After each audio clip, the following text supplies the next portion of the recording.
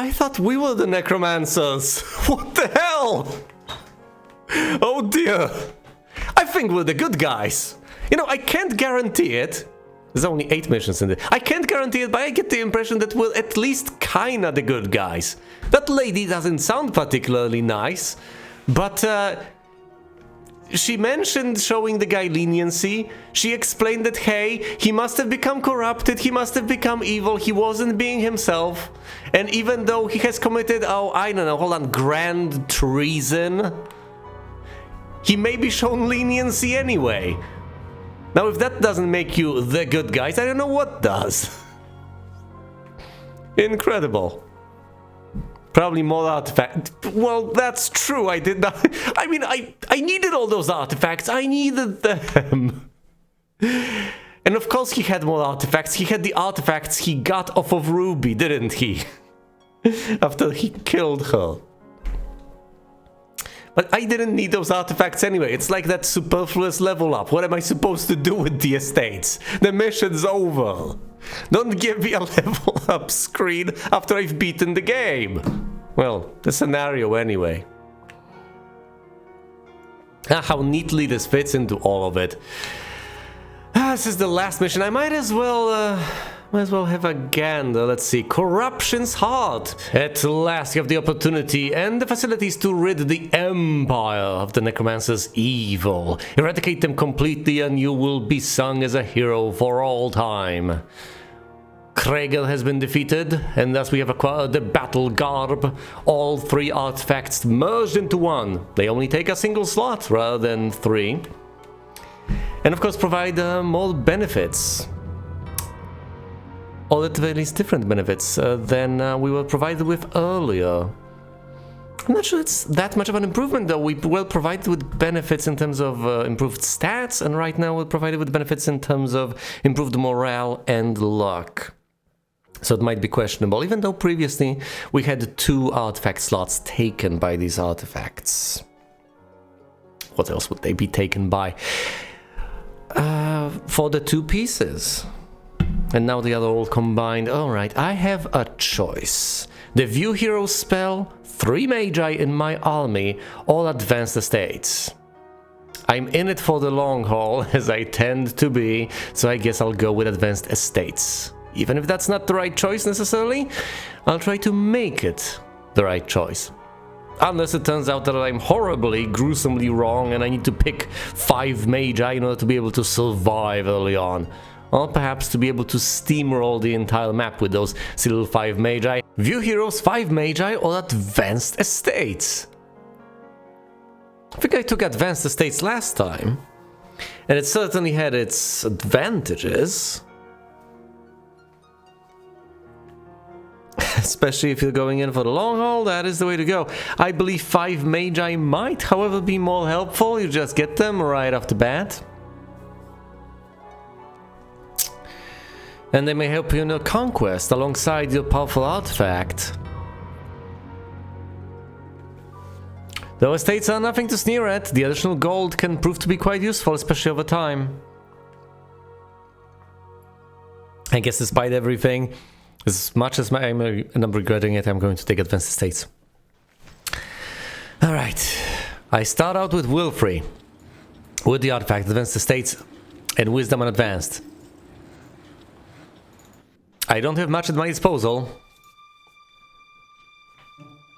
I can recruit additional heroes. And I can erect additional structures. I presumably ought to start out by getting the statue. What are your stats, Wilfrey? 5, 6, 7, 2. Not that many points of mana, but a lot of spell power.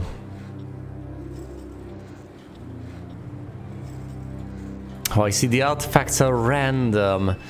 That might complicate matters.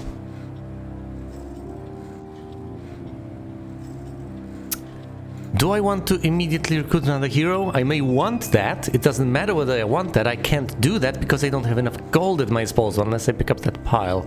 In which case, maybe, just maybe, can be possible. Several Hydras. At this point, that's a powerful army. It's end the turn.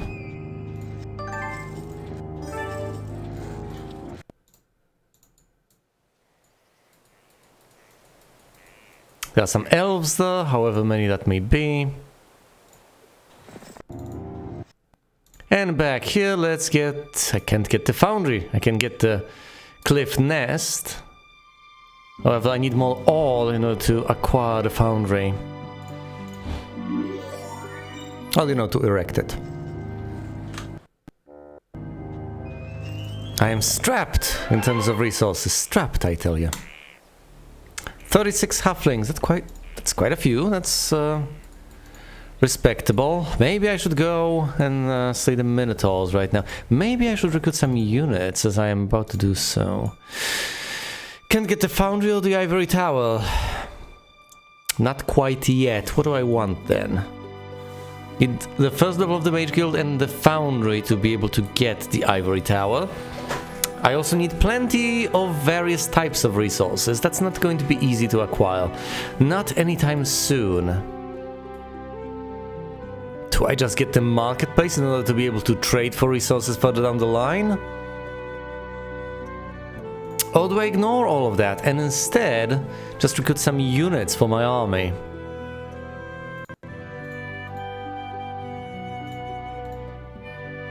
I could basically spend all of my gold to get some rocks. Let's do nothing this turn. Venture over here. Get some more halflings, those wonderful ranged units. While they are still useful, which may change any moment now. Let's not get any rocks. Let's see if I can dispatch this pack of minotaurs. I should be able to do so. With the magic arrow. And all the spell power I have at my disposal. Oh dear. Will I actually be able to manage? For all I know, I may fail. I may fall short. No, I'll be fine. Because of my stats.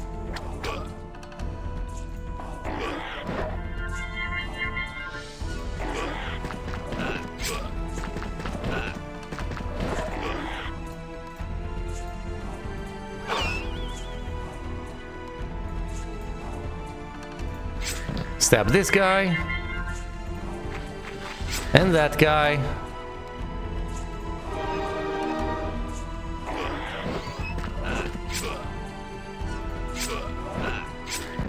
There we go.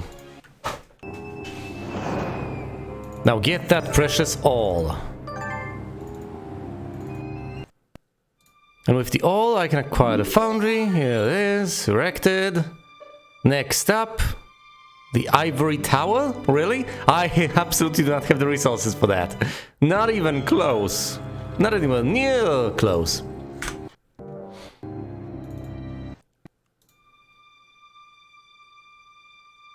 Right? In that case, I could just get Kalindra. Have her deliver these reinforcements all the way to Wilfrey over here.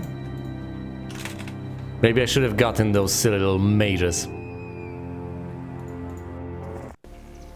Oh, look! Experience galore.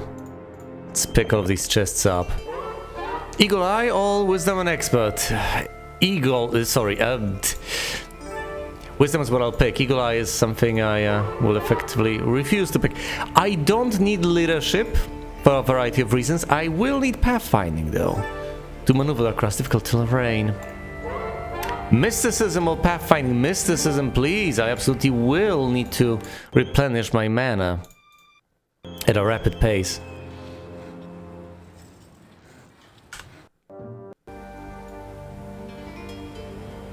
All that spell power will do me no good if I can't cast spells by being out of mana.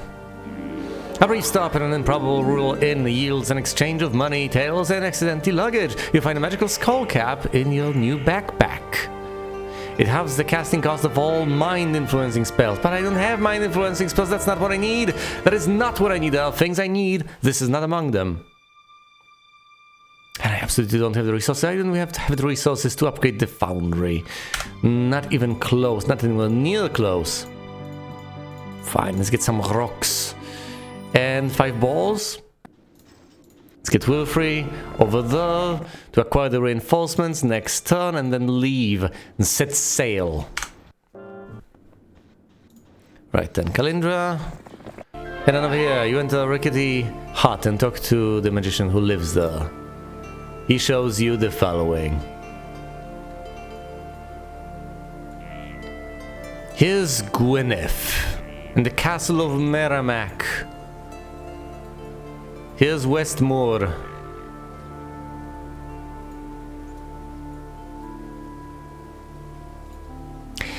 Yeah, that's lovely, that's brilliant, that's wonderful. Magnificent. There's also some gold that I can acquire, add to my coffers, and so on. It's not quite as much as I would like.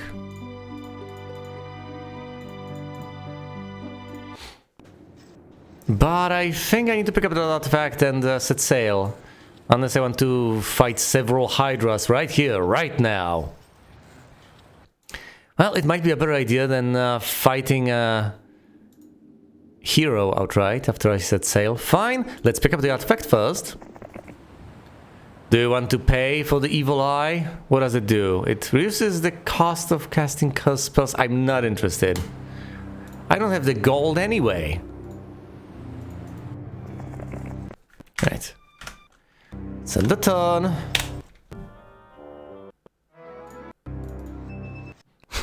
Gwyneth decided to block the eye. It doesn't work that way, buddy. Ah, yes, of course. A new week. Magnificent. I absolutely cannot afford these units. At least not all of them.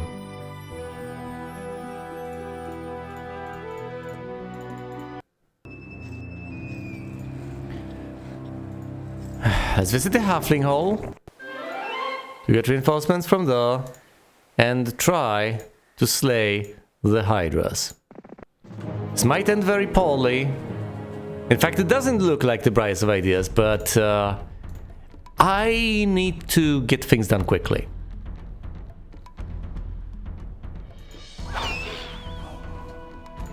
I need to get a move on.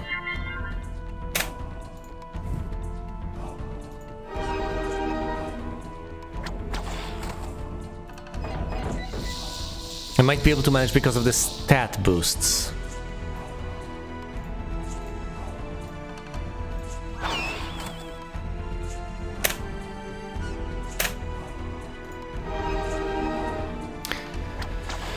The spells don't hurt either, at the very least, they don't hurt me. They certainly hurt my foes.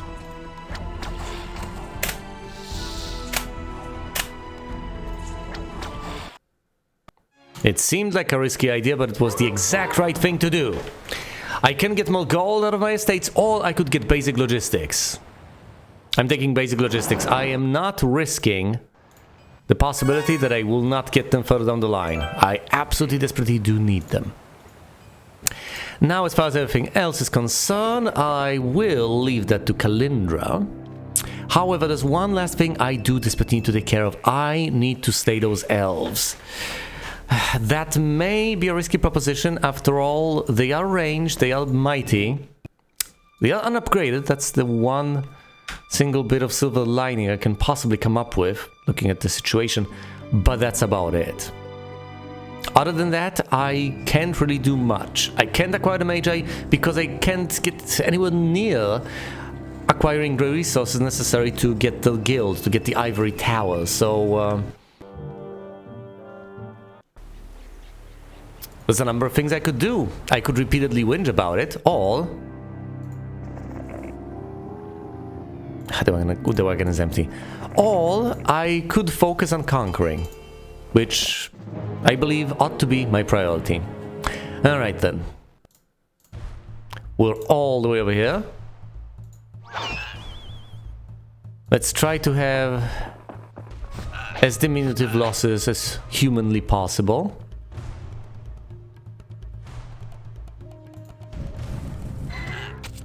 I do not want my forces to unnecessarily get hurt. Although there's little that I can do about that.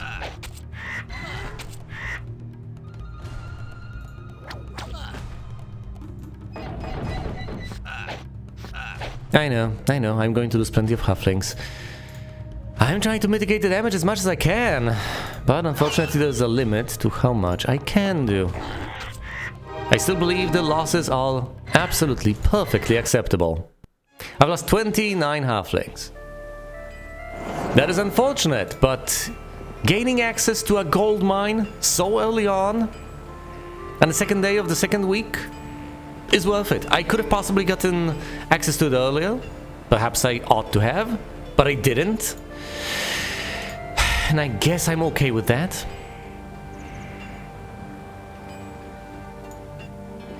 Now, I could get the tiniest shred of additional reinforcements before I go, but that's it. Beyond that point, I just need to set sail and immediately begin conquering. I could go elsewhere, I could do something else, but that's completely pointless. I do need to acquire additional resources. I do need to flag additional mines. I do need to get another castle or town under my control. Will he be able to get aboard this turn? We shall see. Yes, see. Yes, he will. Oh, excellent. All right.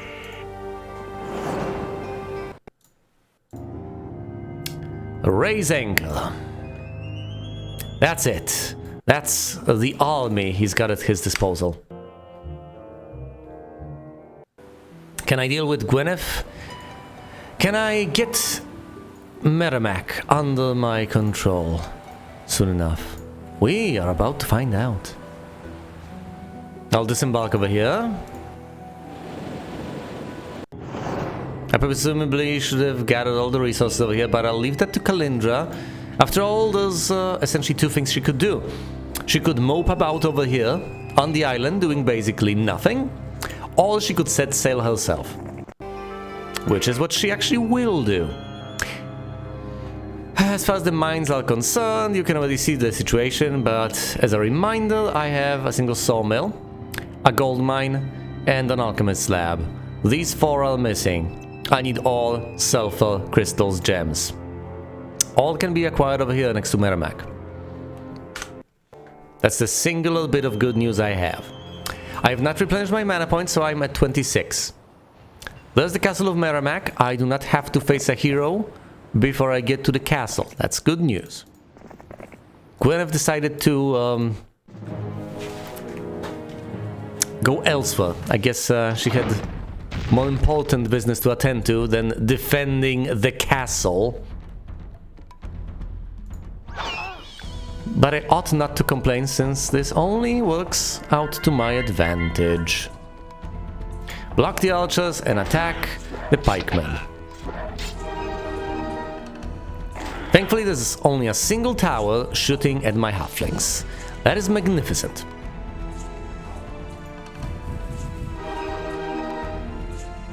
The luck means double damage. No walls here.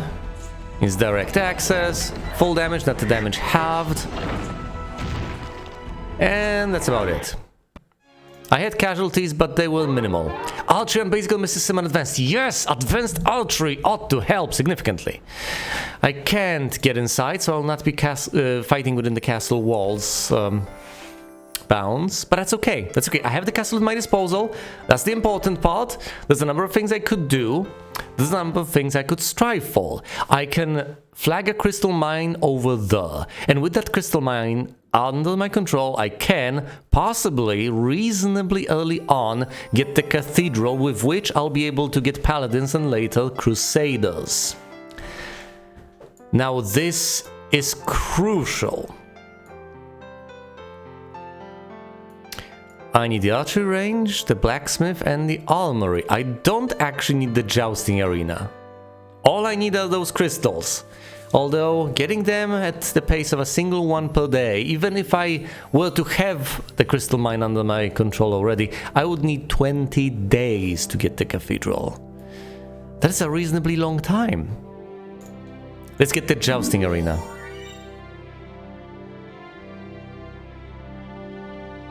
That's it. 3 units of cavalry are there to recruit.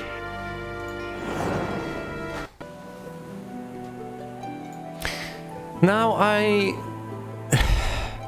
having said all of that, I seem to be relying on the assumption that these are the only resources I'll ever get, that the only resources available to me are the resources I can plunder. Sorry, the only resources I can get are the ones I get from the mines, perfectly legitimately, as I have them flagged. That is not necessarily the case, though. Oh, here's Gwyneth. With her... what? She decided to pack her bags and leave? Okay, Gwyneth, I guess that makes sense. I'm too mighty for you, am I not? Ha! Alright, so Gwyneth decided to pack her bags, get on board the boat, and just leave. Which is magnificent. High morale, oh boy. Let's reveal as much as I can reveal and go as far as I possibly can. I have this castle under my control. What can I do with it? The ultimate artifact may be found in the northwestern regions of the world.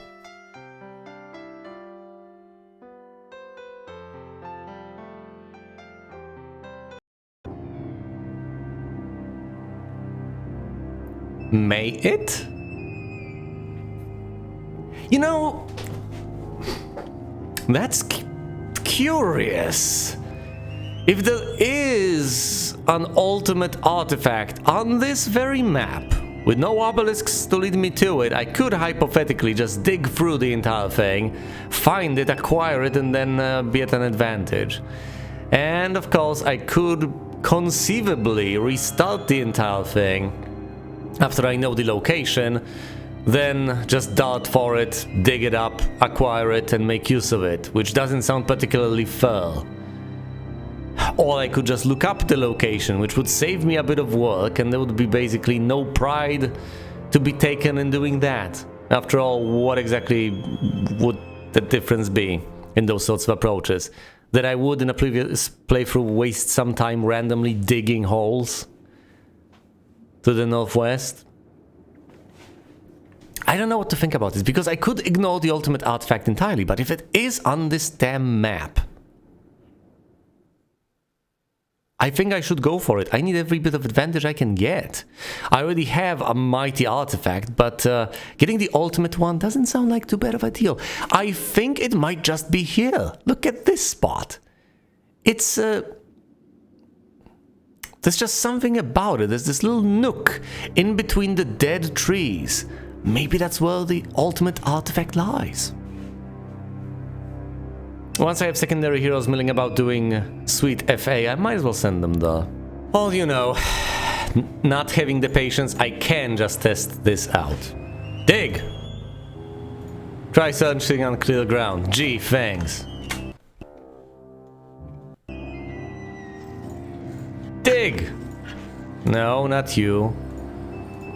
Dig! Try searching on clear ground. Damn it! You can dig in the ocean?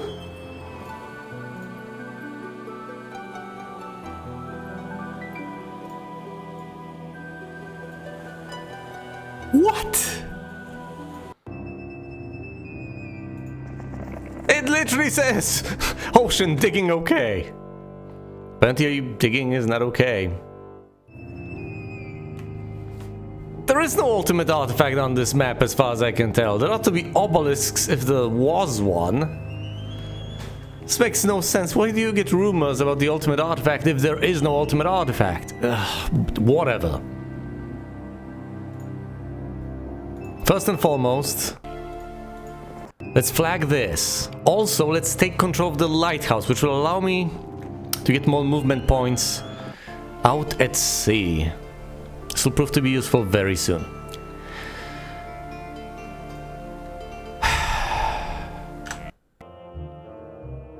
So much to do and so little time to do it in. Alright. Let's head right back to the castle. Here's Kalindra. She'll go off on her long and arduous journey. I need to head on over here and deal with absolutely everything. The towns, the castle... the lot. Here's Zam with a few bone dragons, and a few power liches, and of course a pack of skeletons. Now Zam may not be particularly powerful, and I may even be able to take that guy on. Especially if I get a couple of Cavaliers, whatever they are called. You know, the tier 5 unit of Knight's Castle. That might just do it, I reckon. It's day 7, so I will get even more of them next turn. I should get an upgrade for them, but for them I'm going to need additional resources, which I thankfully will have. I'll get 2 units of lumber next turn, and then I'll upgrade the jousting arena, recruiting the champions. That'll significantly bolster my forces. I like this plan. Now, getting the cathedral is going to be significantly more difficult, but I think I can get on that as well. Alright, let's end the turn. Let's try to blitz this as much as possible. We head on in. Immediately, I upgrade the jousting arena. From the jousting arena, I recruit 8 of these wonderful champions. How many publishers did he have? A few. So that's between 1 and 4. And I have 8 champions. What I need to do is head out and attack. Immediately, just attack. Go for it. He's weak.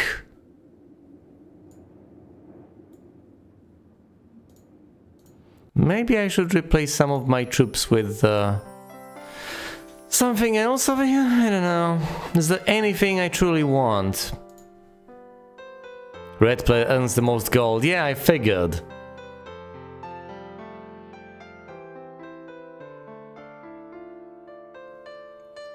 Red player constitutes an existential threat.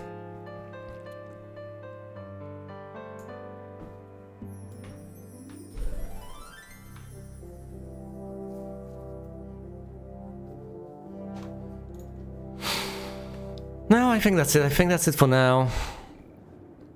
Let's flag this mine, then get on the boat, and from there set sail to the next island, conquer everything over there. I need to be swift. I need to strike quickly, make use of the artifact. That's the only bit of advantage I have right now. This bit of momentum I have going for myself. This wonderful artifact I have. The stats granted because of it. Yep, I'm on course. Still on track.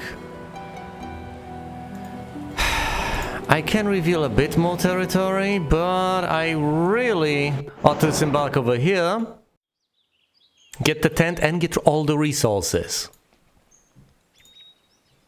This will help magnificently, alright? And let's end the turn. Maybe, just maybe, I should have actually gotten the paladins. No time for regrets. Let's get on over there. I'll get there in 2 turns. Then I'll disembark, conquer the town.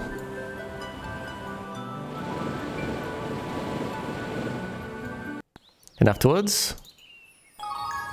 and afterwards the world. And afterwards... everything further, obviously. Everything that lies beyond. I don't know if I should or should not spoil it. Obviously not my first try. Here's the situation. I need 20 units of crystal, and I have 14 already. That means I just need 6 more, and I do get a single one per turn. I could conceivably trade for them. I could. But I don't think I will. It's less than a week.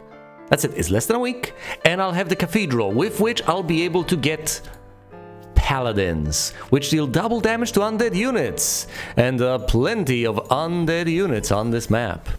After all, I am supposed to face the necromancers, the dreadful necromancers. Now, to get the ivory tower, I will need quite a few gems. I will need 5. And it sounds like I ought to trade for them, if I really want those silly little mages. Or I should find some source of gems. Alright, Wilfrey. That's quite a few units out there on Gwyneth. I'm not sure you can hack it, but yeah, you should certainly try. There, symbolic. And do your best. Gold or experience? Gold, please. I'll need it. And give me the password. The blue keyword is desert. I'll write that down.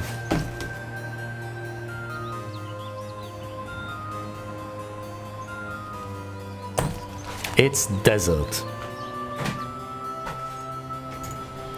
Alright, that's about as much as I can get from here. 15. Things are going reasonably well. It's day 4.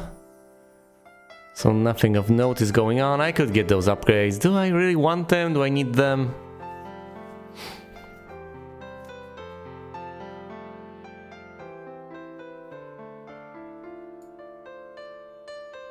What I really want is the cathedral, and I'll be out of lumber. As far as it's concerned, I'll sooner have the crystals. Well, maybe I should acquire the marketplace, trade resources, and get those magi as soon as possible. Or maybe I should just acquire those resources from mines that I will get a hold of really, really soon.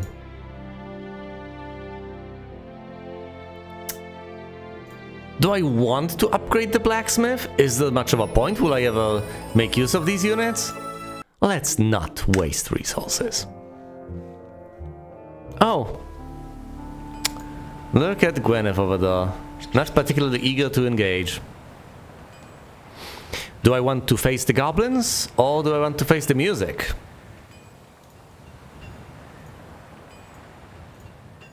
Music it is. Let's get the sulfur. And head on north.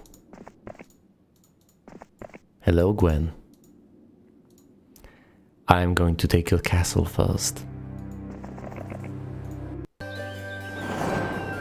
Aboard, set sail, so on. Now, Gwen. I understand your perspective, I really do. You're not particularly interested in engaging. Is this boat taken? Alright. Let's lay the units inside the castle, instead of letting them fall into enemy hands. How many trolls is that? That's 9. That's quite a few.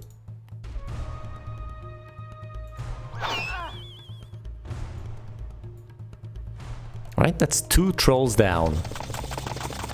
Not that many, but it's better than nothing. Almost all the halflings are dead now. And halflings are my only ranged unit. I'm in for a rough time.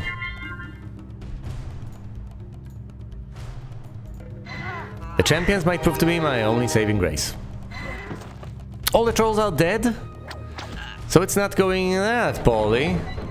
I will have incredible losses, but I might just barely be able to eke out a victory. We shall see.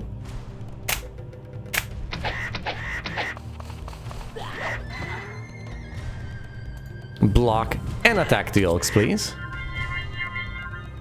Attack him again.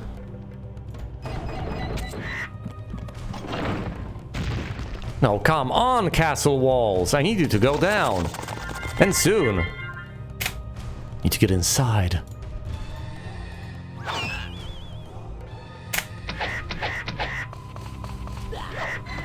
Single rock remains.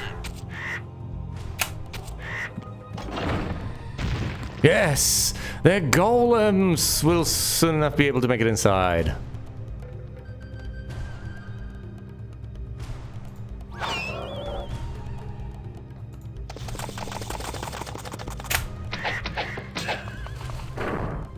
Oh, look!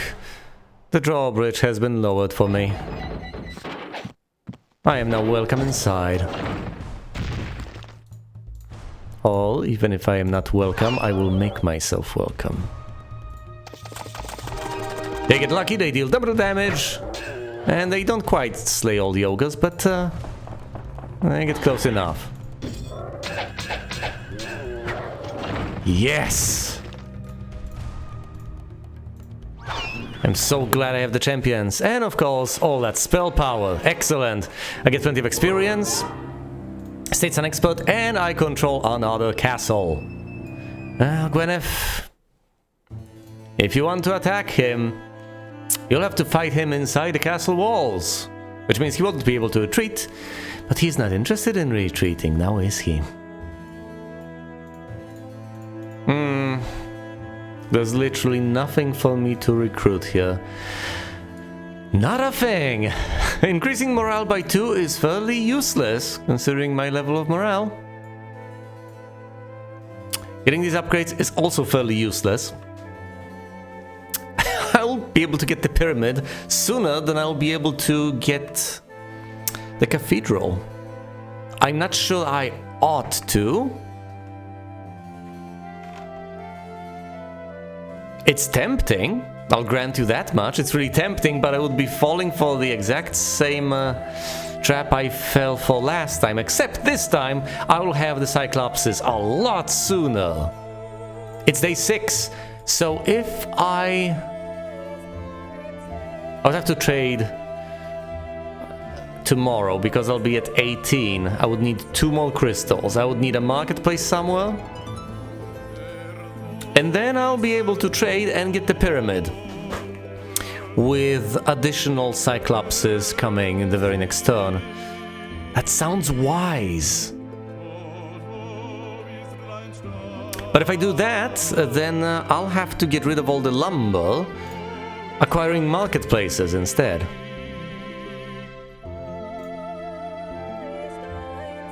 And I will not get the cathedral anytime soon. Neither will I get the mage tower. But I think I'll go for that. Think I'll go for it anyway. 2 marketplaces it is. Alright, Kalindra. Explore. I do not have all of this memorized, alas. Alas. This particular lass.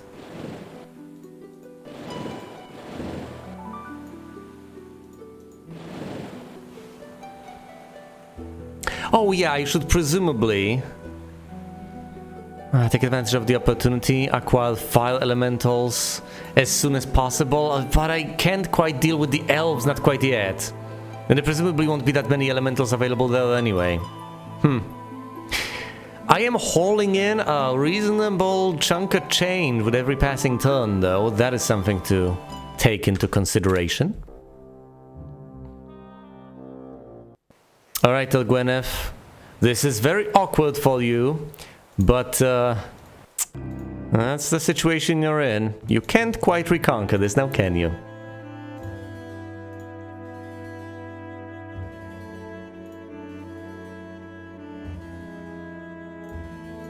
One crystal here. Oh dear, I don't like the sound of that.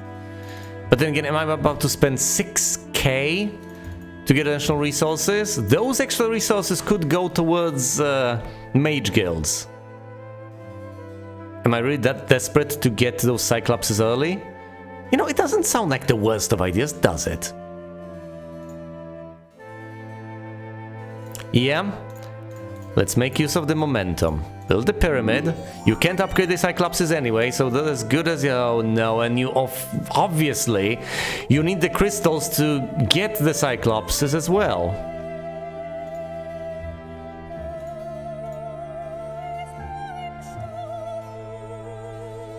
Fine.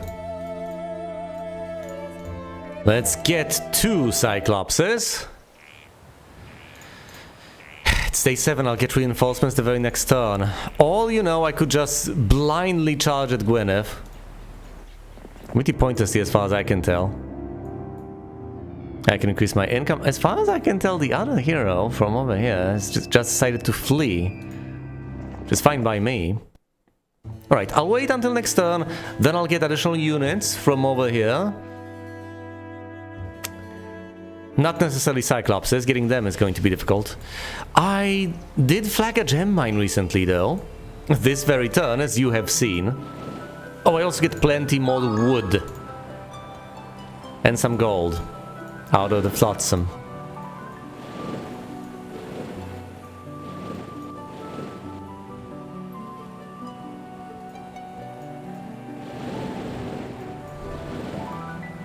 So as long as I get those additional crystals, at some point I may be able to get the cathedral. Also, if I get those crystals and I get the gems, I may possibly get the magi. Oh, and I could disembark here and then get those fire elementals, deliver them to my primary hero instead of whatever, instead of the balls, and then he'll have a sizable beefy army.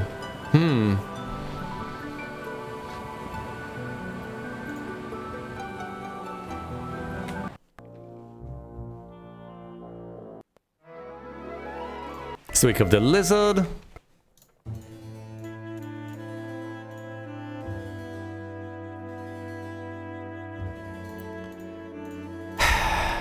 Can't upgrade the bridge, I don't have enough all. I could just get unupgraded trolls. It's not the worst of ideas. I'm not going to trade gold for resources. Seems like a horrible waste. Alright. That's a couple of trolls to serve me. I can need additional unupgraded trolls from under the bridge. More lumber, thank goodness. Now I just need all the crystal I can get.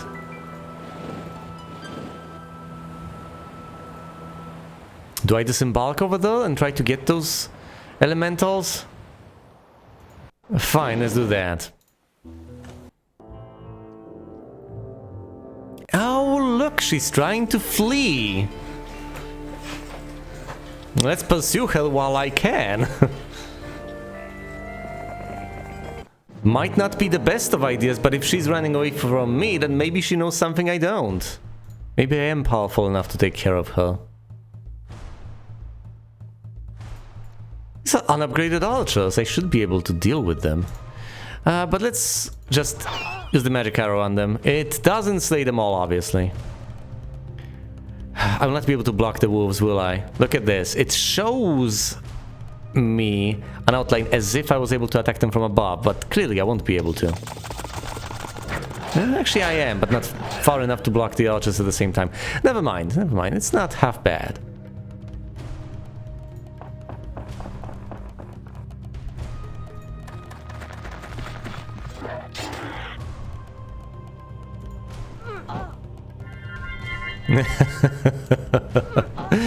Oh, the high morale despite a mix of different factions in my army. Lovely. Block and attack the wolves. They get paralyzed. Awesome. Deal with some of the peasants. They almost entirely go down. Now attack the... No! What have I done? Oh dear, no. That was the exact wrong angle. I hurt my own balls.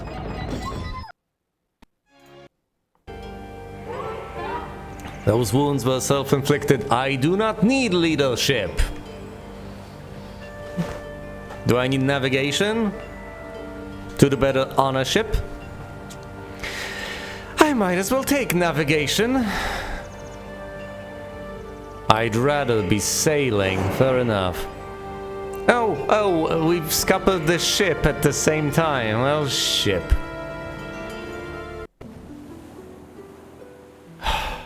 All of her movement points just to disembark.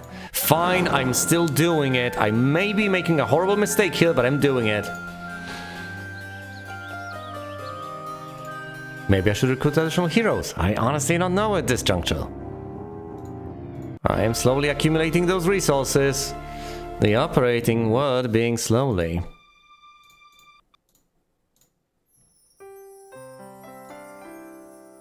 I can spend lumber and all on mage guilds of low levels.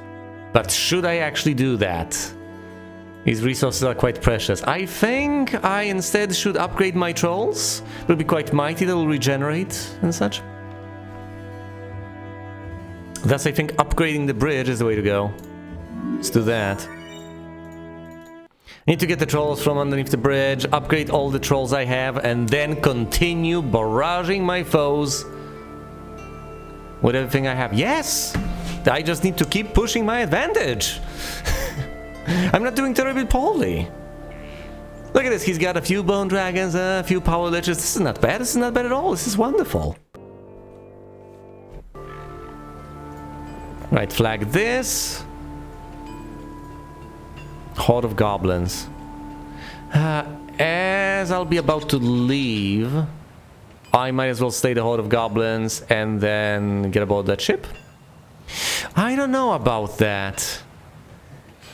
I'll presumably want to leave aboard that ship and head there. Anyway, as far as Kalindra is concerned, she can recruit 14 fire elementals, and she should. Can you get this little artifact? Yes, you can.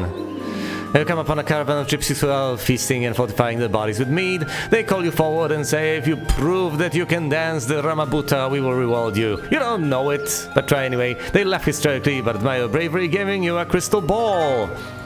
Which allows me to tell that that's 43 elves. I should not attack them. Aboard the ship. The goblins, awed by the power of your forces, begin to scatter. Do you wish to pursue and engage them? Do I? Do I actually? That's extra experience, but I'm not sure it's actually worth it. Yeah, let's fight them.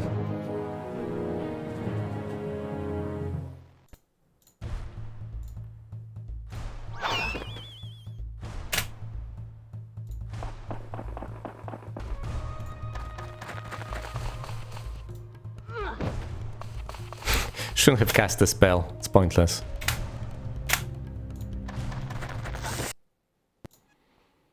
Alright, I get some experience. I most certainly don't level up. Let's get Westmoor under our control. First and foremost, let's deal with the ranged units to the best of my abilities.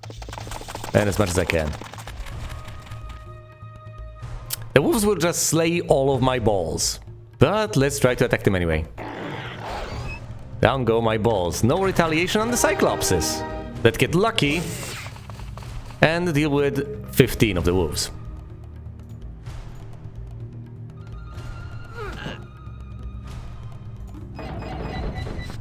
Ow. No battle, because I'm going to lose that troll.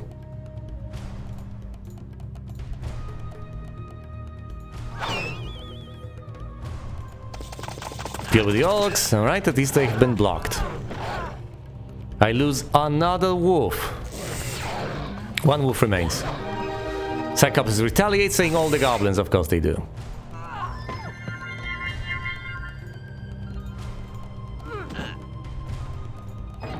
Thankfully, attacking in melee, the orcs deal half the damage, because the regular ranged units, only a particular brand of ranged units can deal full damage when attacking or retaliating in melee. I do have losses, but it's perfectly worth it. I can get logistics and advanced. My luck is already magnificent.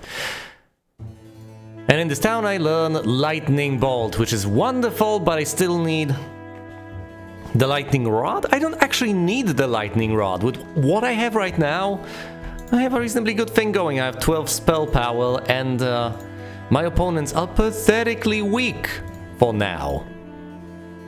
So I should be perfectly able to... Oh, you can build ships here, that's wonderful. There's a shipyard on this island. I should be perfectly able to deal with the situation. What am I even talking about? Ah, yes, the lightning bolt. Yes, I will smite my foes with lightning. With ease. With ease and with lightning.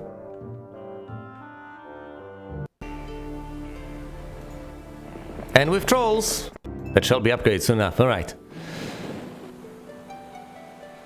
Sing some sea shanties and sail south.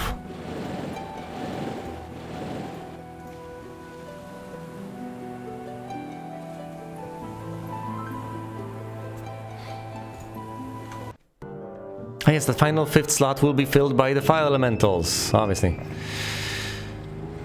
Trolls living under the bridge challenge you. Will you fight them? Yes? That's plenty of trolls. Maybe, just maybe, I should have relented. No, I should not have. I can take them on, the wimps. My stats are immense. I'm going to have some losses, obviously, but the losses shall be acceptable. No other way about it.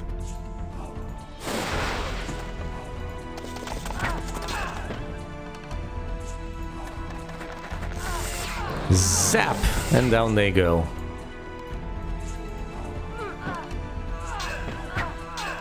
I know I'm going to lose all the champions very soon. I don't like the idea of that happening, but it's not like I have much choice in the matter.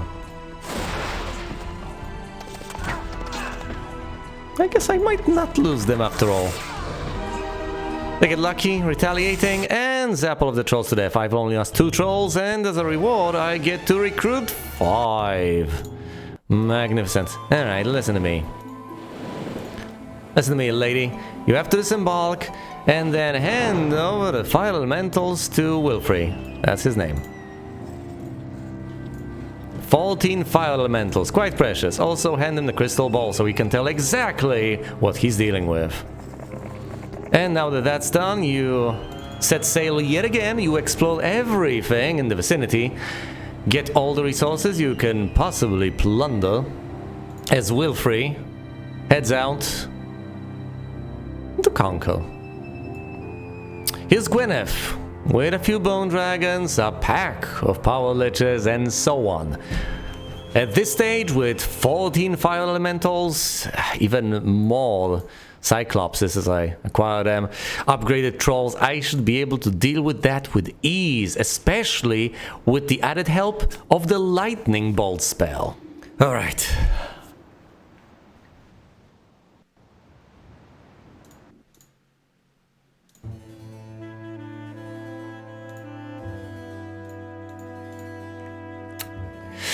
I could upgrade other buildings. I don't think I necessarily want to. I don't think there's much of a point, so it's not.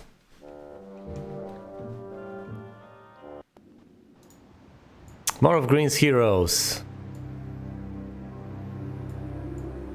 The throng of sprites does not scare me.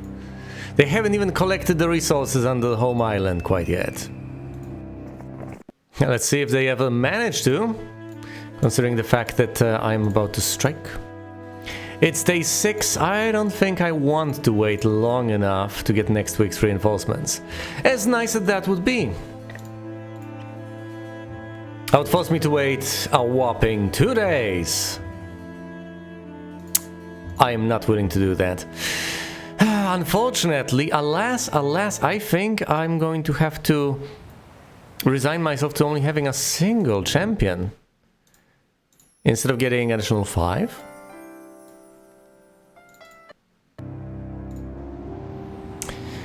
I think that still remains reasonable. After all, the alternative is to possibly teleport over to Merrimack. Get those national champions. I don't have the time for that. I need to go. To set sail.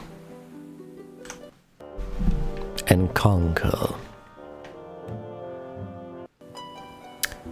Alright then. Let's just head west. Almost entirely directly west, alright. We can land over here. Disembark, that takes us an entire turn. Meanwhile, Kalindra will explore what remains unexplored. Those few bits and pieces of territory that has yet to be revealed shall very soon be revealed in their entirety. I should rely on my full knowledge, but I guess I will not. Alright then, if only I had more crystals at my disposal, but alas, I am not actually receiving any... No, I am receiving income in terms of crystals. Let's have a gander once again. I have 1 of every mine and a single sawmill on top of that. I am getting quite a lot in terms of resources. I could trade some of them for extra crystals in order to expedite the acquisition of the paladins. I could also use what I get here to acquire the mage guild. Sorry, the ivory tower, post haste. All I need are 2 additional crystals. And I could just trade away the lumber for them, couldn't I? I'll still have plenty left over. I think it's worth it to get the ivory tower right now, on day 7. And have a supply of mages to fall back on further down the line. To upgrade the ivory tower, I just need ore and lumber. That'll be simple enough to accomplish. Of course, mages are absolutely wonderful, so I do not regret this one bit. The archmages are even better. Or the archmagi. Experience, expert logistics or diplomacy? Do I want to reveal this bit? No. Actually, I want to go for the tree and get the extra experience. Alright, Kalindra, anything of interest? Anything whatsoever, because it doesn't appear that way to me.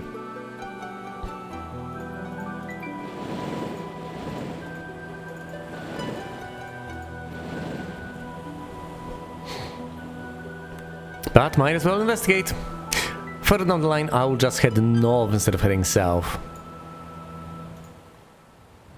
Once again, because I know what lies ahead. I need the library in order to be able to get that, and for that, I need plenty of crystals, but that's okay. At least I have the dwelling, the base level dwelling.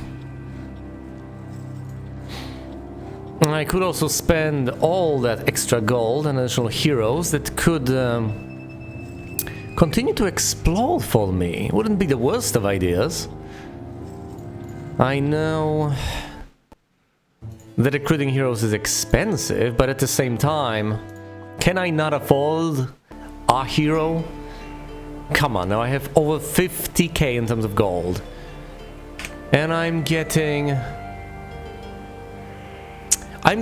enough gold every single turn to get more than 2 heroes, but less than 3. To get 2 heroes and have 500 gold left over, so I absolutely can afford to get some heroes and put them in boats. Alright, Sarakin, let us set sail. I'll actually keep the halflings, why not?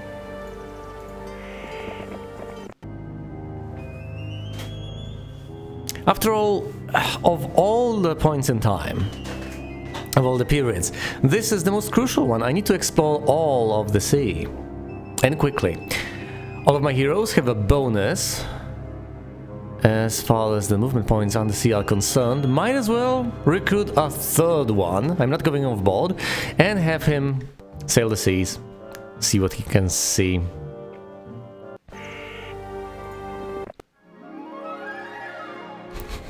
I've never approached the tree, opens its eyes with like, an adventure, allow me to teach you a little of what I have learned over the ages. No cost whatsoever. Ballistics or eagle eye? Teach me ballistics, oh tree. I'm sure you know a lot about ballistics. I just know you do. I'm not sure how, but I do. Give me additional movement points because I've spent all of them. As you approach the stables, the head groom appears. Yada yada yada. The green tent. Righteous.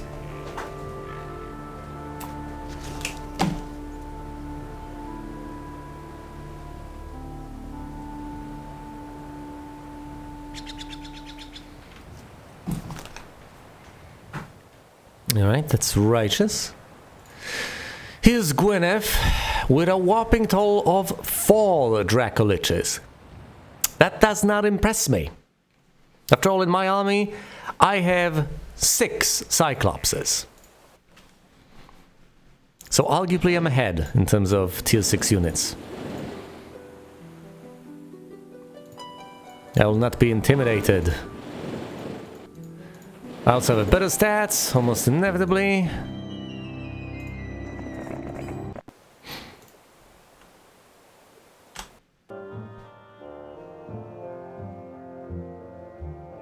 Oh, look, the green hero decided to teleport away back to home base. Forsaking this entire place. But yes, this teleportation device leads west. I don't have to set sail once again, I can just use the liths. And here's Sheltenberg. 5 bone dragons, that sounds terrifying. But do take note of the fact that there are absolutely no heroes defending Sheltenberg. They have all fled. They cower before my righteous might.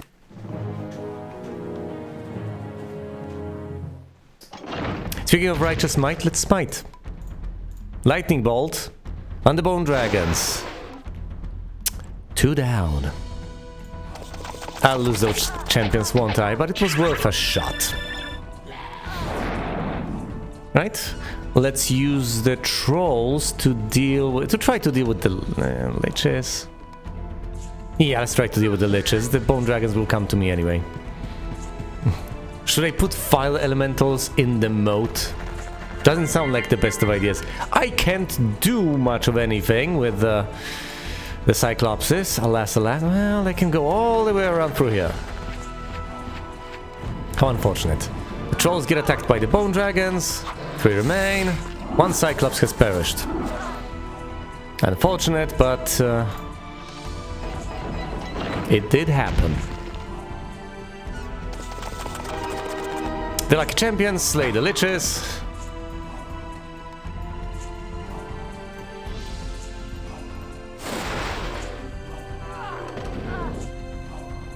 Come on, let's finish off the... Actually, no, let's... yeah, let's finish off the bone dragons. Down they go. Time for the mutant zombies. All the trolls go down. Unfortunate though this may be, these sorts of things happen.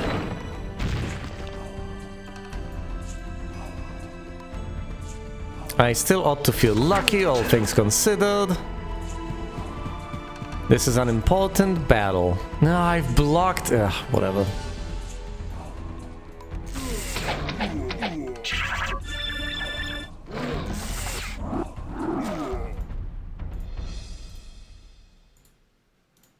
Fine, let's zap them to death.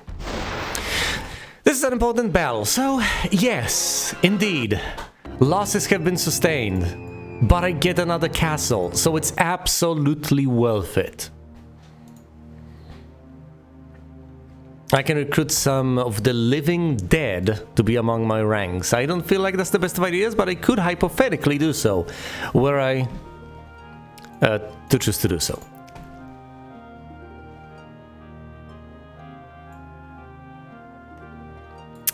I could also upgrade the Mage Guild further, but for that I'm going to need all of the resources, and I don't necessarily look forward to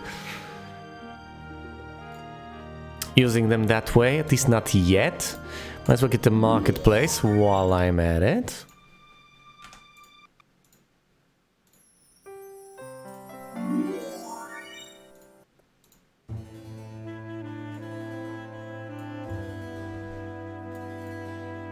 Gave me some intel from the Thieves Guild.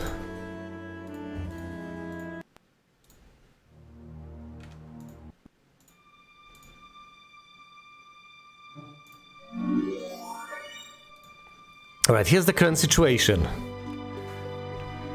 Oh my goodness. Builder, warrior. This is incredible news. This is wonderful. I really got unlucky last time, as far as I can tell.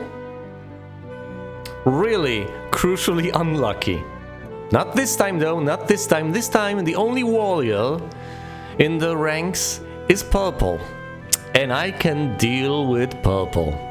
Now, the most scary of my foes is Zom over here. I believe he is Zom.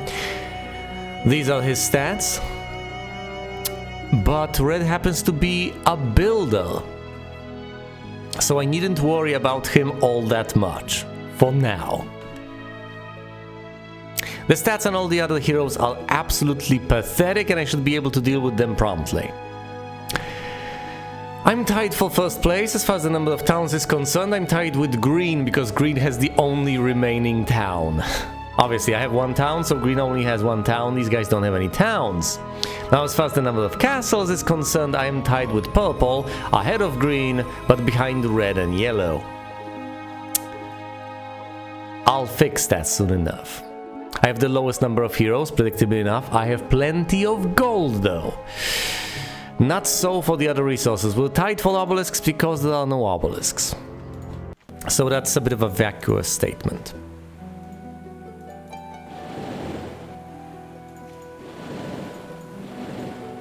True, but vacuous. Oh look, a rock. Alright, then what's the plan here exactly?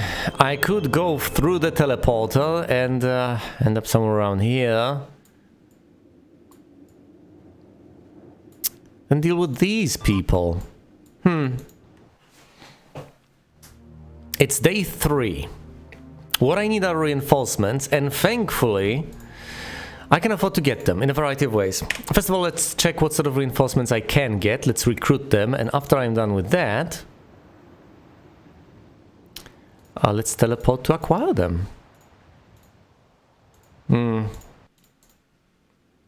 Are all my trolls dead? I think they are. Yes, alas, they all are.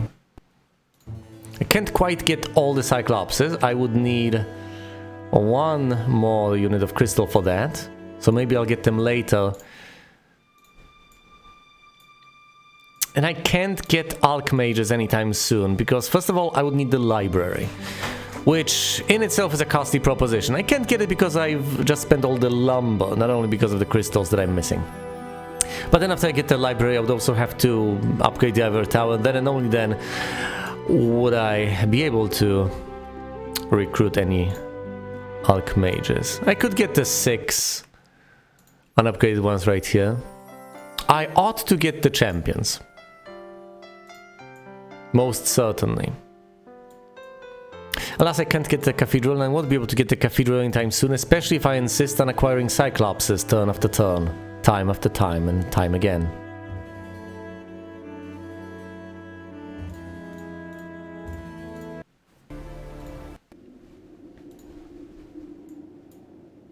But here's the plan. Let's teleport to Merrimack. Oh, he can't use Town Portal. He doesn't have enough mana. Well, I guess he's resting up in Sheltenberg to replenish those precious mana points right now. And since he is so well rested, yeah, now would be the time to make some sort of a move. First of all, let's send Calendra to deal with the flotsam in the area. Those might be resources that I also desperately need. Speaking of resources, back at Quicksilver, there's one more Cyclops I can recruit, which is great. I'm all out of crystals, as was to be expected. There are all the champions in Merrimack. What else? The trolls, yes. So let's go to Merrimack first, and then we'll deal with the trolls in the Troll Bridge in Quicksilver.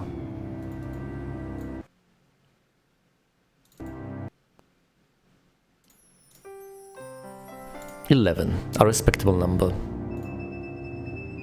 Alright, teleport to Quicksilver.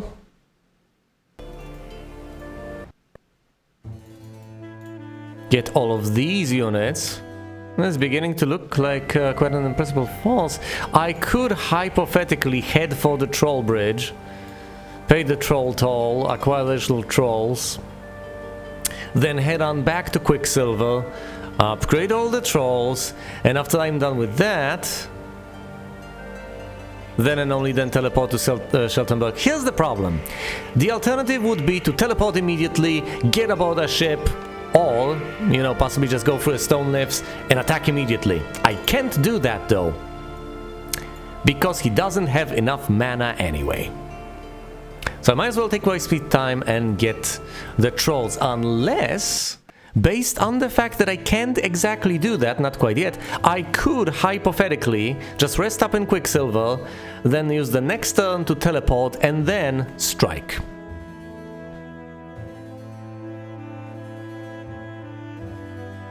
Do I want the few additional trolls?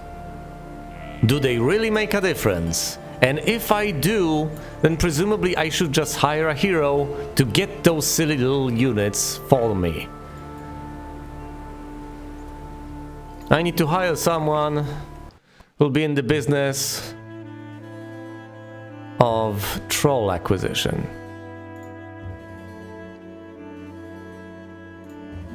Hello, Hector. Why don't you get those trolls for me? Meanwhile, Wilfrey can rest up over here, replenish those mana points. Now, presumably he will not be able to get those trolls, not quite yet. Will not be able to upgrade them and so on, but he will get them eventually as reinforcements, I guess. I also need to recruit additional fire elementals over there if I want to replenish them.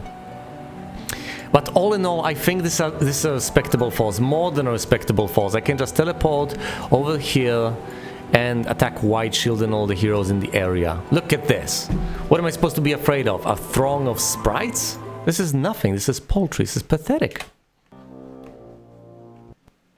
It's not a cause for concern, to put it mildly.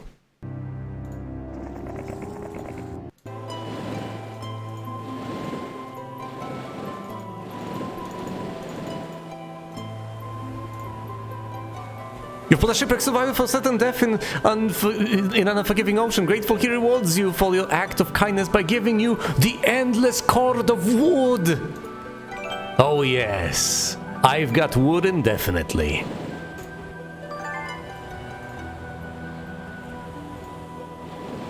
Do not consult your doctor, this is perfectly fine.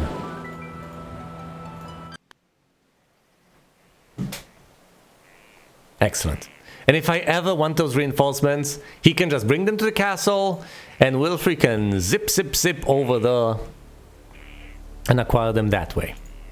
I know it's day 5, but it's near the next week most of the time, because there are only so many days in any given week. Let's teleport to Sheltenberg and go through the lifts.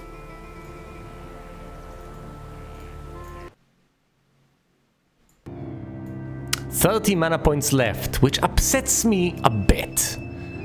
But what am I supposed to do? Wait yet another pathetic turn? Not gonna happen. I am teleporting right now. Oh look, there's Gwyneth over there and Astra over here. Presumably there are quite a few castles in the area. Let's head west, northwest, through here. And try to attack Algary as quickly as possible. There will not be a hero there in time to stop me. At least I don't think there will. And this, you will admit, is a paltry force. It's something I can easily contend with. The enemy heroes aren't even interested in fighting me at this stage.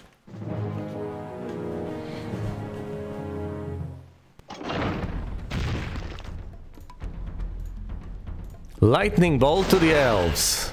Right in the elves. See, I keep putting these units in the moat because of a desperate hope that they'll have high morale and thus will get to act again after entering it. But that's okay. Lightning bolt to... No, the dwarves will resist it. Let's get rid of the unicorns. And now the elves. Bash the sprites. Bash them again. Next up are the dwarves. Go ahead, try to attack my champions. One has gone down, true. I'm willing to admit that much, and I'm not silly enough to waste my lightning bolt on dwarves. I know what they're like. Oh look, the spell has worn off. Could have just increased the speed of my Cyclops, but never mind that.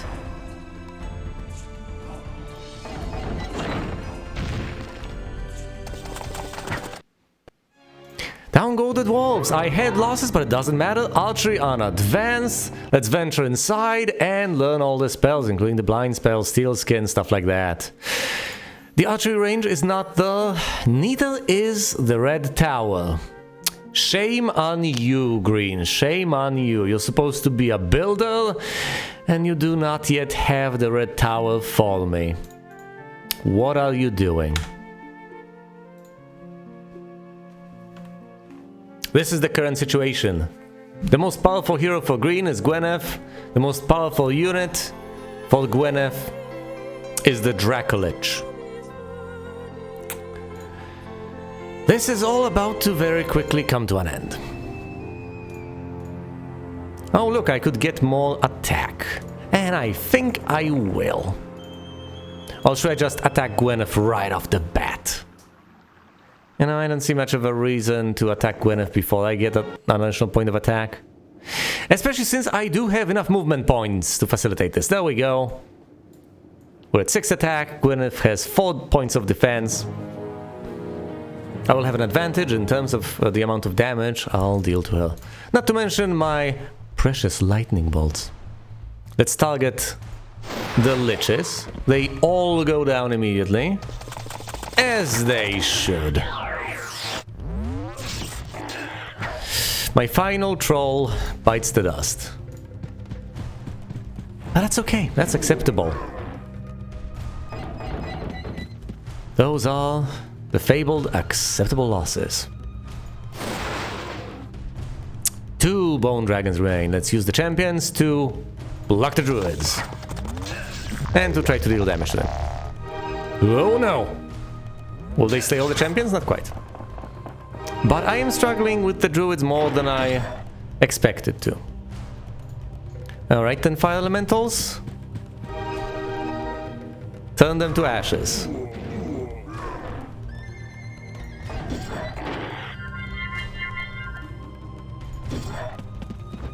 Because, you know, ashes to ashes, dust to dust and all that.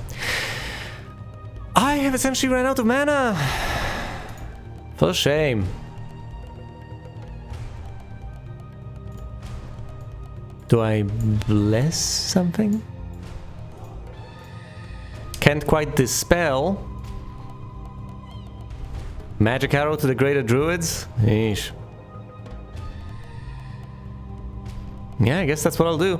Magic arrow to the greater druids. 11 remain. 9. We're down to 7. Fine, let's bash the Dracoliches into oblivion. And the enemy has fled. Not necessarily the wisest of choices, since I am about to end green entirely. I'm about to take all the castles for green. Alright, fear not this ship, it is empty. Beware the sirens! It's okay. It's perfectly fine, I am not afraid of the sirens. Alright, Sarakin. Sarakin and Kalrindra. Just like the good old days. I could get the fire elementals, but I'll do that further down the line. I'm not desperate to do so quite yet. Get the trolls. Recruit both of them, and it's day 6, so you might as well wait until next week. And then recruit some more. I am slowly accumulating crystals, which presumably will go towards recruiting Cyclopses. Unfortunately. But I ought to at least consider the possibility of getting the Paladins at some point. There's so many things I want to acquire. There's the Cloud Castle over here. There is, of course, the library. For the upgrade to the other tower, I presumably should focus on the library now. Even at the cost of having some Cyclopses stack up. Is that the last remaining hero for green? Hello, Astra. How are you doing? I think you've seen better days. Oh, and I'm basically out of mana, which is unfortunate. Magic arrow to the mages. Ironic.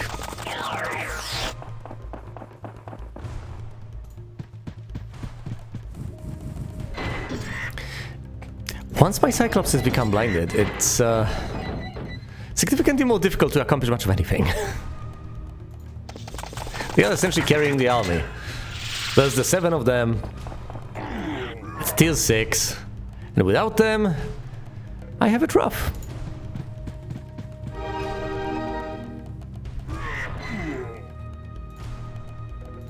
No mana whatsoever, nothing left. The Cyclopses will get hit eventually, but as far as I can tell, everything else is gonna die. The Cyclopses might just survive and lead me to victory.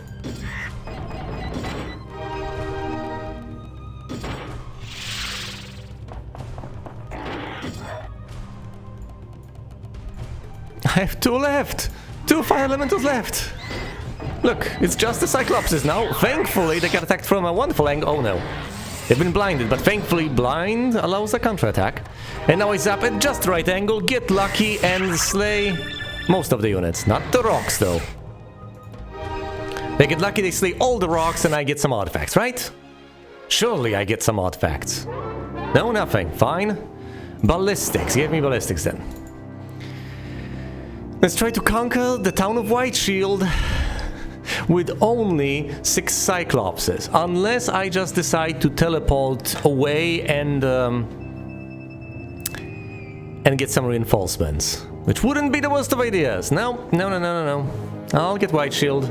I should be able to do it. There are no heroes involved. Let's attack them from an angle. They get lucky, they deal double the damage. And... yes, they paralyze the halflings, and then they counterattack and slay everything. Wonderful, no losses sustained. This town is mine. Anything I can get from here? Anything, really, I'll take any unit. Nope, nothing. Okay then. Okay. Fair enough.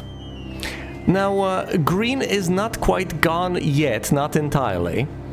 As far as I understand it, green has 1 single castle left. I need to be cautious here. I have 0 mana. Nothing. So I can just teleport anywhere, but there is a mage guild here, so if I leave Wilfrey in White Shield, he will replenish his points. And by the virtue of doing so, by the virtue of having done so, he will have enough to teleport towards the reinforcements he also desperately needs.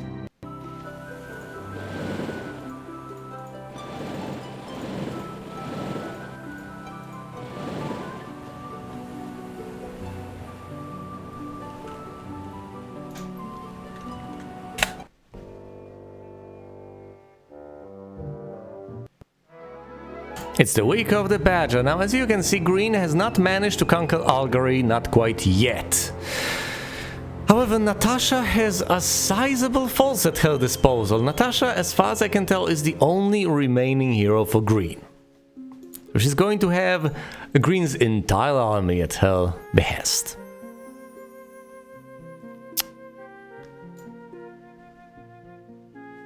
No, there's also Zom, and green's most powerful unit is the Bone Dragon.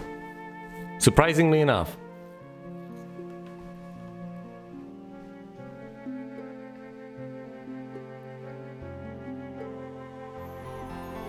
Where is green getting those bone dragons from, exactly? How is that possible? Well, never mind that.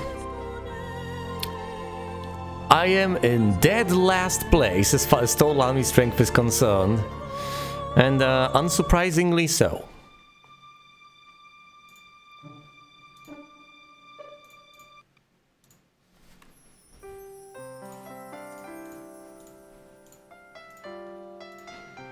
I can get 5 more champions. I presumably ought to get more Cyclopses. They have served me really well. And as far as trolls are concerned, might as well get some more of them. 1 more. And let's bring them to Quicksilver as soon as humanly possible.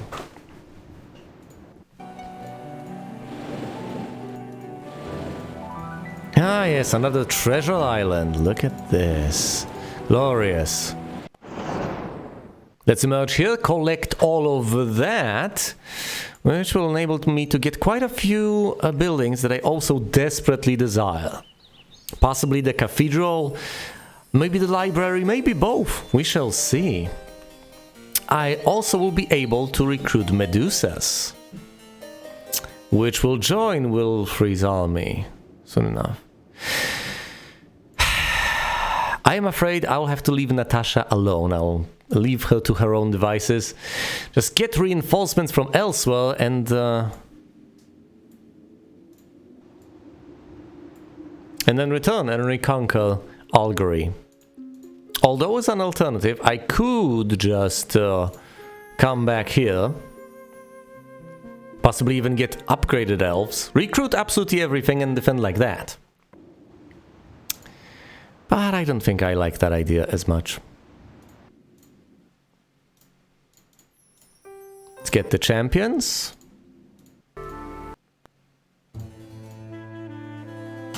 All the Cyclopses and all the War Trolls.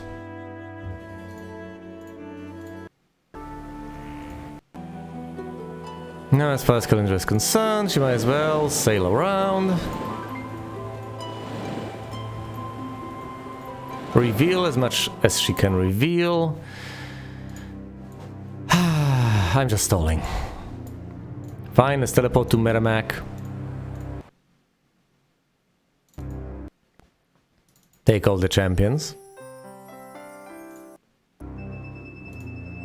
Teleport to Quicksilver. And end the turn there.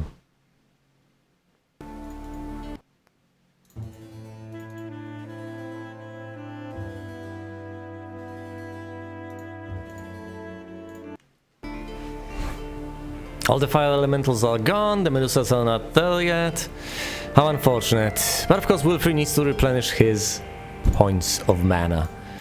However, I don't have to thrust these units into the willing embrace of my foe.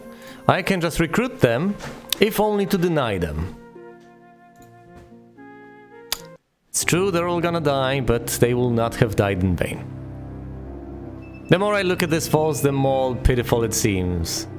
Several of these, few of those, and a throng of sprites. I think I absolutely could have fought that and would have won, but I guess I wanted to play it safe, the tiniest of bits. And that shall not go unrewarded.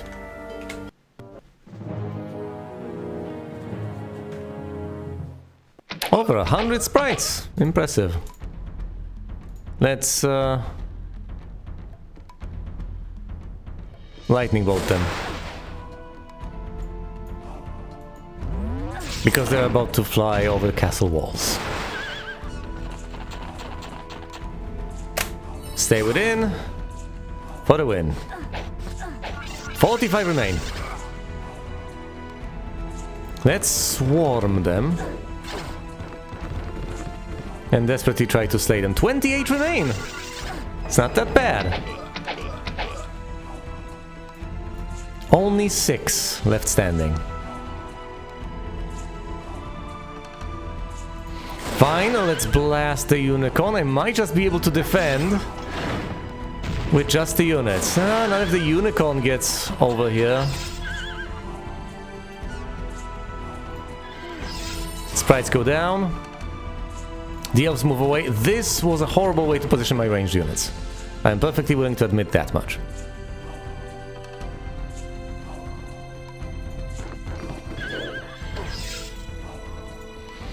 Six mana points left. Fine, try to finish off the mages. Down they go.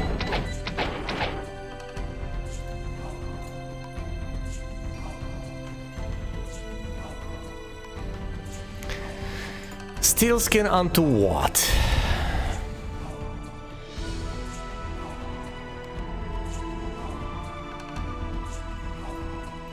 Blind the dwarves. Damn it, of course the dwarves have resisted the spell. I should have expected as much. I know dwarves tend to resist spells. Why did I not take that into account? And on top of all that, the unicorns blind the elves. What good is a blind elf to anyone? But my unicorns, of course, blind absolutely no one.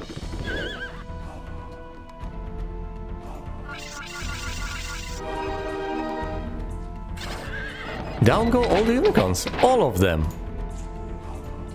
I'm still standing. The sturdiest enemy units remain. The Bald Wolves and the Golems. I'm out of mana. I will barely have lost this confrontation.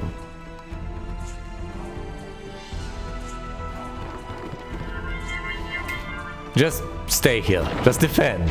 Maybe, just maybe, the towers will be enough.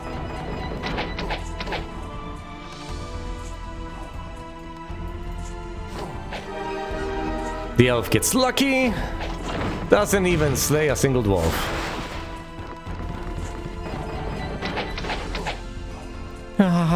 The elf can't get away! If only I had repositioned him.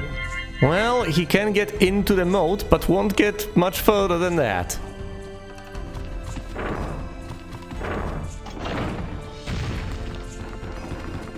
The dwarf actually blocks the golem! Okay, run, little elf, run! They get stuck. Yes! Brilliant! Go over here.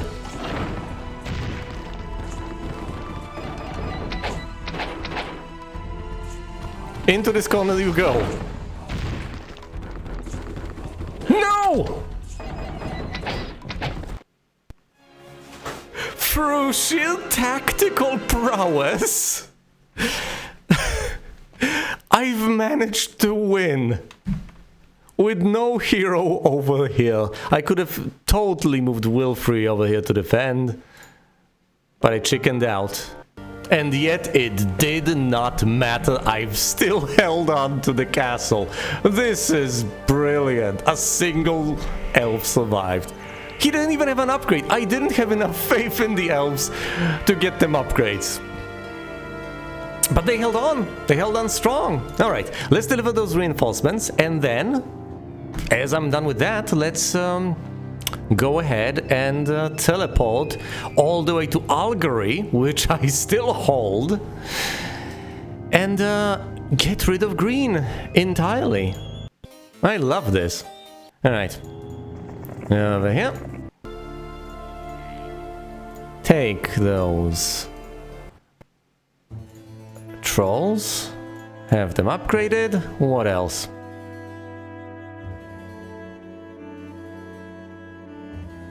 Do I want Ogre Lords? Because that's how you get Ogre Lords. What are the alternatives? Not getting Ogre Lords? Might as well get something, right? I know that it might just die, but it's better to have a unit than to not have a unit. And I could add the wolves to my forces.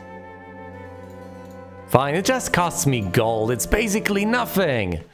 And I will trade them away for some Medusas or fire elementals further down the line. Who cares? Alright, 50 mana points, teleport to Algary, slay green.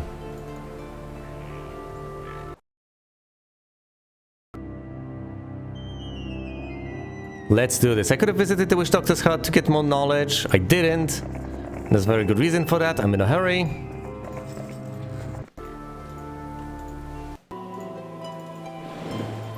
Don't worry, I will visit all of these buildings in due time. A red barrier. Now, if only I had knowledge of the red password, but alas, I do not.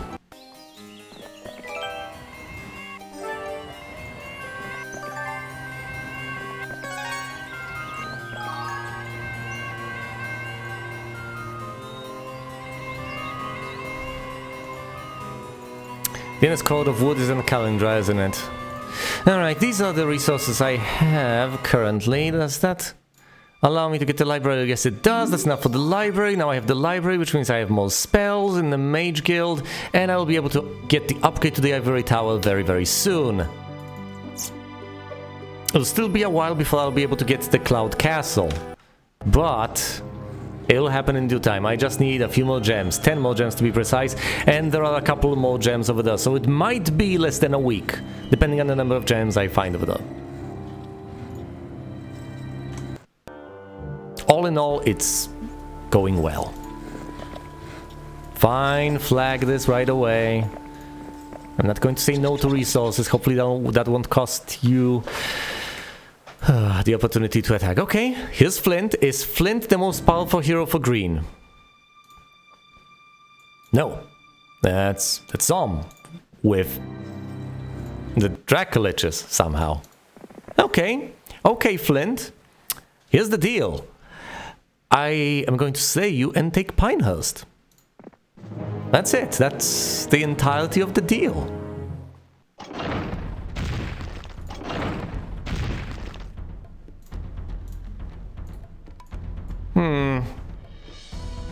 Ah yes, those are not titans, those are giants, those are melee! And there's quite a few of those halflings. Might as well deal with them right now. That's much better. 330 points of damage. That's about as many as I needed. And, of course, ironically enough, the Cyclopses get blinded. Actually, they don't blind, they paralyze, so it's not that ironic, but it is still somewhat ironic.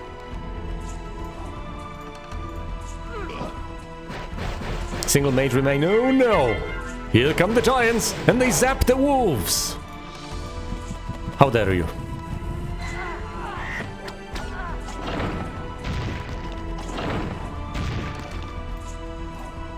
Right, lightning bolt straight to the giants.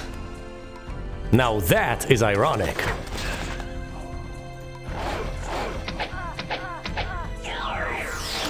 The ogres get blinded.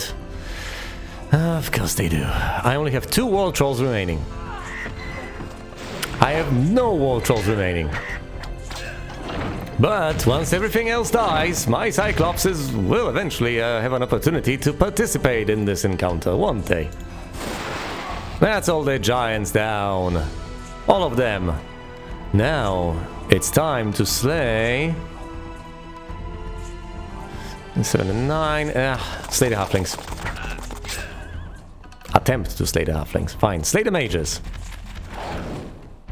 There we go, they're no longer blind. Slay the rocks, at least attempt to.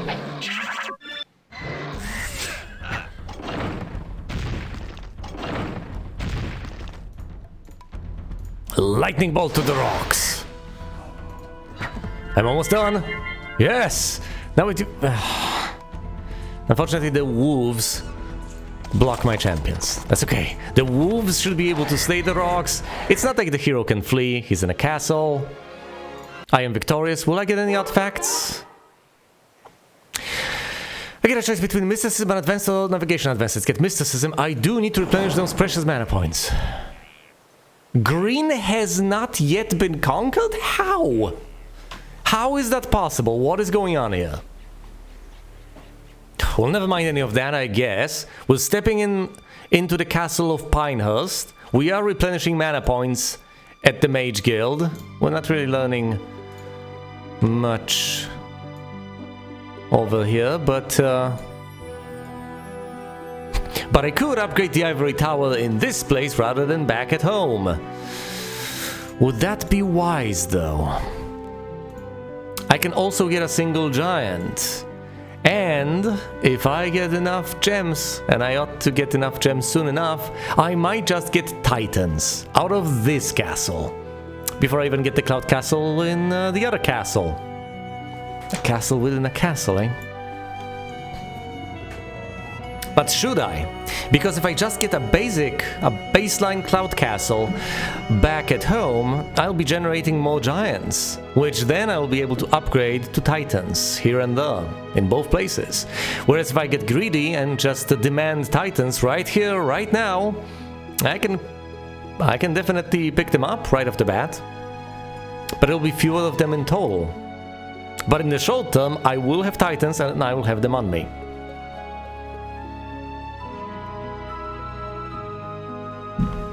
Quite a decision to make.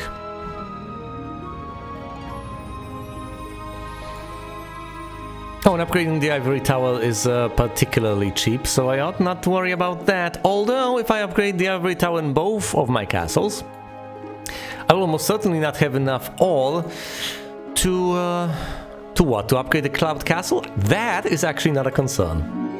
Alright, in that case, let's get a single archmage over here. Back at home, let's upgrade the ivory tower as well. There are 10 of them that I could hypothetically get were I there. All, you know, were I to teleport there, which I presumably will do soon enough.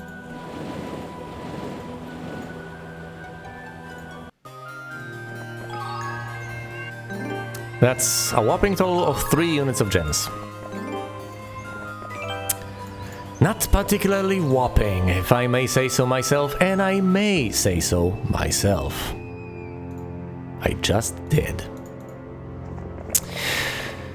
Alright then, so it's not that many gems. What am I missing exactly? Ah yes, I'm missing 6 gems, which I need in order to be able to get the upgrade to the Cloud Castle, or the Cloud Castle at the other place. Which means that unless I am willing to trade resources, which isn't the worst of ideas, quite frankly, then I am not getting Titans. However, instead of doing that, I could very well decide to just get advanced spells out of the Mage Guild. But maybe I should leave that... I should leave the best for last? I don't know, I do have a lot of spell power on Wilfrey. A whopping 40 points, that is quite a bit.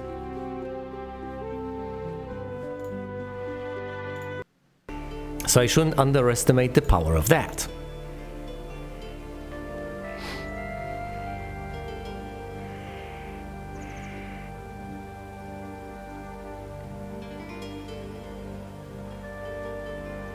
There is still plenty left to do over here. I need to flag the sulfur mine. I need to visit the witch doctor's hut. There's this ore mine I also need to flag, since I have the sawmill flagged. I believe I have 3 of them right now. I might as well just get on that.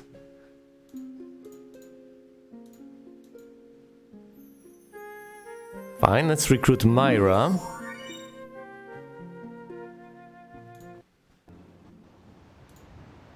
Head on out and flag the mines, instead of waiting for another hero to do it.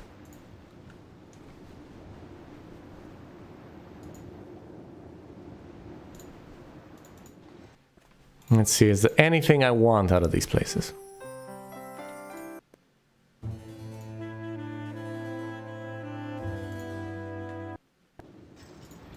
I don't think there is. Can't upgrade this to a castle. I could hypothetically get the Mage Guild upgraded, but that'll really severely deplete my precious resources. The advanced ones. Let's leave things be for now.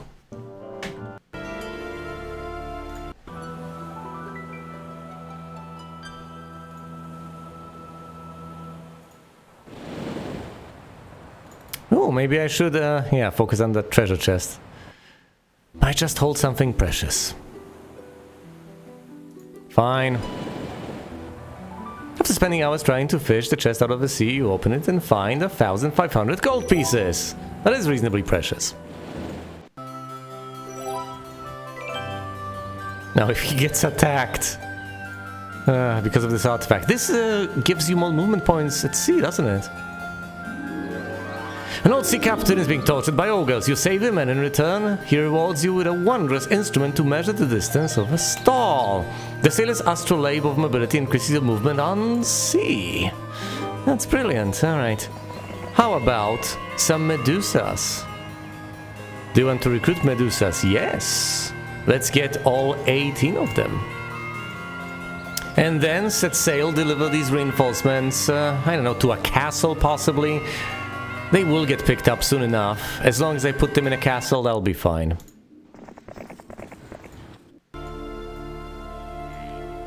Alright. Here's Wilfrey. 50 out of 50 spell points. Whatever should I do with him?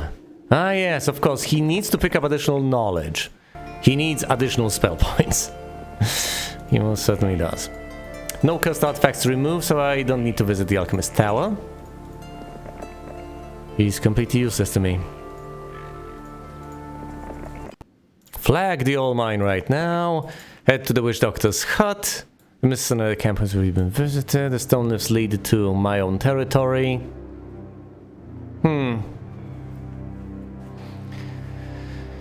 Interesting. I guess after I get the additional bit of knowledge, my next step will be, obviously, to get some more reinforcements, and obviously that'll be done by teleporting to various places.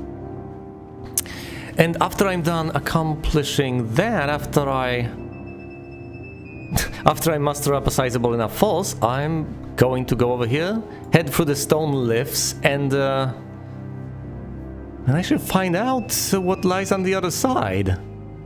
My last playthrough wasn't exactly terribly similar to this one.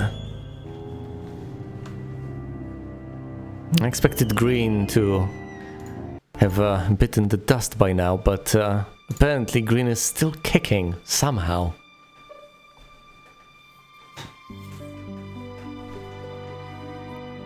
Inexplicably.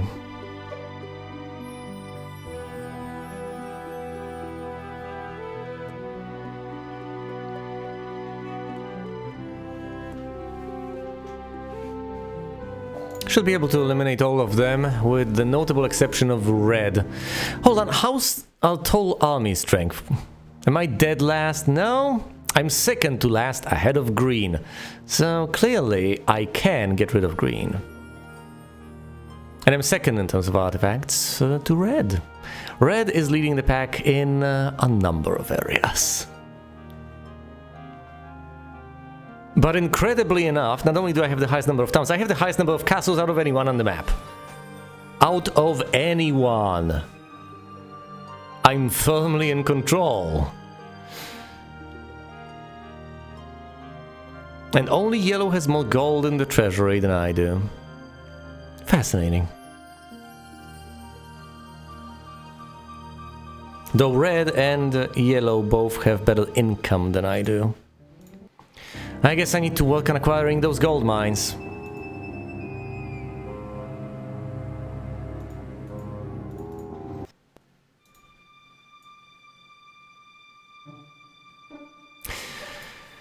I could trade away resources to acquire that precious cloud castle. Oh, you know, I could trade away resources to get the cathedral. Both are tempting. Very tempting acquisitions.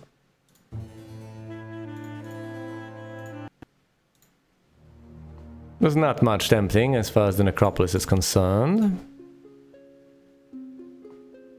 I could just get the marketplace over here to have better exchange rates. Maybe I ought to. I'm about to trade all sorts of things anyway.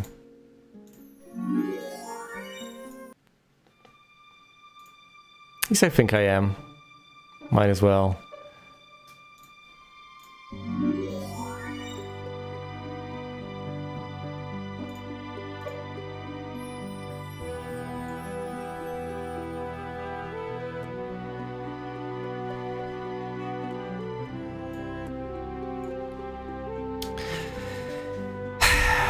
I need 5 more gems to get that cloud castle. Is it worth it? Yes, almost inevitably yes.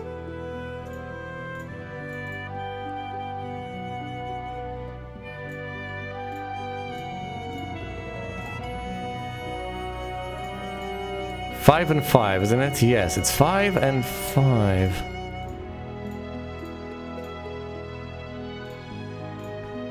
Alright, Cloud Castle it is. Next week I'll have even more giants. How many exactly? I'll have a whopping total of 4. At which point I'll just need to upgrade the Cloud Castle, for which I will need 20 more gems in each of the places. But I will acquire them one way or another. I'll get them out of my mines or I'll trade for them. I will get them. At which point I will have plenty of titans at my disposal from 2 castles. 6 a week. 6 more every single week. However, I shouldn't just sit pretty and rely on my army rolling in. I need to make use of the advantage I have, which is the artifact, which is the momentum that I have gained.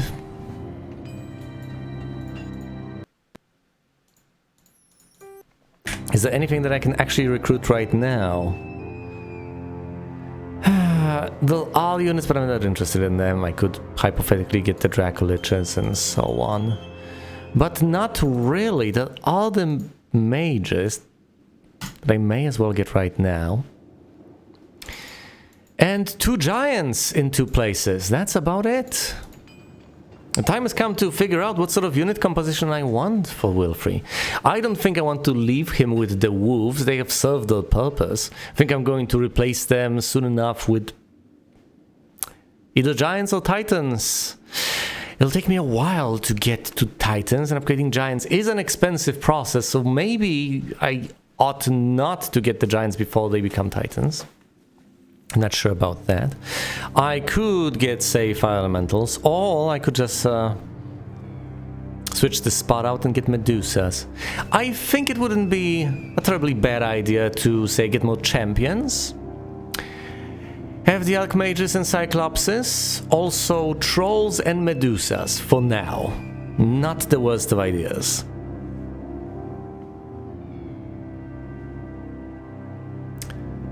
That's not as many ranged units as I would prefer to have, but it's better than nothing. Either way, I need to get a couple of reinforcements before I head further south, I think. Once again, as I have mentioned, I shouldn't linger for too long, but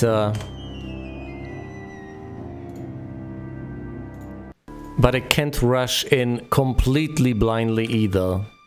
But the problem is that my sense of what constitutes rushing in blindly can be a little bit skewed at times. First and foremost, I ought to check what on earth I was doing last time.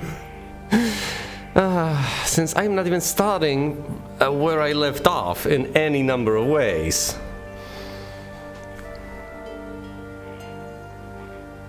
Alright, let's go through all the castles, see what I can find. Actually, let's just go to the Kingdom Overview screen. That's the easiest way to check. I do have Titans at Green Route available. Sorry, I don't. I absolutely don't. Actually, that's an important part of the entire equation. I have Giants available in Green Route. Don't quite have the Paladins at Merrimack. That's important to keep in mind. I also have Giants available in Pinehurst, yes. But there are no Phoenixes available in Algery. Nor there ever will be, possibly. The next order of business presumably ought to be to get Paladins at Merrimack. This could be quite handy. Although I also need the gems to get Titans. Now then, what are the armies like? Am I actually carrying reinforcements? I am. I am carrying Medusas for Wilfrey. I presumably ought to deliver them. Without the Medusas, he might have a rough time of it. And I do mean a rough time. He presumably ought to get reinforcements before venturing forth and trying to conquer things to the south. And I do have very good reasons to believe that. Alright then. Is there anything I want to get from any of the castles? Possibly.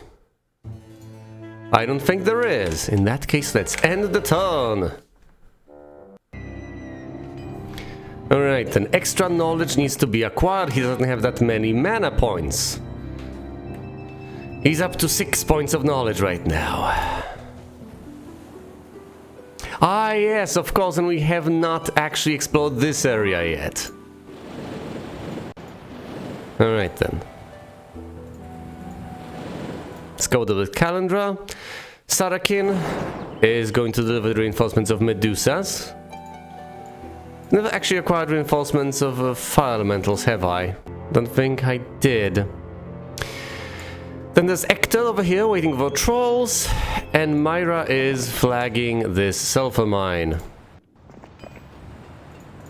What do I want to do with Wilfrey?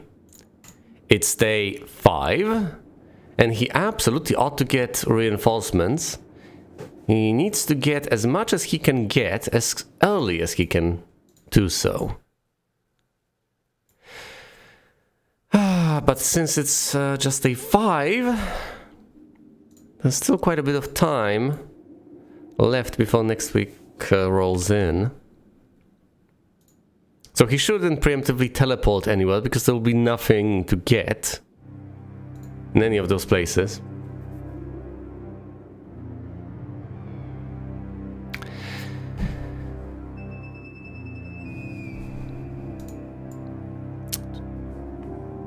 Hello there, Flame. It is good to see you. This is most certainly not what you have seen last on the stream. This is not what I have seen last when I've played again. Because essentially I seem to have lost a single segment of footage, which is just as well, because that segment wasn't particularly well thought out. It actually put me at a disadvantage. It had me lose my first battle with my primary hero Wilfrey over here.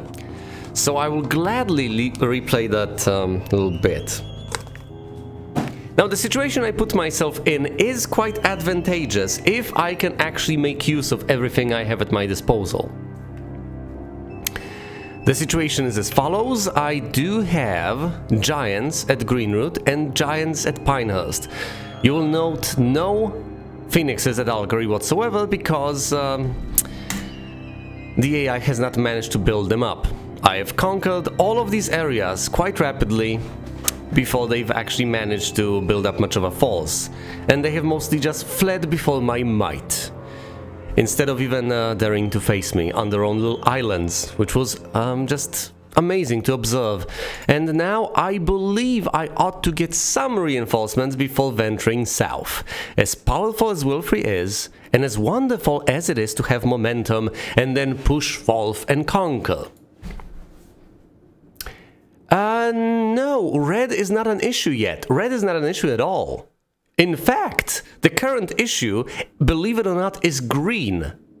Now, you might look at the map and think I sound crazy over here. After all, in my first attempt, I got rid of green by the time I conquered all these islands, haven't I?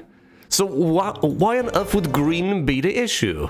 And yet, green is still alive.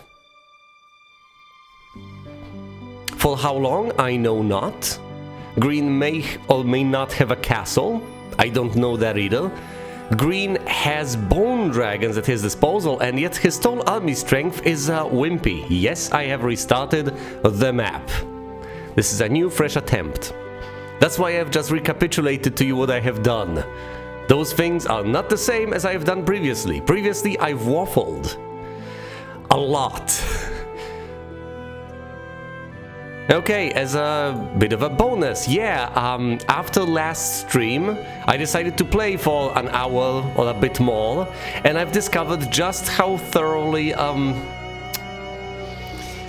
disadvantaged I happened to be. There was no point in continuing that playthrough because it would just be my slow demise. Alright, now that you're up to speed with the entire scenario, I believe the next thing I ought not to do is immediately go through the lifts, because that's actually what I have done in this attempt, in a segment of the footage I've lost, and that tends to end somewhat poorly. It's a very close battle that I lose. So let's get reinforcements first. I'm not asking for much here. All I want is not to march south with just 9 Cyclopses and a handful of other units assaulted. I want to get a bit stronger of a force, and that's it. If I just get 1 week's worth of reinforcements, I should be able to sustain the conquest of the island to the west. The central western island, whatever you want to call it. It would be nice if they had names, but they don't. But now I need to decide what I want to do with Wilfrey. Now, his stats are somewhat puny in comparison with what I had in my first attempt, but let's not speak of that one ever again. I presumably ought to start out by recruiting units in Green Route. And thus I may as well just town portal over there initially and wait until day 1, at which point I'll just zip from castle to castle. Doesn't sound like the worst of ideas. Or I could send him over here to the All Mine next to Sheltenberg. But I think that's something Myra can handle on her own very easily. I don't know if there's much of a point in sending him there. I mean, I could teleport him to Sheltenberg right now. Have him go for the All Mine. No. The rough terrain will just slow him down to a crawl. Let's go to Green Route then. And wait until day 1. That's always unnerving. Because with every single passing turn, right now, I just get paranoid. I immediately try to imagine what the enemy forces lurking in the shadows are doing. Oh, and by the way, considering all the crystals that I have, I presumably ought to get the cathedral before the end of the week. I think that would be prudent. After all, I will be facing undead forces en masse, and having crusaders with a double attack and double damage against the undead on my side will be quite advantageous. But I'm going to have to trade for crystals a bit, and I have traded resources already. I hate it. As far as artifacts are concerned, it's just this: the Garb, the Skull Cap, and the Crystal Ball. Oh, and Kalindra's got the Endless Cord of Wood, which is helping a bit. There's also the Astrolabe on Sarakin. Presumably he ought to hand it off to someone. Basically anyone at this juncture. I'll also gather some artifacts from this spot. Oh dear, spoiler alert.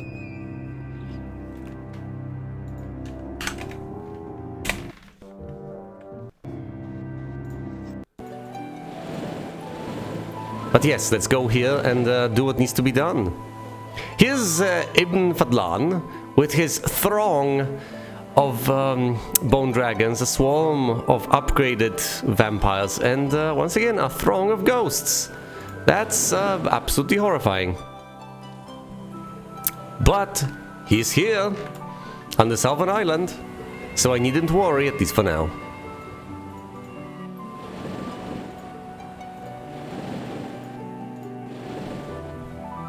Alright, the plan is to deposit the Medusas over here. I can explore the area further with Sarakin, but the priority is to hand off the Medusas at some point. I'll just leave them at a castle and be done with it. Ooh, identify hero.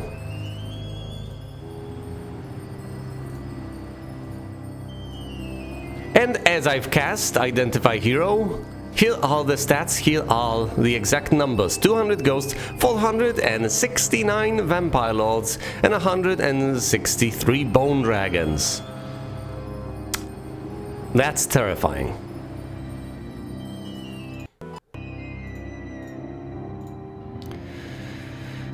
Alright then, let's send Myra through the lifts.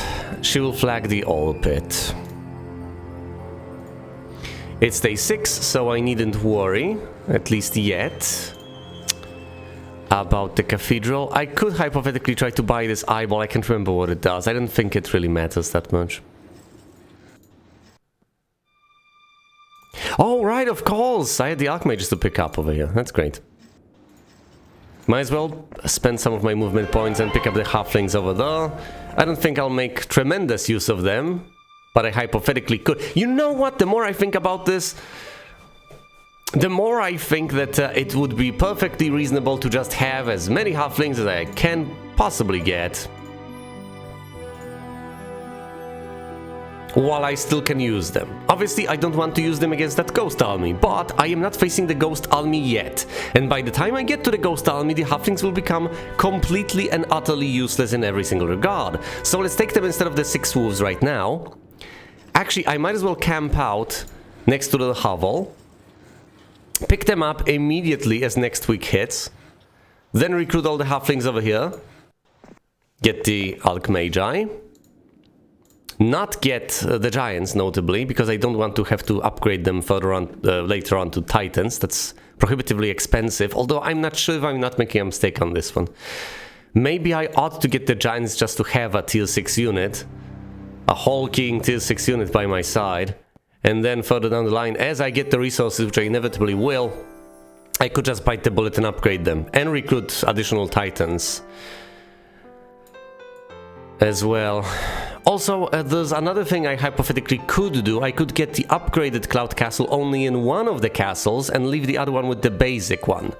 Recruit Giants from one of the castles, then move them to the castle that has been upgraded and upgrade them to Titans though. But once again, that will probably be prohibitively expensive. In terms of gold, mostly. So it's probably... I might have to do that for a while anyway, but it's presumably preferable to just get all the gems and get 2 Cloud Castles as quickly as humanly possible. Instead of desperately trying to save up like that. Alright, for the cathedral I need 4 more crystals. It's day 6, so I'll get 1 more. I will have to trade for 3, and I'm perfectly willing to do that. Now, I hate trading away advanced resources, as I have taken to calling them, since I could hypothetically spend them down the line on mage guilds, which would be an important addition to my game plan. After all, I do want to have as many spells as powerful as humanly possible on Whittlefree, even though he still doesn't have that much knowledge. That's somewhat upsetting.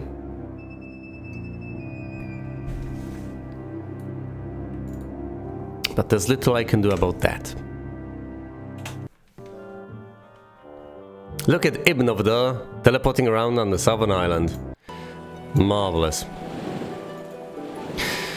I'm one of the few remaining survivors of the wrecked pleasure ship Exorbitans. I think we'll all be dead of hunger soon, for we are all out of caviar.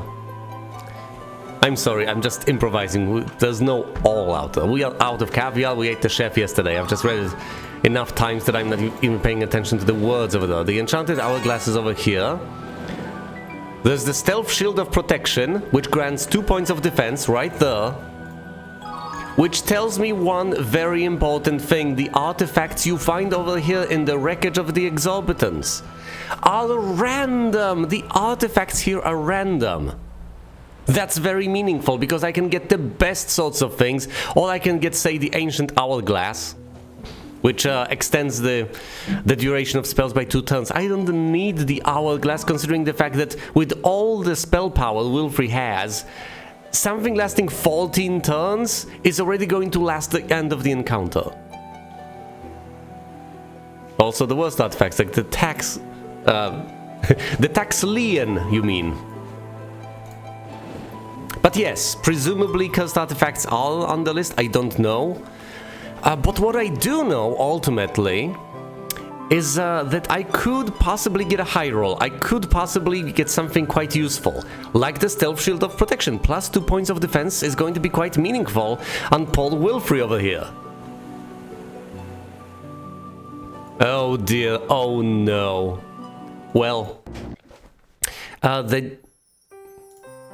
well, let's see, is this actually the good news that I'm about to give you? I can't quite remember.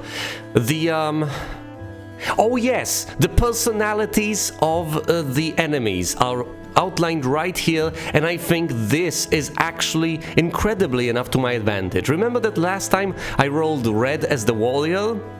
Well, he's a builder now, thank goodness. I only had one warrior last time and it was red, which ultimately ended up being my downfall, but now he's a builder, so he's just going to stay there and build all his beautiful castles. Which works against me to some extent, but doesn't work against me as much as having one incredibly powerful hero roam around the map looking for me. Let's go survive for a shipwreck, he gives you a tax lien. Here buddy, pay this for me. This is my mortgage. Ludicrous.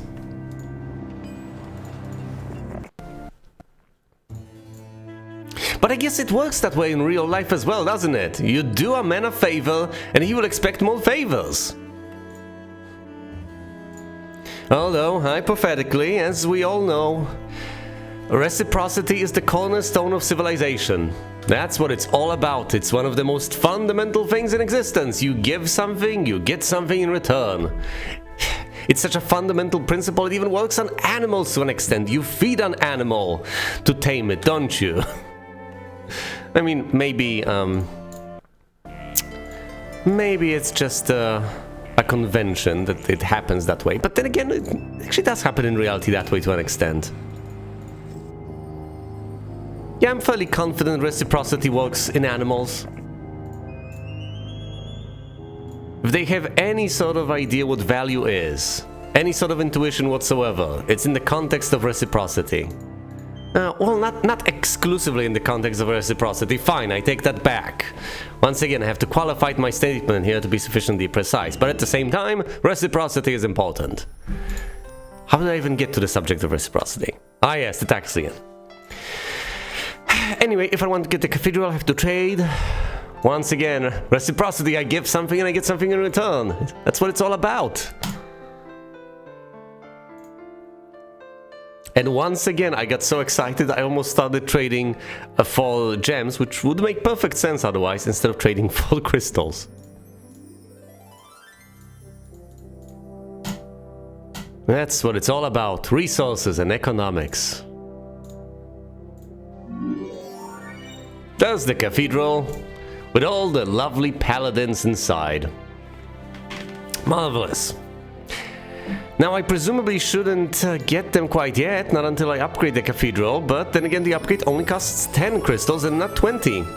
So I could acquire this reasonably soon, I guess. I have diverged significantly from my previous decisions. I have to think about this for a moment. What units shall I keep? I'm going to have my Cyclopses, no doubt. I'll get them from the Castle of Quicksilver, if I remember correctly. That's what it's called. I also want to get the Archmagi, obviously, because they're reasonably powerful, they're upgraded, they're ranged. But other than that, I could hypothetically... Well, if I am to take these silly Medusas that have been recruited, that constrains me further. Then I take Medusas as the third unit. That leaves 2 slots. If I spend one of them on Halflings, that only leaves 1.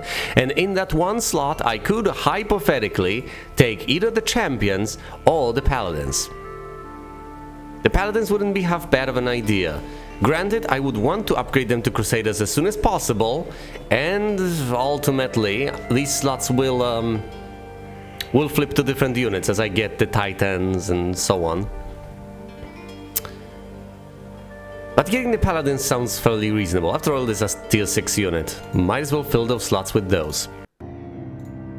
But what about the Trolls then? What about the Trolls? After all, I am waiting on Trolls next to the bridge. And then... back at Quicksilver, I also want to recruit them, upgrade them and so on. There's this troll acquisition operation going on. And they are ranged.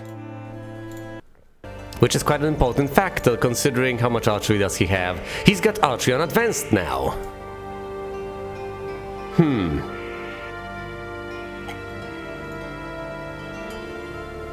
Then again, as far as range is concerned, Halflings are also ranged. Am I supposed to ditch the Medusas? That would be a rather unfortunate turn of events, considering the bit of effort I went to get them. I think I might want to ditch the Crusaders slash Paladins and the Champions. Mostly because there won't be that many of them. I'm not sure that's even... I'm not sure that's a wise decision, considering the paltry number of Medusas I could acquire in their stead. But I guess I could just give up on them, get the Medusas instead, head south, and once I reach for reinforcements, then I can get Crusaders and Titans further down the line. Sounds like a reasonable stance to me. Alright. Your main towns are Barbarian and Wizard. That's a very good point. Crusaders can be a secondary army. You are so incredibly right. Of course, I will only get a single Knight's Castle over here in Merrimack. Whereas I'll get plenty of Wizard Castles, so I need to take the Titans and Archmages, necessarily. With Halflings being phased out further down the line. And then I ought to take the Trolls and the Cyclopses from the Barbarians army. leaving a single slot for something else. You know, arguably, I could take in that final slot the Crusaders. So I could have 5-6, 5-6 from Wizard and Barbarian and then Crusaders. Yes, you are absolutely correct. Once again, further spoiler alerts, but of course, Barbarian and Wizard.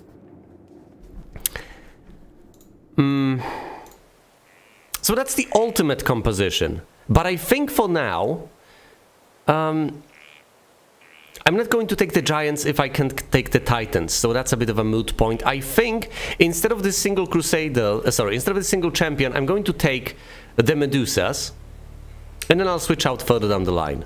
I think it's a reasonable idea. And I will take the Halflings for now in that single slot. What, giving up on Trolls temporarily? You know, yeah, that'll be a problem because of the reinforcements that will be coming from those castles I am about to conquer, but I'll figure something out. I'll presumably lose some units on the way. But I'm not going to pass up on all those Halflings, look at them. Once again, they'll be worthless once we get to the ghosts. But for now, the numbers are quite impressive. And I believe I have a good thing going here. Alright, 60 out of 60 points over here. Is there anything I want to get from Merrimack? I don't believe there is. So I can skip the place entirely. Can I?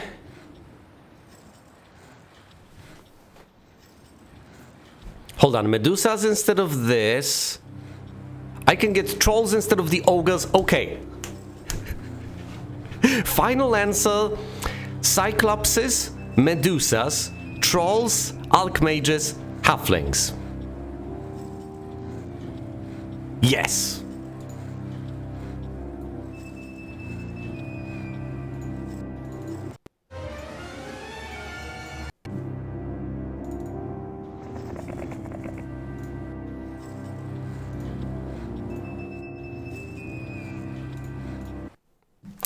Go to Quicksilver, and over here I'm going to have a bit of an issue.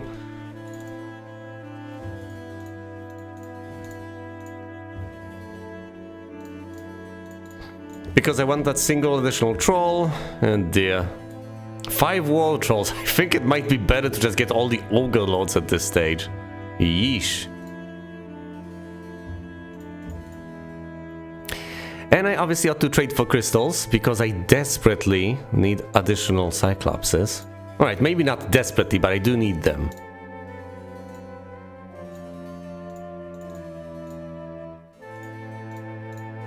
Oh, they just cost a single one, that's great.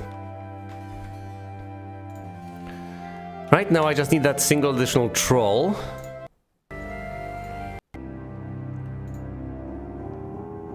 I would have to send Wilfrid to get the troll. Ugh. I really don't want to, it's a waste of time.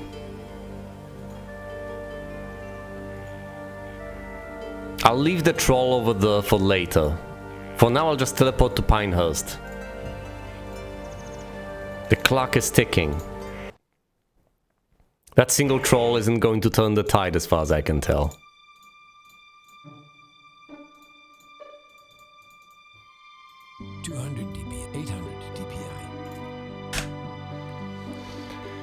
Alright, I'm gathering gems to eventually get the upgrade to the Cloud Castle. This should be fine, at least for now. I'll leave Wilfrid here to regen the mana points. I also should give him all the artifacts from Kalindra. That's going to be rough because I'll have to get her all the way up there. That'll be a long wait. Ugh. Let's collect the artifacts first. There's some gold over here. Some more gold over there. The lightning helm, not as important. There's nothing in this chest. Some wood. Wood and gold. Wood and gold. Gold.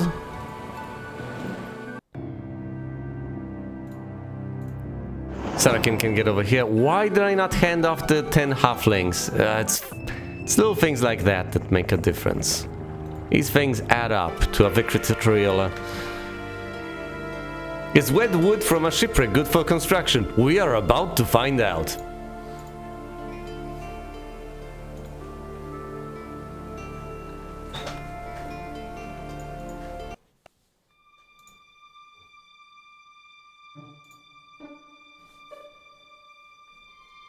These must be the strongest bits of wood. After all, these are not the parts that got torn asunder, but rather the parts that did not. The weakest parts were the seams that fell apart as far as the ship is concerned. So these whole bits of wood that managed to survive have a reasonably high structural integrity to them. They were the strongest points, and thus remained intact. At least that's the way I'm going to explain it to myself. Alright then. I really want that upgrade to the Cloud Castle, and I want it over here in my forward outpost. But to get that I'm going to need 16 more gems, which is quite expensive. Obviously I would also love to have additional spells available, but that requires me to spend all the resources, whereas now I could just trade away the more advanced ones and get Titans soon enough. But I think Titans are essentially for next time. I will not get Titans right now, I will venture south without them, and I still think I have a sizable enough force to be able to make a difference.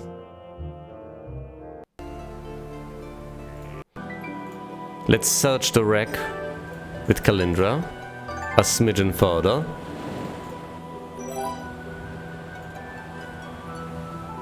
Ah, a nice cloak. That's a nice cloak. The Medal of Honor, okay, maybe they're not random. I do recall finding that one before. So maybe it's just one random artifact and it happened to be the shield. Well, I don't know how many random artifacts. Not that many, though. I can get the Medusas. I could hypothetically get... this space for end. I could hypothetically get the fire elementals. They wouldn't be half bad.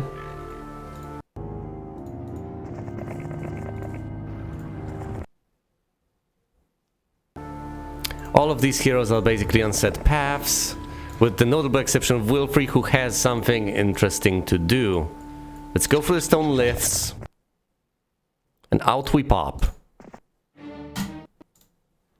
This is the current situation. Here's Thundax with an army that's reasonably puny. There's the Castle of Dragontooth with a pack of Cyclopses. How many is a pack exactly? Several. I think pack is above several, and several is all the way up to 9, isn't it? It's 1 to 4, 5 to 9. No, so it'll be 10 to... You know what, let me open the damn thing up. The fact that I can never memorize such a basic thing is moderately embarrassing, but...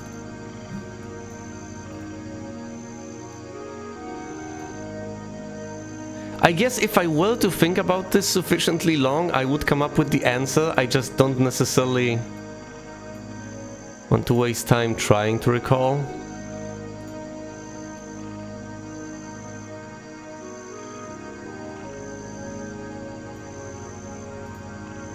Alright, so a pack, is it? A pack is between 10 and 19. That's quite a few Cyclopses. It could be fewer than I have. Ah.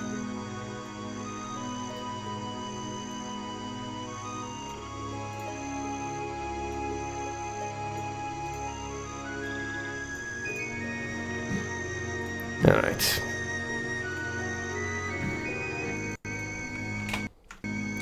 For all I know. All right.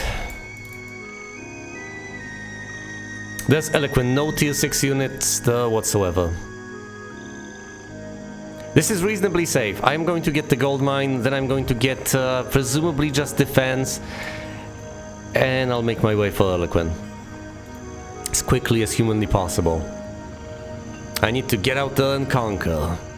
Cannot waste time. Let's see, do I want to get Titans this week? It could be done.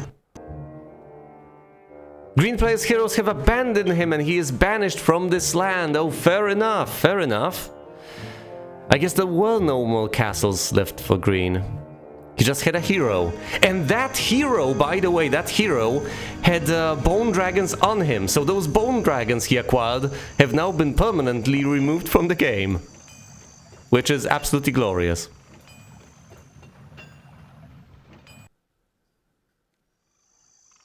Alright, let's head through here. Acquire some more defense. And wait for Thundax to attack me. Let's see if he does.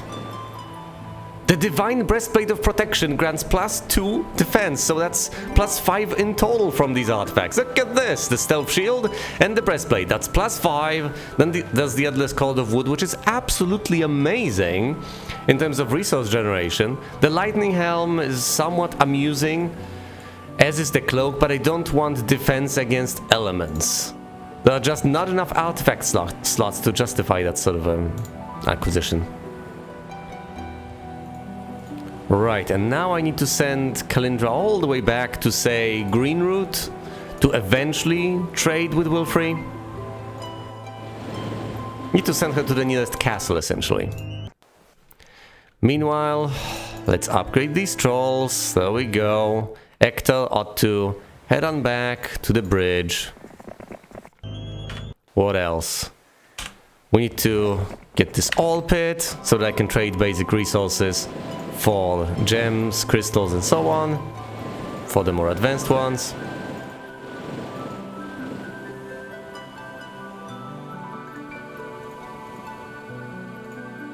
Do I actually want those silly little fire elementals? I might want to get a secondary hero to mop up all sorts of places. I'm not sure how I feel about it though. At this point I can barely afford a single powerful army.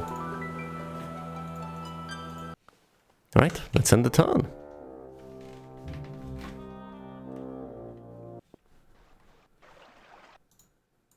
Here's Thundax. He moved a smidgen further away. So instead of antagonizing him, I could just conquer the castles right away. Now he's not that powerful. Yeah, but then again, I'll get reinforcements off of castles, so let's go for the castles first. And let's focus on purple.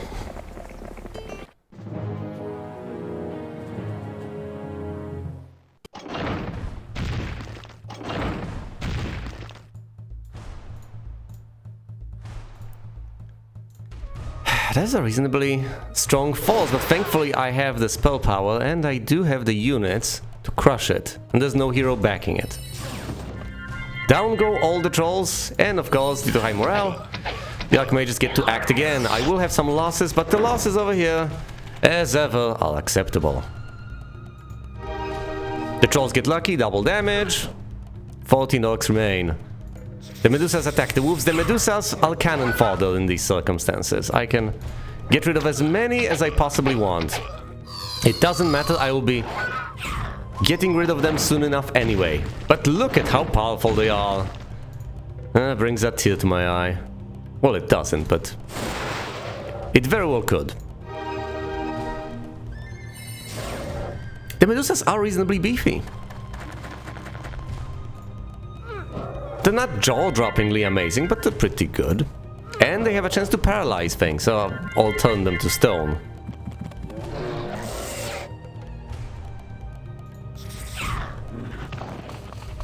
Oh, you know, they can just slay them. Will I lose any Cyclopses? Doesn't seem that way, no. Excellent, my halflings get lucky, and thus all the goblins die. I had losses, a single Medusa went down alongside a single Archmage, but I do level up Mysticism or Pathfinding. Oh, Mysticism seems pretty useful, although I tend to regen my mana points in cities anyway. But then there's Pathfinding, which could prove to be crucial in rough terrain over here.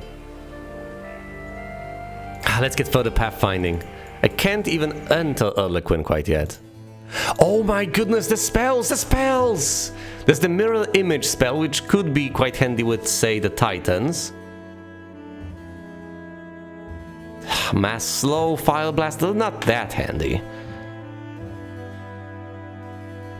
I expected something truly amazing. You know, being able to summon elementals would have been quite welcome. Although the knowledge just isn't there for Wilfrey. But he does have the spell power, so he'll summon quite a few of them when he does so. Let's see if there's anything else. Nope, there are no units here. They have all been recruited. So that's a done deal. I will not be getting any reinforcements out of this castle. None whatsoever. Alright, I could sail to the east and try to get the fire elementals, or I could explore further, reveal the final bits of the map. Or, you know, I could get the elementals and then reveal the final bits of the map. Is there even a point in getting the fire elementals? And if so, with whom should I get them? Fine, let's just set sail and reveal. I guess my resources are better spent in other pursuits. The fire elementals might have been welcome a while back, but right now they're relatively worthless.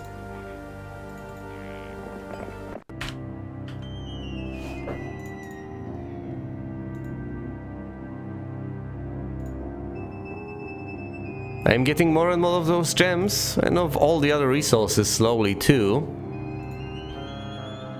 I should look into upgrading the Cloud Castle this week. There's Fundax, heading north and flagging that gold mine. I don't like that, not one bit.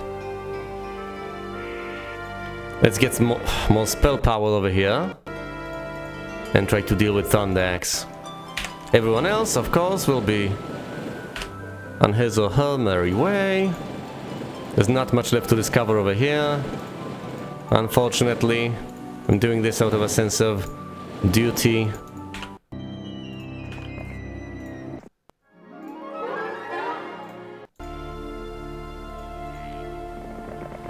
Let's reveal some more territory in this area. This guy is currently waiting for the trolls to respawn. There's not much going on, not much whatsoever. Well, one would hope Red doesn't end up teleporting anywhere near me. Alright, next up, let's attack Fundax. Hello, Ricardo, it's always nice to see you here. Now, Flame, if you would do the honors, I would rather not explain myself again as to why what is happening is happening. Alright. This is Thundax's army. There are no significant ranged units over there. There are no significant units there whatsoever. This is pathetic.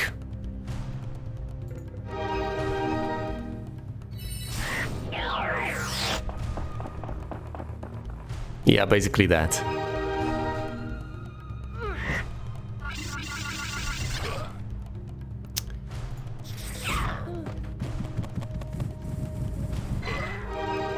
Because I was getting absolutely whooped. My previous attempt was absolutely going nowhere. After the last stream, I tried again and failed miserably. It wasn't even just a ghost. It was a terrible experience all around. Would not recommend.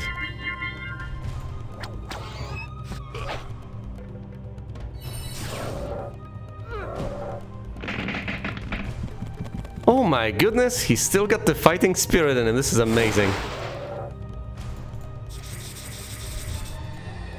Should have fled a long while, and of course he eventually did. Maybe I should have blinded every single one of his units, whatever. I still need to reflag that gold mine. Maybe I should have another unit over there for just such an occasion. But I don't. So perhaps I have to send Myra through the lifts and all the way over there. By the time she reaches that spot, it will certainly have been too late.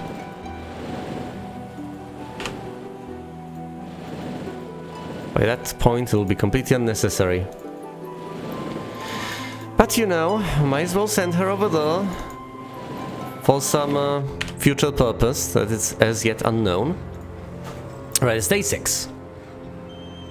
1,200, 800 DPI.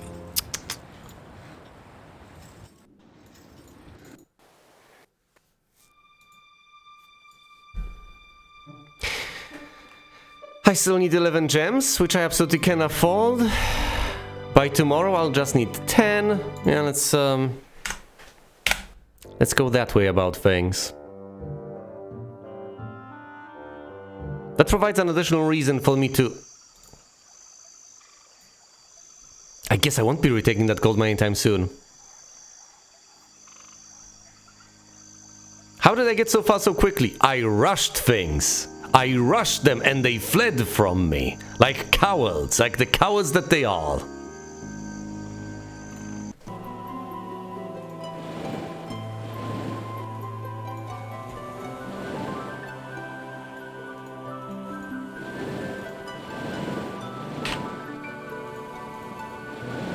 Didn't expect it to be possible for me to actually get things done quickly, but apparently I can. Apparently I don't have to be that OCD about every single thing. Apparently, instead of taking my sweet time, I can actually get things done. Alright. 10 gems, that's all I need. And I can just trade the wood for those gems. I'll have plenty left over. What am I doing? No, upgrade Cloud Castle. And there it is. The Titans are now available. I could hypothetically get another upgrade Cloud Castle over here. But at this point, I don't know. At this point, I think upgrading the Mage Guild might be in order. Might as well look into that. This is my original Castle of Greenroot. The one with the library? No, both of them have to have library. Oh my goodness, you've completed Blood. I still have to get back on that. Eesh. So many games out there for me to complete.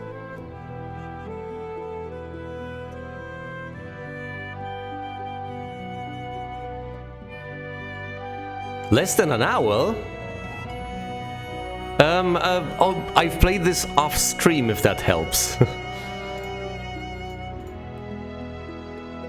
Oh, I'm sorry. I didn't restart from scratch today. I was playing from a restart from scratch. So no, I did not manage to accomplish all of those things in this stream. I think that's a crucial point.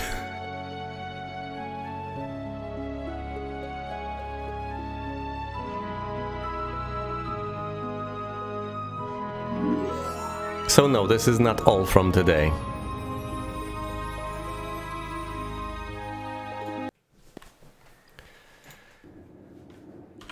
Alright. Let's have a crack at Dawn. She's got 3 Titans and a whopping 17 Cyclopses. That worries me, but thankfully I have the blind spell. 2 Titans remain.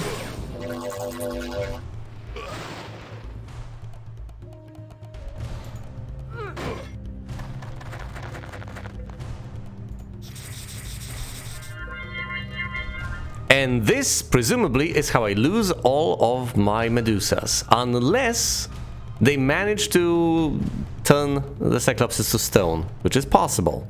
Now, if they do, then I don't have to blind them.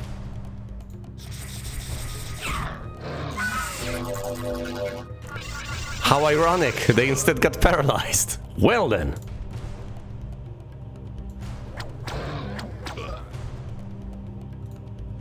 Yeesh.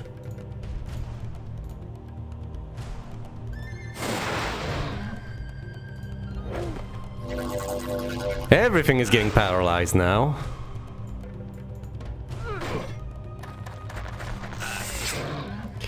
I guess the halflings were expendable as well. And thankfully they get to attack once again. So that's another Cyclops down. That should be all of the Titans. No, it won't be.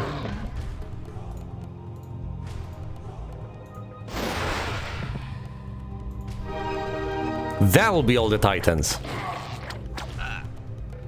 And apparently he still feels lucky.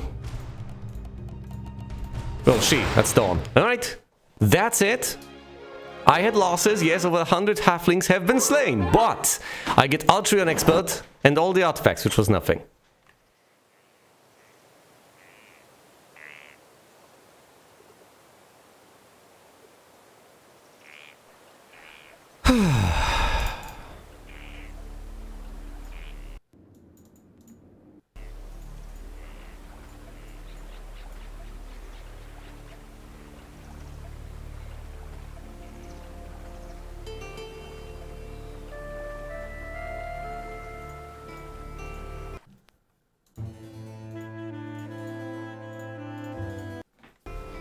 I'm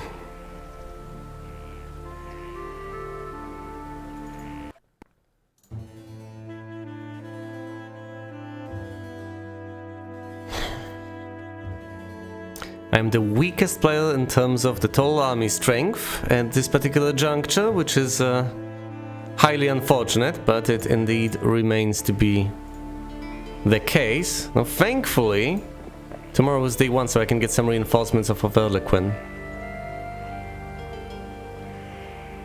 I can attest to the fact that blood is annoying. My goodness.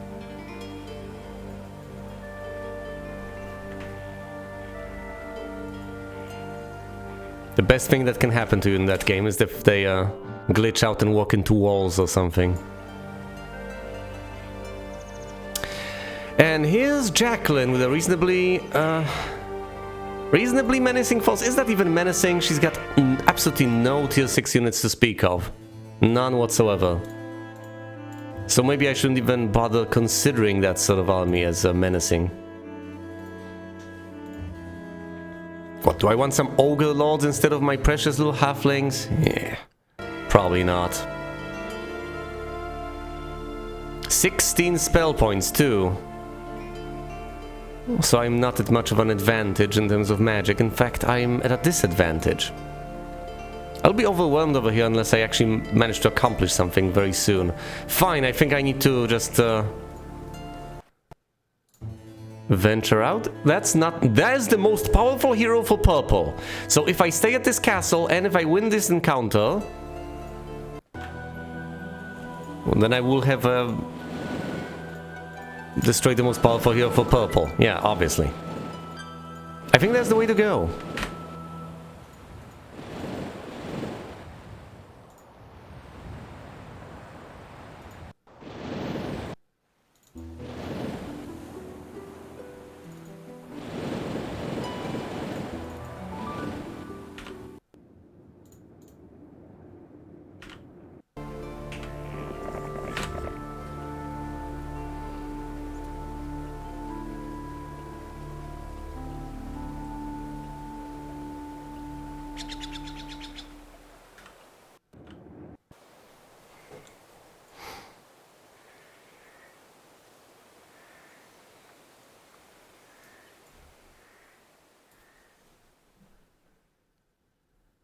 Hold on, if I end the turn here, do I actually regen the mana points or do I not? Because hypothetically, I end my turn over here in a castle with a mage guild, but I will not actually... do I regen once I end the turn?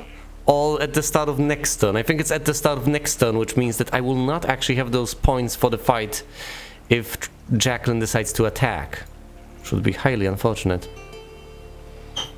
So it's basically a choice between staying behind castle walls and not.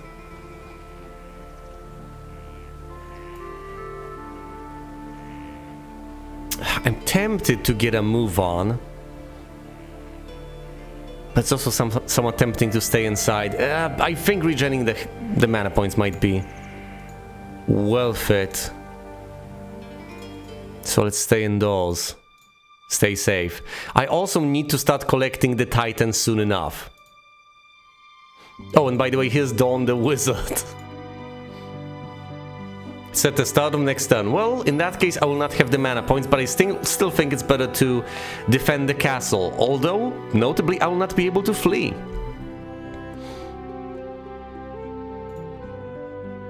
Yeah, I might as well get Dawn from here and start recruiting the titans. I'll just have to get a few more gems. I will run out of gold very soon at this pace because titans are prohibitively expensive, but I need to start recruiting them anyway. They will be an absolute amazing boon to my forces. Wait, hold on. What? No. I'm sorry, I got severely confused a moment ago. I thought I had 10,000 units of gold. I have 105,000 units of gold. More than that. I absolutely can afford all of this. What am I even thinking? This is incredible.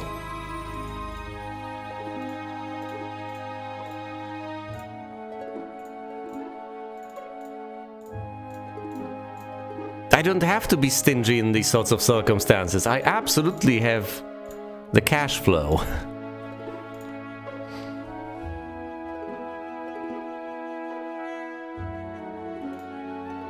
Alright, 2 more titans. Just 2 more.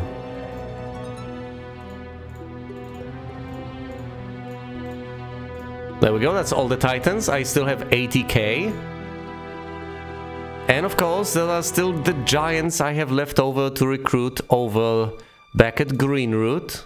The 7 of these guys, and I am going to have to either take them from here, transport them and upgrade them, or I'll have to get the other cloud castle over here.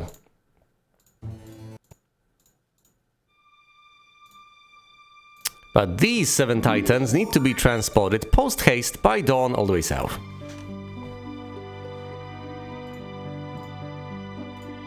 Alongside the Archmagi, of course. What, am I supposed to keep my fingers crossed that Troyan doesn't go far enough west? Well, I guess I will keep my fingers crossed now, won't I?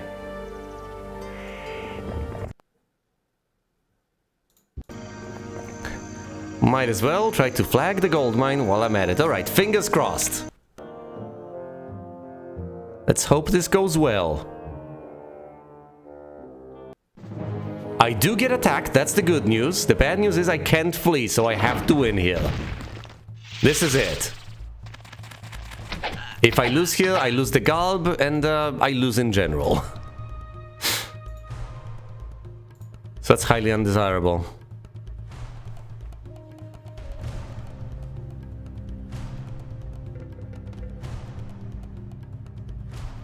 I haven't. That's because of the personality of Red. Red is a builder right now in this encounter, which is great.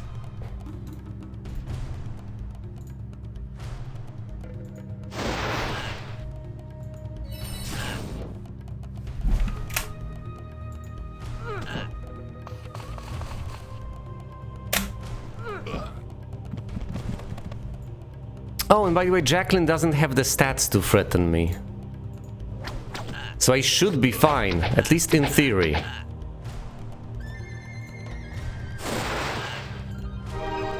They get lucky, so double the damage.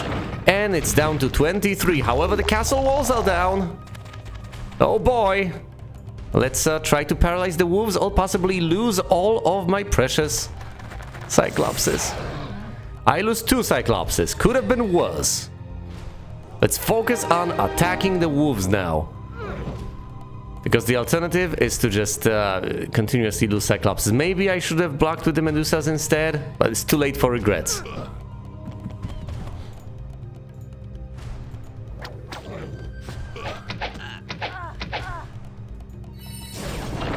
"17 wolves perish. Cyclopses counterattack. The wolves attack again. I'm left with 7 Cyclopses, but the wolves are almost down. That's the good news.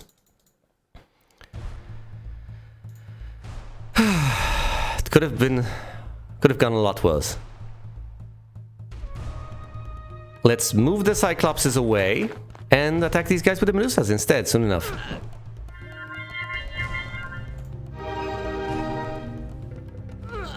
Orcs are down. The Medusas attack the wolves. Excellent. Let's focus on the last remaining ranged unit, the trolls, the unupgraded trolls. And of course, as they get counterattacked, the wolves are just frozen in place, turned to stone, which means not only do they not attack, they also block. They block the path inside. Glorious.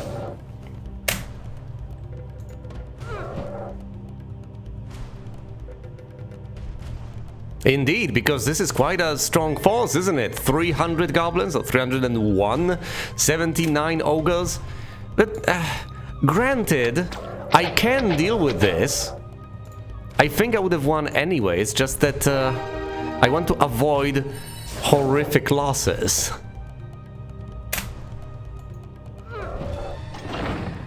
Those ogre lords. Oh, horrifying. And the wolves are still frozen in place. They're still stone. Now let's just hope the castle walls do not suddenly decide to target the wolves. That would be most undesirable. Nope, nothing. The catapult is ineffective. And the wolves are still stone. Oh dear, I'm chipping away at those ogres very slowly. Alright, turn them to stone again! Nope, never mind, they're dead. That also works. Those ogre lords are such a menace!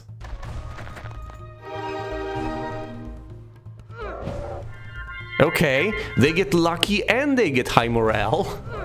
So I might just... Let's block again. Does lightning strike twice? It certainly... Gentlemen, it keeps on happening. It just keeps happening. I certainly have gotten the bang for my buck in terms of those Medusas. They were an amazing addition to my arsenal. Well, to my army anyway. To my forces. This is beautiful. And they obviously would have gotten obliterated had the goblins counterattacked, wouldn't they? Well, I don't know.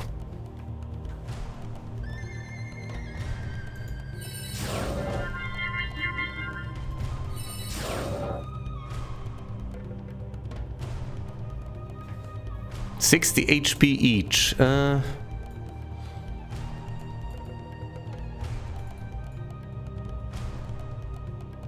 Wait, what? What does have 60 HP? Oh, right, the Ogre Lords.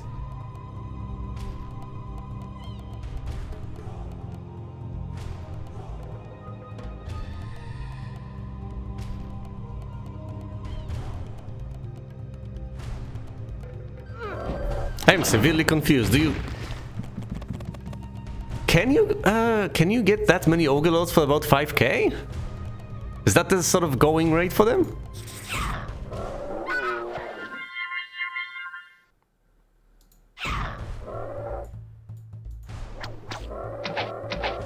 That makes little sense, considering the price of Titans. I don't know. Considering the price of Titans, nothing makes sense. Mostly the price of Titans doesn't make sense. Alright. Let's get rid of the Garbos. I mean the total HP. Oh, yeah, 4,800 for the original stack. Right, in terms of the total accumulated HP, not in terms of gold. Obviously.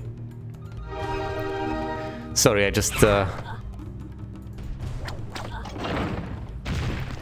can't believe my luck in terms of what has just transpired. That was beautiful. The fact that I got 2 units in a row turned to stone with those Medusas, that turned the tide. That doesn't mean that I would have lost otherwise, but I'm pretty glad I had only these losses.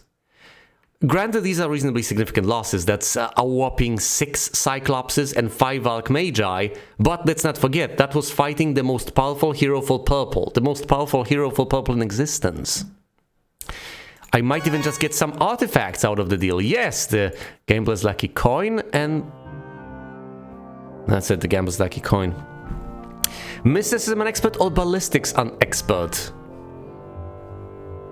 It definitely helped with the losses. My goodness, did it help. Alright, that's the current situation. I could hypothetically head on further south, but I think, first of all, I do need to take that gem mine. Second of all, I need to defend from the northeast. And third of all, I need to get reinforcements from Dawn, so I'm going to head north.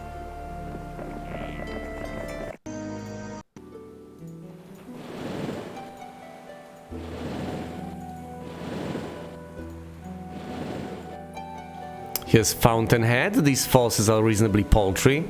You know, if I go east, I think I should be able to take these castles. But they're really unimpressive.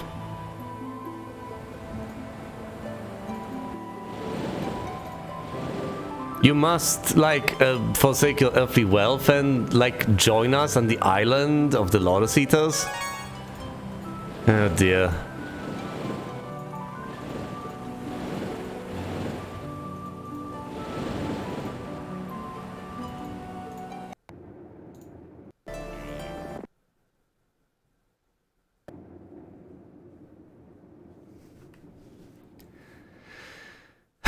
Alright, I sent Myra here. What was the purpose? To deliver reinforcements, possibly? As far as the artifacts on Wilfrey are concerned, he doesn't have enough, is the answer. But yes, he's got the coin, he's got the skull cap, the crystal ball, and the garb. I definitely need to get him the artifacts of Kalindra, but that's a work in progress currently.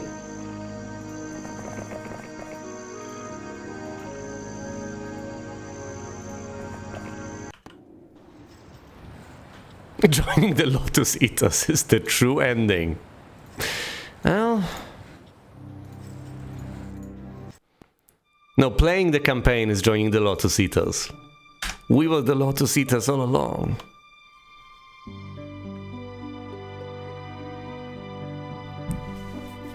Alright.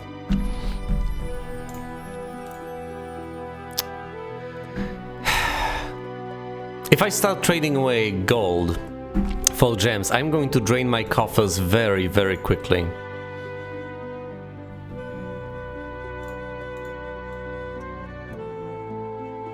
All of my gold is worth about 68 of them, so I guess I could hypothetically do that and it wouldn't ruin me immediately. You know what? I'm not going to find any other use for these resources anytime soon anyway, so I might as well trade for gems. This is my reality now, this is my world, this is my life.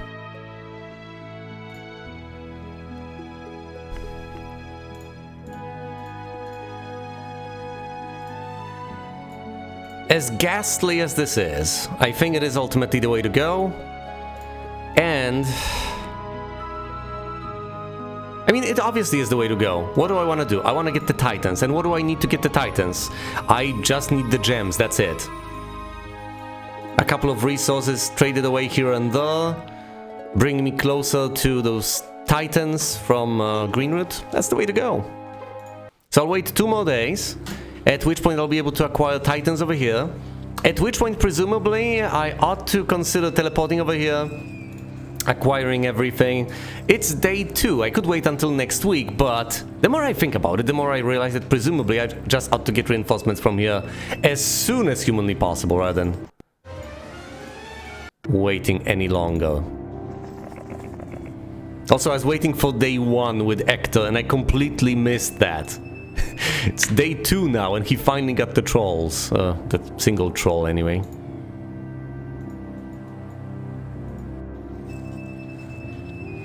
I can trade away some more resources next turn and upgrade the Cloud Castle, but I would still need to trade for gems to be able to recruit all the Titans.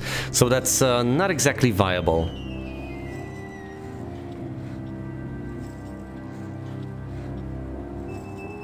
Yeah, that's my life.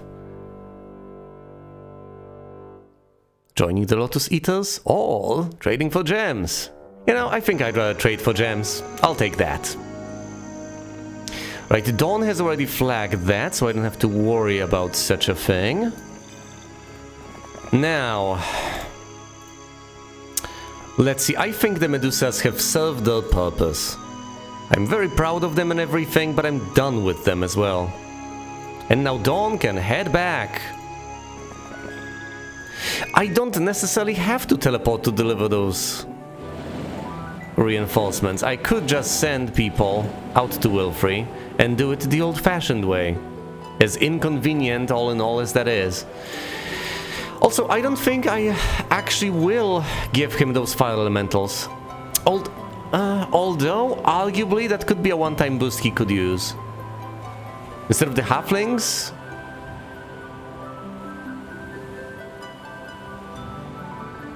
Sure, why not? Okay, so here's the plan. 5-6, 5-6 in terms of the wizard and the barbarian, and then the fire elementals for now. Instead of the halflings. The gold mine has already been flagged, and... and currently, people are trying to reconquer Erlequin. Unsurprisingly, I guess, lots of Cyclopses? What is going on here? No, this is unacceptable. I object. Right, let's deal with Ariel.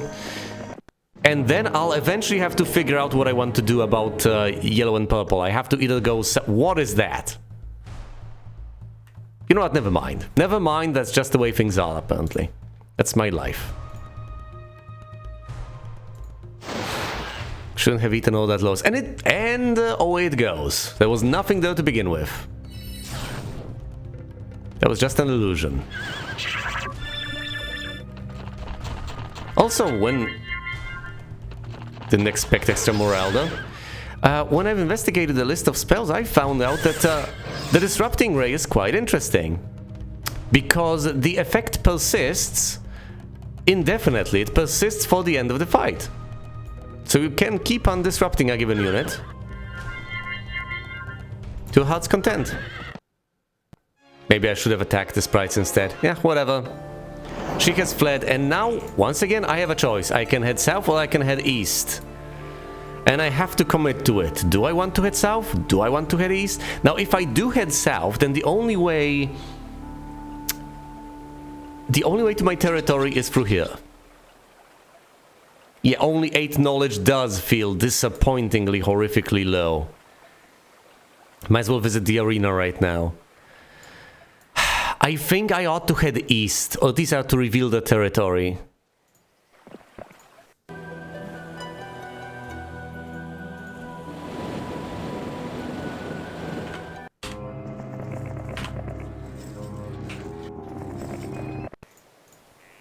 Yeah, because once again, I do have options, but... Alright, what sort of... I need 5 and 5, so I shouldn't trade away all of my wood, but I can trade enough. There we go, we have upgraded the Cloud Castle in another castle. So that's an upgrade to the castle by upgrading another castle within the castle. The magic spring in the sorceress's castle. Oh, wait a minute, what spring? What does that do? Does that regen the mana? It just seemed like a little doodad, a bit of terrain, but apparently it's the... yes. I presume it restores mana, but then again, what do I know? Am I correct in my assumption?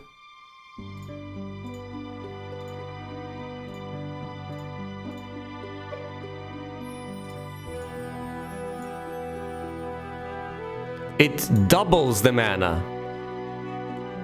Oh, well... Now that sounds quite enticing.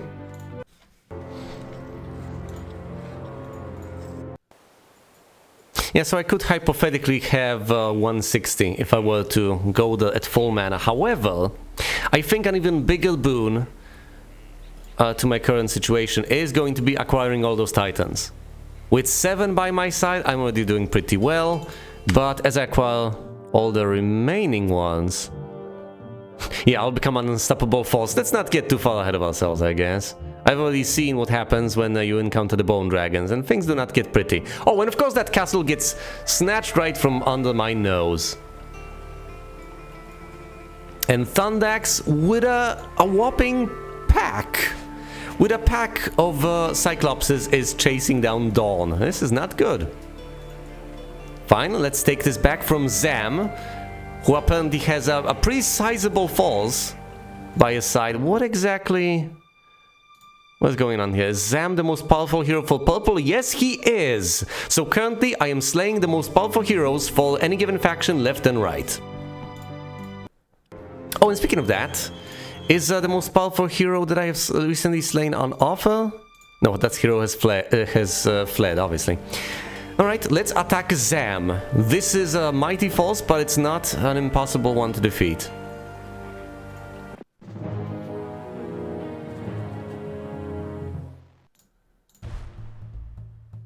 And in a predictable bout of irony, let's use a lightning bolt against the Titans. Ah yes, indeed. It's Zam, not Zom. It is easy to confuse the fellas. Oh no! Never mind. Never mind! Is there a significant stat disparity? 3, 3, 6, 4, 7, 10, 15, 8. Yes, there is a stat disparity, so to speak.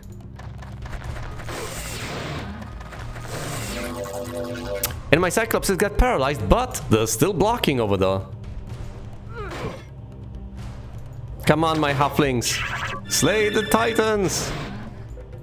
And the Cyclopses are no longer paralyzed. That's the good news. Maybe I should dispel that defense. Or maybe instead I should keep on hammering the Titans. The Alchemage! I have dispelled all the good spells on the Titans! I did not even know that! Oh! That was wonderful! Yes, it's all coming together now.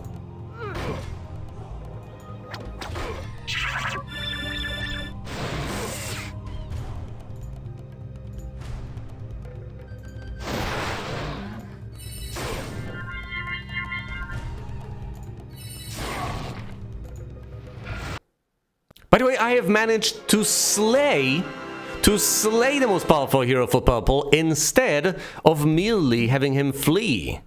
Yes, I did have some losses, significant losses at that. I did lose quite a few of those precious Cyclopses. However, please give me some artifacts. However, I get Pathfinding an Expert to move through rough terrain and nothing else. Were there some Cyclopses for me waiting in Eloquent that I've neglected to recruit? I don't know. Maybe they got recruited into the castle's defenders. Oh dear. I also have to keep an eye on Thundax over there, chasing Dawn up north. Yeah, he's to the north and he's chasing her even further north, which is going to be annoying.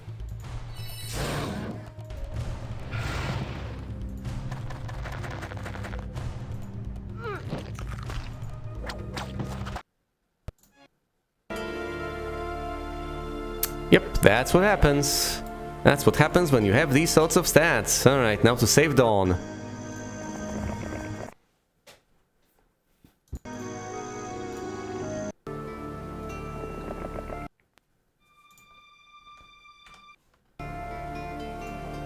So what about Erlequin? Are there any forces waiting there? No, not really. This place doesn't even have the pyramid, so no. No Cyclopses could have been recruited from here. Oh dear. I could hypothetically get... I presumably should get the pyramid over here if I want additional Cyclopses, which I do. I just can't do everything at once. And currently I'm busy getting all the Titans. Yeah. He's trying to have a crack at Dawn.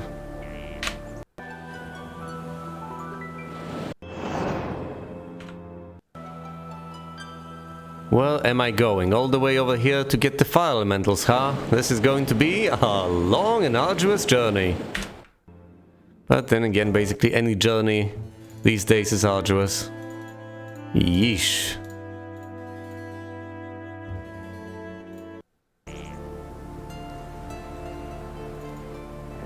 Alright, I need to have a more hashed out plan.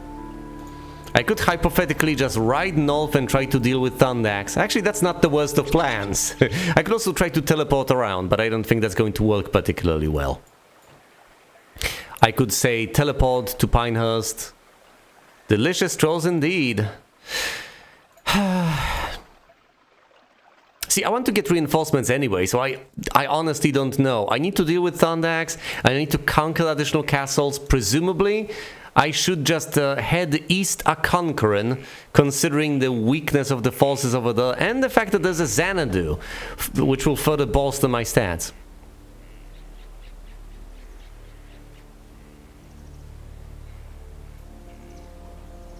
I think I might want to deal with yellow before I deal with purple, ironically enough.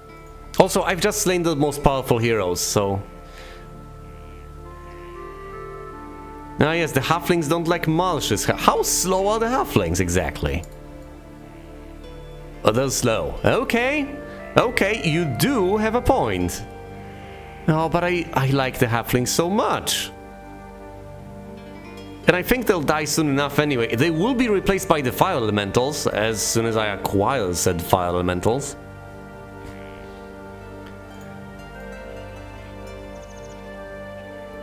They are slowing my army down a bit, I'll grant you that much, but just leaving them in Eloquent feels so wrong.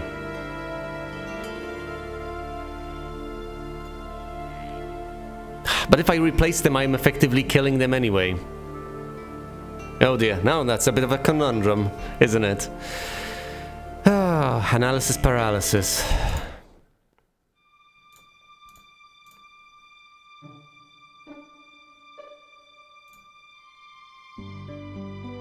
I could teleport around. See, here's the thing. As far as teleportation is concerned, I don't have Dimension Door quite yet. So that's not even an option. I don't, right? I don't, alright. Which leaves teleporting between castles. Which sounds like a wonderful idea until you realize that I don't actually have all the titans from Greenroot. Now, were I to get them, I would be absolutely delighted to teleport all the way over here, get the reinforcements, and head on back. But I'm going to need a smidgen more time.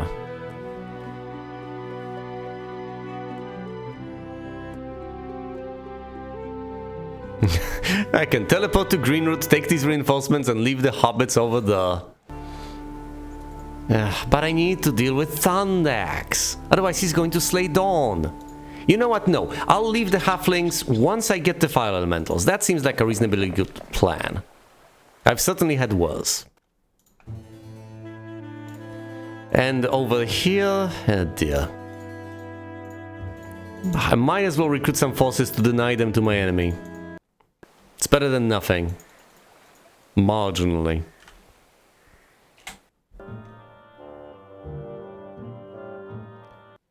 Which begs the question, hold on, if you stand on the stone lifts like this, what happens when a hero tries to go through them? Oh, presumably the hero pops out to the side. Yeah, I thought I just figured out how to block teleportation, but presumably I did not. Alright, Thundax decided to head south instead to take Castle, which is obviously not going to happen as I'm about to slay him. Alright, let's do this. Yes, but I'm fairly confident that I need to head east instead of heading south, so I'm going to deal with yellow before I deal with purple. After all, maybe I should deal with purple instead. After all, purple is a warrior, and yellow is just a builder. Yellow is just going to build up the castles for me.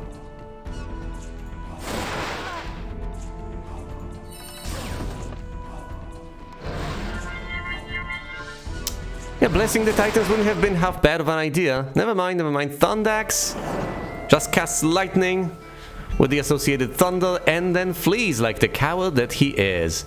Oh, and look, here's Troyan with an army, I guess. This just never ends. I also need to finally deliver the defensive artifacts to Wilfrey, although that's going to be alarmingly difficult. I presumably should just wait by a castle and deliver them by handing them off as he gathers reinforcements, which will happen reasonably soon, won't it? Surely it will.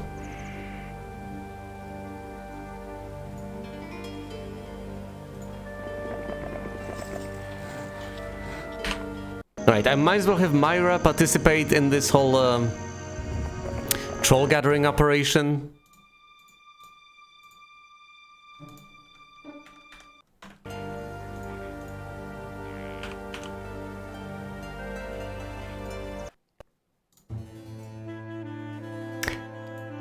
Obviously, I'm nowhere near acquiring that pyramid because I'm busy trading away resources for gems in order to acquire all the titans back at home.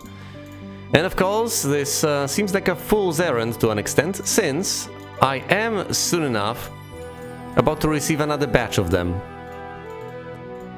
when the new week hits. But these forces seem significant enough that I presumably ought to I ought to head back soon enough, maybe even next turn. Or maybe, I don't know, maybe next week. I ought to teleport around to get those titans. After all, that will double my forces.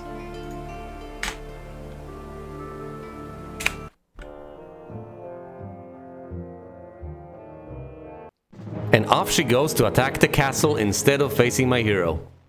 Obviously. Maybe I should have just stayed at the castle. There's basically nothing I can do anyway, as though. Let's try to get rid of as many sprites as possible. And try to hang on for dear life.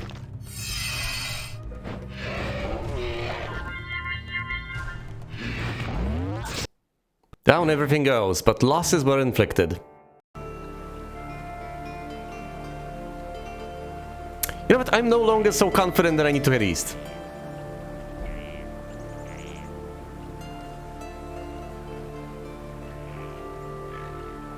Okay, now I'm confused. What is worth checking?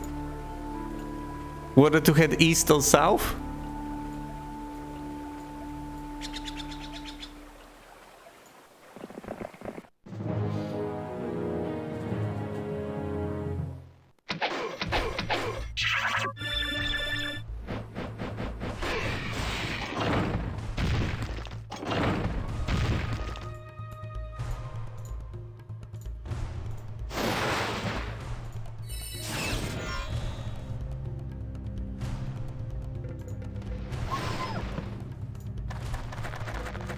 Right.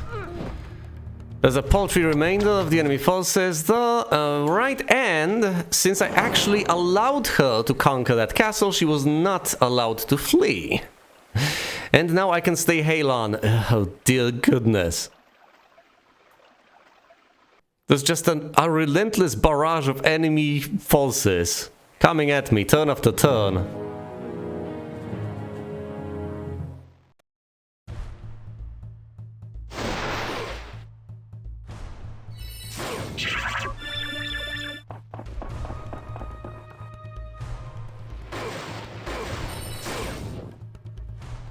Will I lose my final Cyclops? Not yet. The halflings get lucky. Will they slay the Titan? Yes, they will. I knew they had it in them. See, I always had enough faith in my little hairy-footed friends. And the faith was justified. Ballistics or navigation? Give me ballistics. And since I'm already here, I might as well visit the arena. What am I even doing with Kalindra? Ah, yes, the artifacts, right. Of course.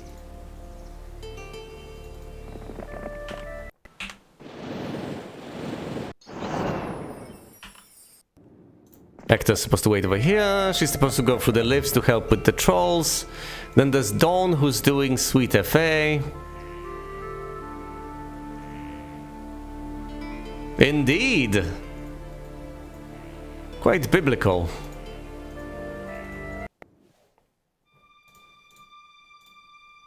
Alright, it's day 6. I could teleport away and get those titans right now. Actually, I couldn't because I'm out of movement points, but it was a good idea anyway. Felt like one. Will anyone try to conquer Harlequin this turn? Anyone? See, the castle of Dragontooth is reasonably well defended. Oh dear, with every single passing turn they become more and more entrenched. And Dragontooth has the strongest defenses of them all, so I think before attacking Dragontooth I ought to acquire some reinforcements. Because even without any heroes defending it, that's quite a tough cookie to crack, so to speak. And yet another hero enters the fray. Here's Craghack. With the throngs of units, but notably no tier 6 units yet. You enter the arena and face a pack of vicious lions. You handily defeat them to the wild cheers of the crowd. Impressed by your skill, the ace trainer of gladiators agrees to train you in a skill of your choice. Do I want attack, defense, or spell power?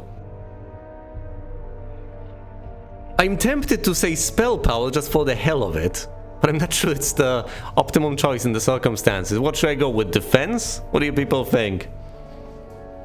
I'm leaning towards spell power. I could shore up my deficiencies, but I think the way to go is to just focus on what I'm always pretty sufficiently strong in. Just bolster my strengths.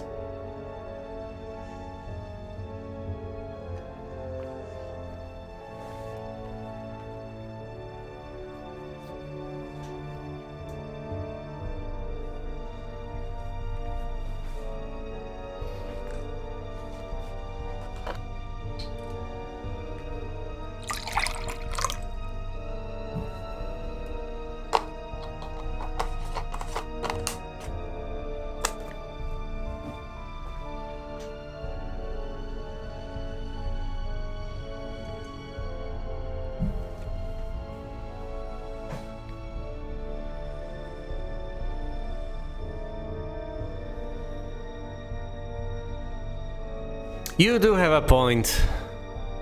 Yeah, I don't want my units to die now, do I? Fine, let's go with defense. And that's a whopping 12 points of defense. Alright, now, once again, I could head south to try to deal with all the castles over there. Or, you know, I could just do the smart thing, teleport back and get reinforcements, which is what I should have done for a while now. Fine, let's teleport back to Green Route.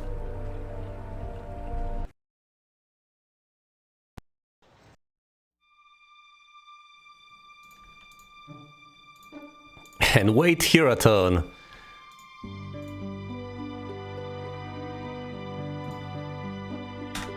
Let's see now, anything else I can do anywhere else? I absolutely do not have the resources to get additional buildings, so that's right out. Obviously some Cyclopses and Trolls, nothing here, nothing there. I'm ignoring this place, as I am ignoring that one. I could get all those precious halflings, but no. Lightning bolt will eventually stop being useful. What are you talking about? No, that's preposterous! If I reach a point when lightning bolt stops being useful, then damn it, I'm going to start just summoning elementals. Which presumably I should learn soon enough.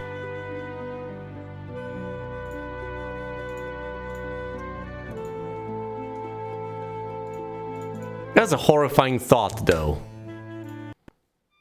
The leaning tower of my victory is mostly...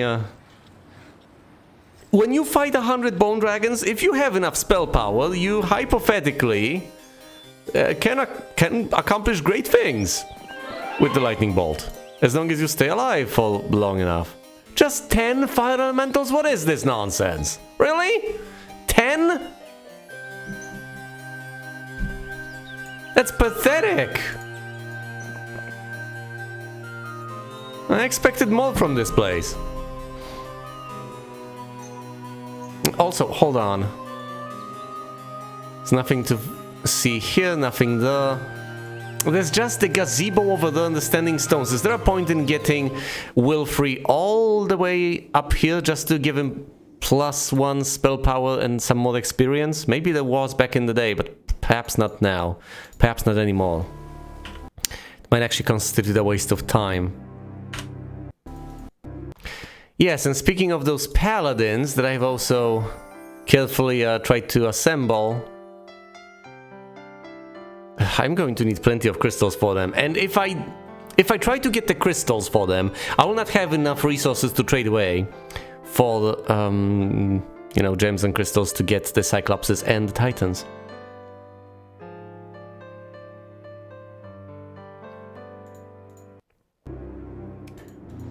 Oh no. You know, yeah, you have made your point.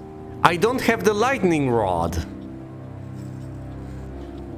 It just dawned on me. I don't have the lightning rod, so I'm not doing 50% more damage with the lightning spells. Oh dear. Now, if I had that lightning rod, an argument can be made why chain lightning is absolutely groundbreaking, is absolutely amazing against basically everything, especially as you get more and more spell power. But the way things stand... Yeah, but the way things stand, as I acquire more and more titans, which I already have a reasonably high number of, I might just be able to get by. Not just get by, I guess, but even thrive.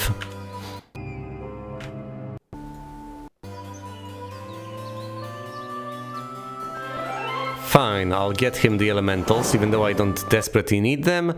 And then I'll send him over here to Merrimack, so he can possibly focus on acquiring and then moving the Crusaders to some other castle to save a single hop. I'm not sure that's worth it, but I might as well try to do that, I guess.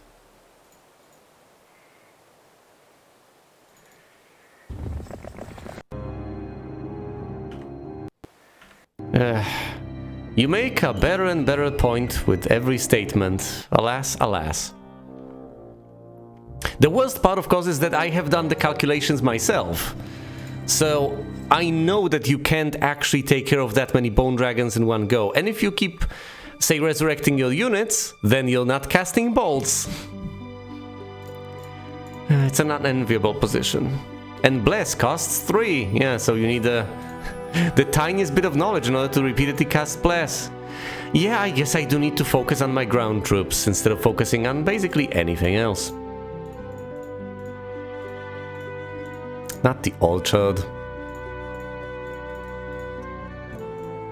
Alright, let's get the remaining titans.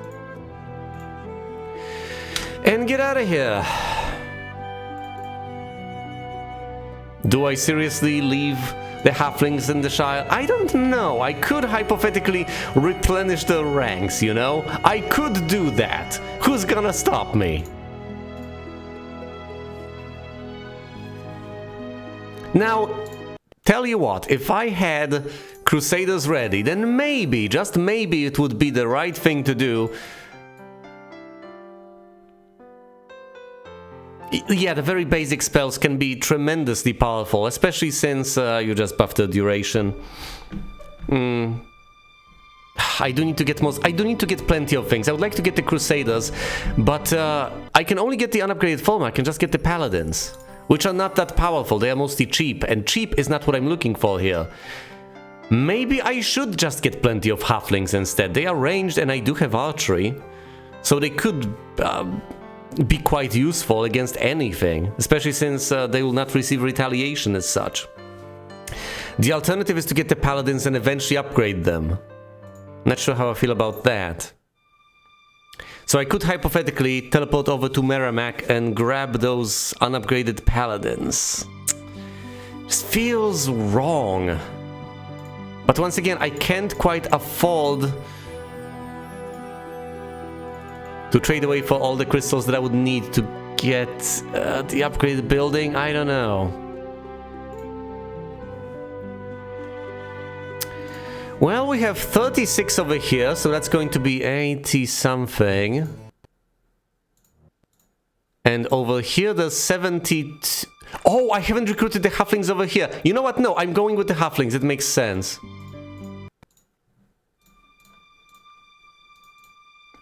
I can get quite a few of them, and I'm not facing the ghosts yet. So it makes perfect sense to use them while I still can. Because the alternative is to just completely give up on them. And they are quite powerful falls, all things considered. It may seem laughable, but no, they are fairly reasonable. And I avoid a single additional hop. So let's take them. Next up are the trolls.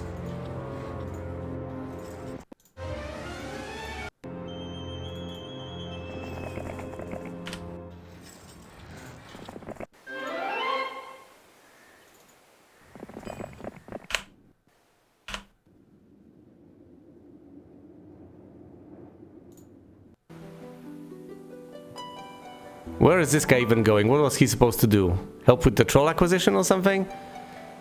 No, he was supposed to help with the paladins.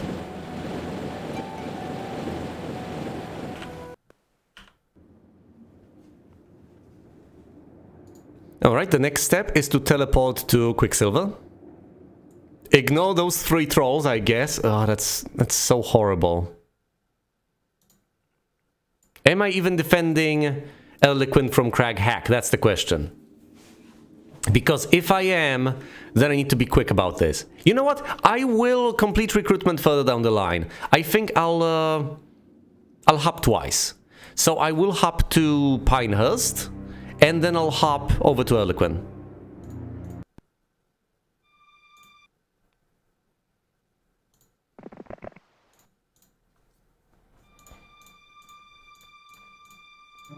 Which doesn't give me all the halflings quite yet. I need the halflings from White Shield, I believe. I could also hop to White Shield, but then I'll be depleting my stalls of mana.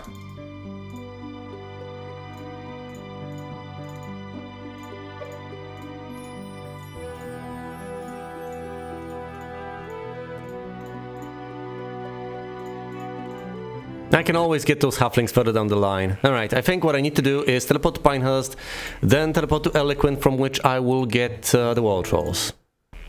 And that's about it. The remaining reinforcements can be acquired further down the line, say next turn. I also need to go to Pinehurst for another reason. I need to head on over there because I want to receive all those artifacts from Kalindra. The ones that grant additional bits of defense.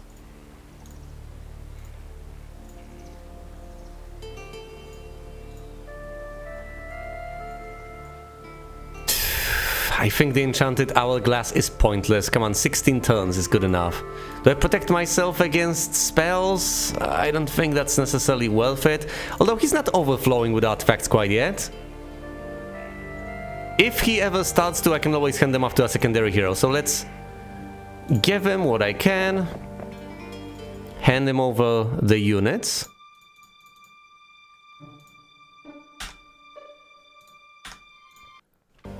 And teleport to Eloquent as the final...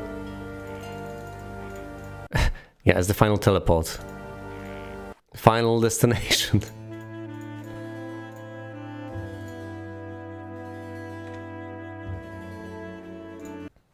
Now I've put myself in a reasonably unenviable position. I am over here. I could hypothetically defend the castle. Or, you know, I could just slay Crag Hack. Just like that. If I were to falter, I can flee. What am I even talking? Look at this. Look at his stats and look at his army. This is pathetic. I can obviously slay Crag Hack, and further down the line I could consider going for Dragon Tooth. Between 20 and 49 of these Cyclopses. Yes, but I have superior stats. I should go for... I'm going to slay Crag Hack, and I'm going to get some additional reinforcements next turn. And then I'll go for Dragon Tooth, I think.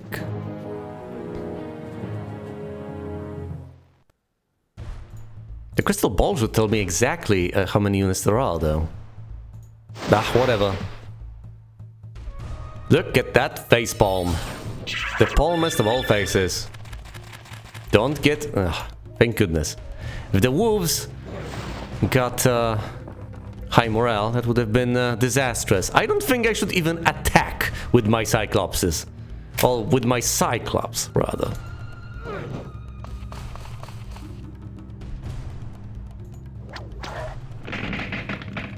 No!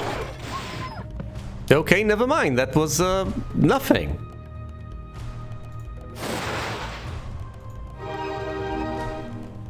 That was irrelevant. Crag Hack refuses to flee. In his foolishness, will he give me artifacts? No, he will not. He will perish. Do I immediately go for Dragon Tooth or do I go for further reinforcements? Decisions. I I've skipped Quicksilver because I wanted to acquire some more units on my way, because I wanted the actor to actually have an opportunity to hand over all these trolls. And I still don't have the pyramid back at Harlequin. Yeesh. I think I can go for Dragon Tooth right off the bat. I don't think I need those additional halflings or those additional trolls. And I can acquire reinforcements further down the line. Go for the mana. You know, you have a good point.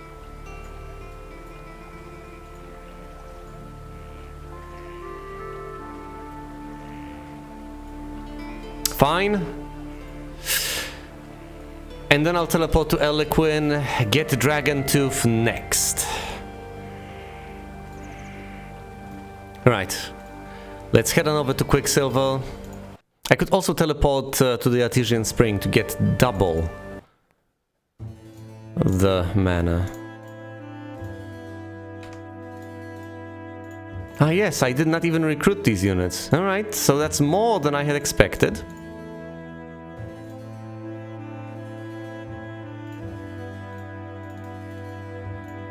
A few more crystals.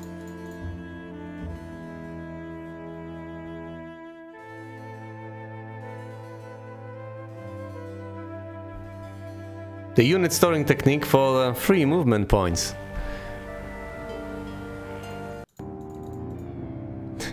Which technique do you even have in mind at this particular point? You mean as far as trading the units is concerned? Oh dear. But yeah, speaking of units, yeah, let's handle the trolls. Conserving movement points isn't that big of a priority. Since I will replenish them anyway if I am to wait over here to replenish mana, although I could wait elsewhere. Do I even have mana to teleport to another spot? I don't, I have to wait here anyway. Leave the slow units in garrison. Yeah, but I won't be really going anywhere, will I? Also, let's not forget the remaining halflings over here. 72 more halflings will be acquired. And they will be added to Wilfried's army. There'll be over 200 halflings. Absolutely respectable. Meanwhile, Sarakin was supposed to handle the paladins. Which I will presumably soon enough upgrade. Although I've been promising myself that for the longest time. Kalindra is over here, being absolutely useless. What exactly am I supposed to even do with her? I can have her wait by the castle. He can't do anything this turn because he's out of mana. He can teleport away, so let's leave him be.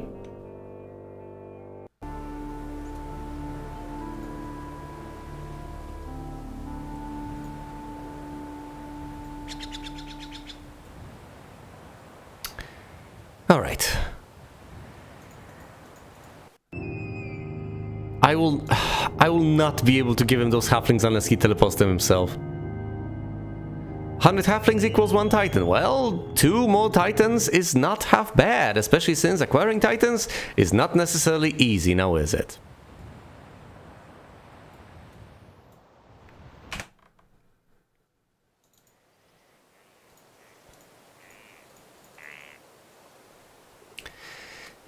I mean, I know I'll get rid of the halflings as soon as I get the paladins. That's the deal. But for that I'm going to need to invest in crystals. I'm going to have to trade for them. Quite a bit. I think what I need to do now ultimately is teleport him to White Shield to get those few remaining titans. I think he got everything from Pinehurst, so he doesn't need to go there. Yeah, the current plan is to send him over here. I will not be going to the Artesian Springs. Send him over there, then to Harlequin, then attack Gem.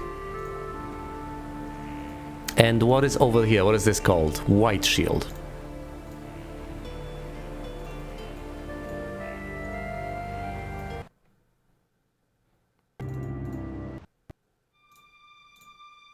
Exactly 200. And now it's time to go to Harlequin.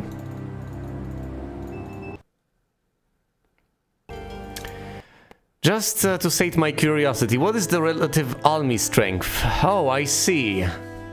I see. I am the weakest as far as the total army strength is concerned. But thankfully I have the stats to make that army accomplish more than any other army could. Let's slay Gem. Can't even remember if she's the most powerful hero for this faction. Ibn Falad is indeed not the strongest red hero. Yeah, well, stop criticizing the little guys. They're really trying, okay? They're trying their best and they're getting a lot of stuff done. I am proud of them.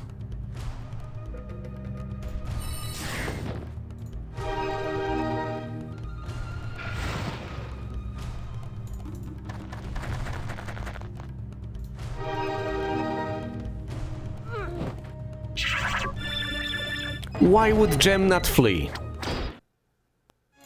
No losses. And I get rid of Gem. I think it's about time to go for Dragon Tooth.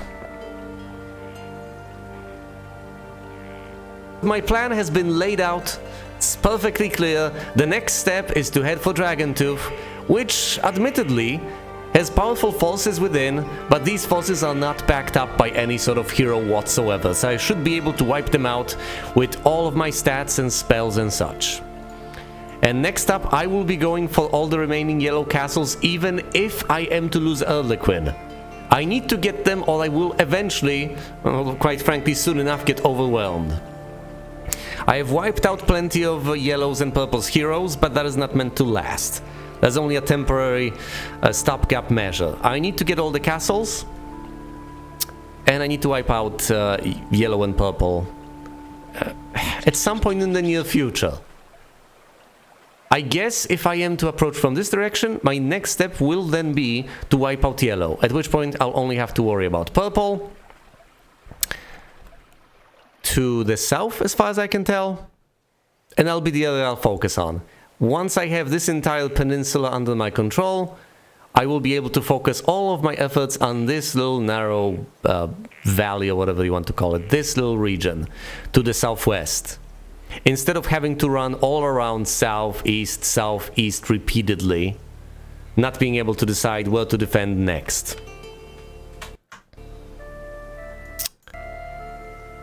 That's the choice I'm making, and I think it's gonna work.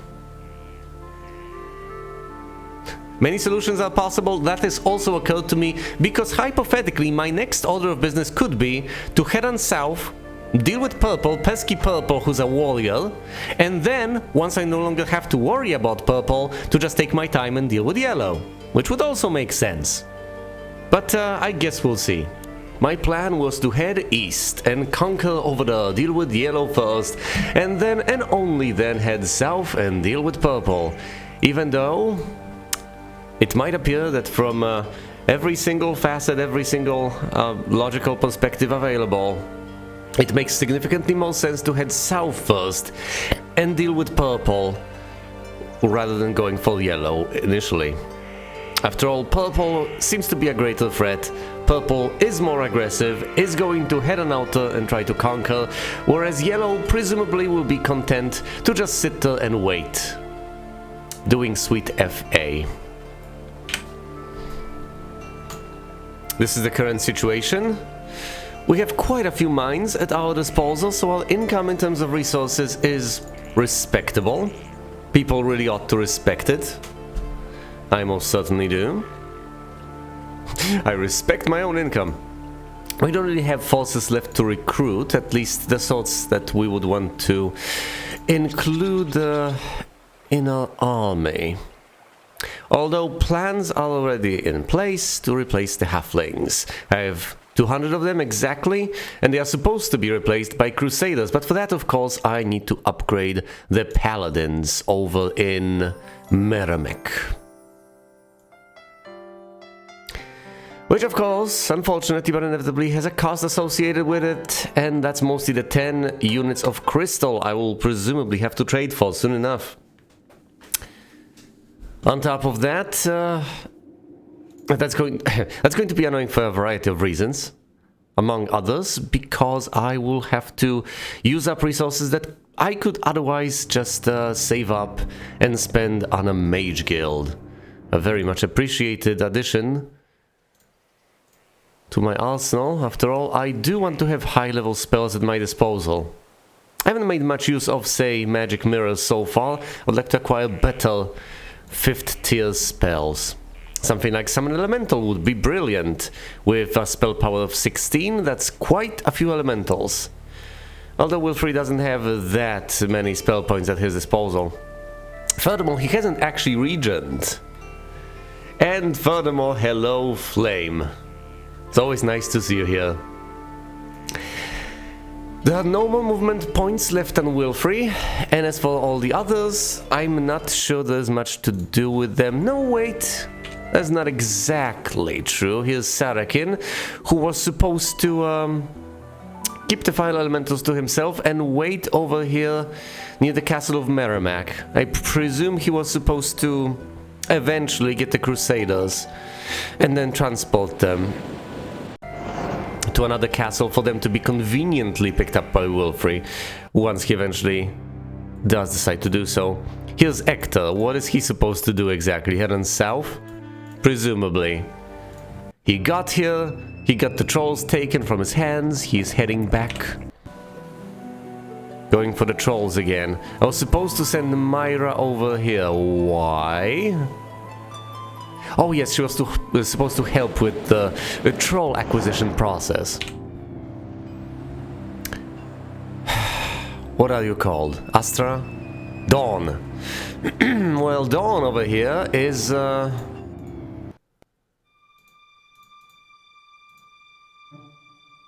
going to accomplish much of anything. It's not like I'm going to recruit the halflings of White Shield. I've already done so.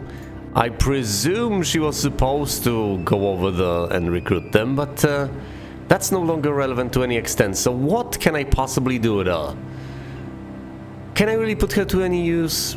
I could hypothetically send her south and have her flag any and all structures that she comes across. She's not particularly well, indispensable might be the term I'm looking for. Irreplaceable as well. Long story short, she is expendable. And then there's of course Kalindra, hanging out by the castle of Pinehurst. Once again, doing basically nothing.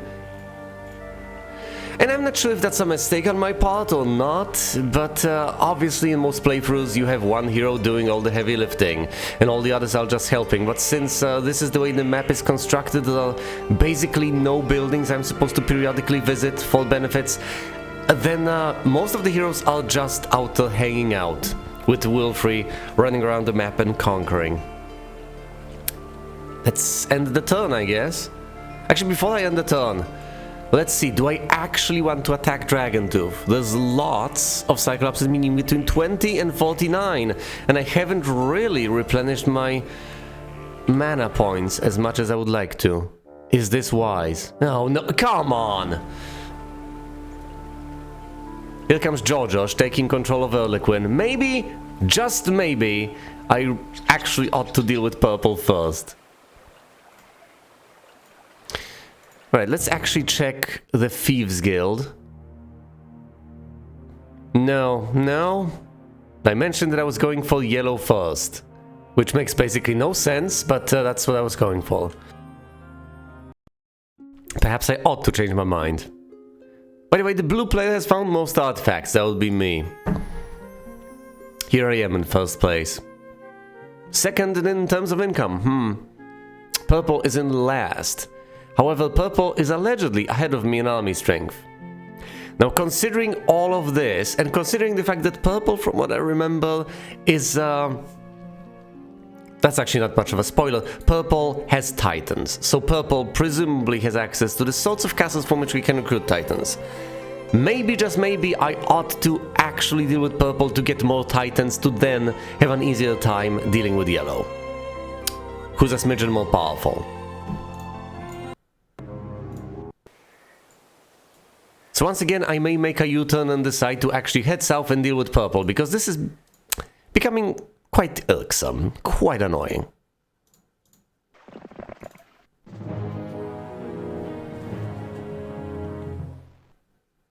Alright then, do I actually blast it with lightning? Yeah, I don't want to have any unnecessary losses if I can help it.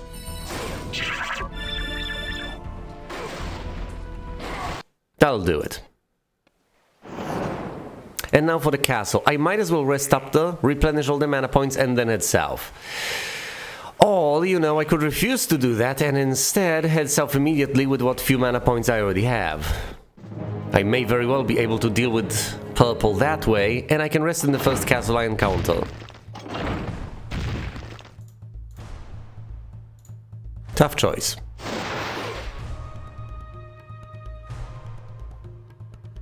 Yeah, that was exactly my question. Why did his titans file first?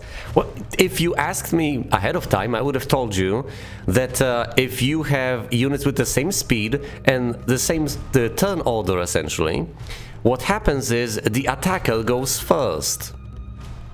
But I was the attacker, so how did that happen?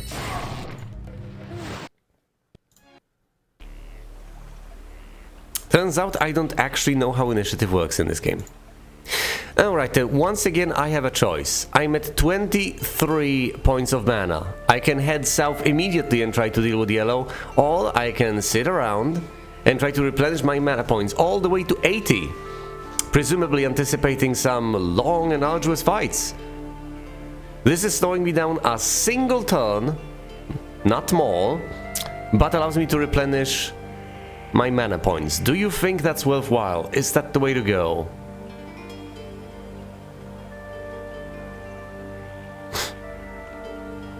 Presumably number values associated to various speeds in this game, and presumably there must be some sort of a system that resolves these things, although it might be convoluted.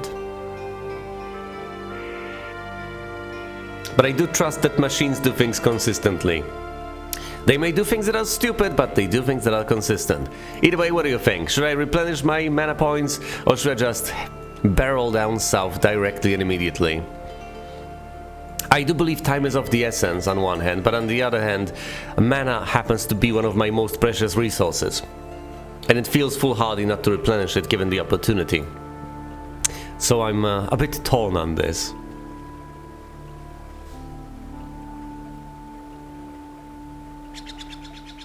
Replenish.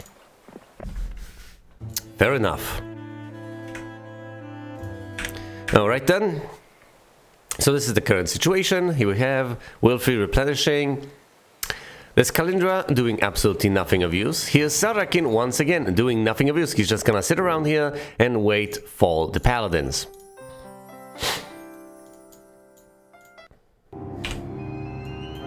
Ektal will wait for the trolls. Myra will wait for Ektar to bring her the trolls.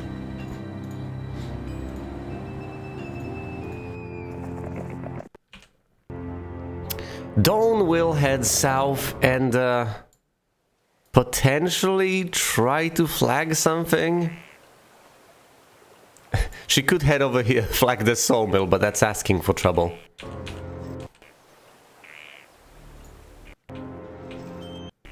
Is that it? I thought it was a seafaring hero on top of all of that, but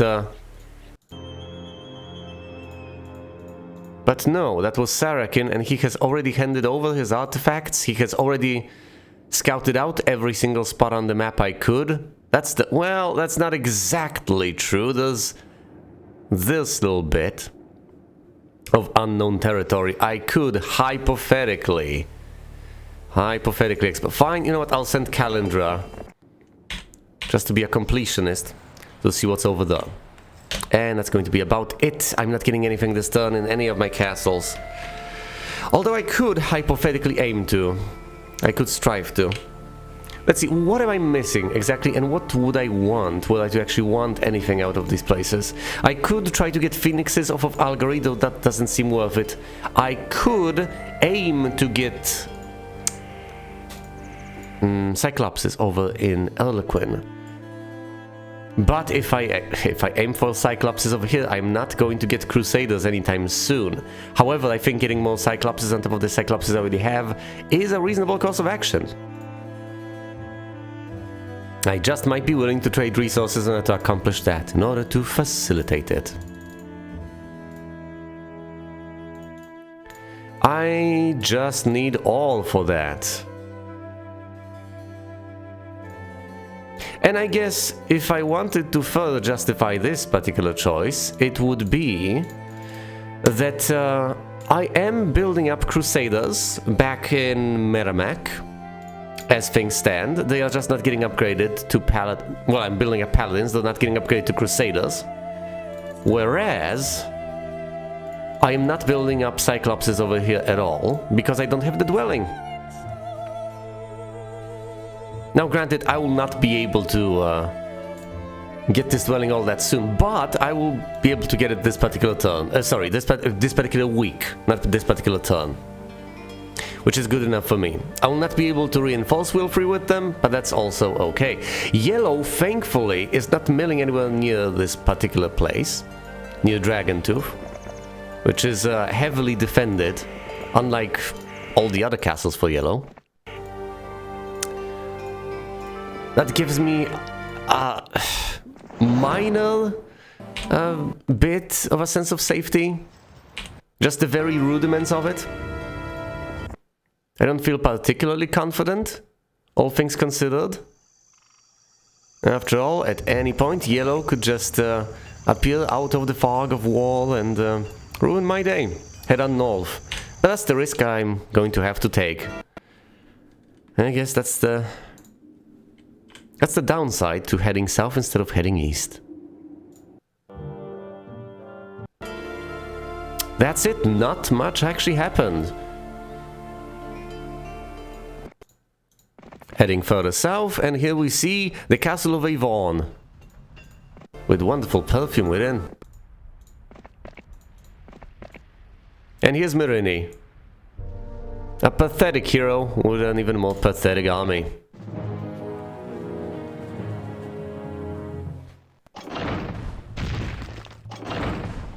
Let's expedite this by actually resorting to spells. You know, considering the paltry forces, I could say use Fire Blast or something. What's the range on this thing? I think this would be enough.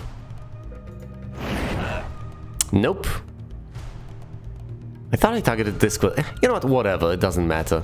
Should have just used the lightning bolt, even though I'm not getting a buff for it.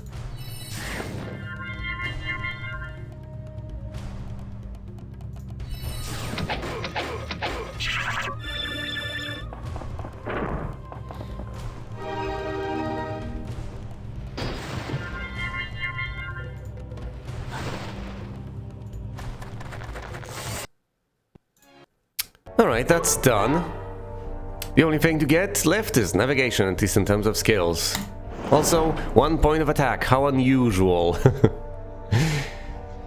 Also, hilariously enough, at this point Wilfrey's defense is higher than his spell power. That's mostly because of the defensive artifacts, but still, it is quite a sight to behold. 17 points of defense and 16 points of spell power, with a measly 8 on both knowledge and attack.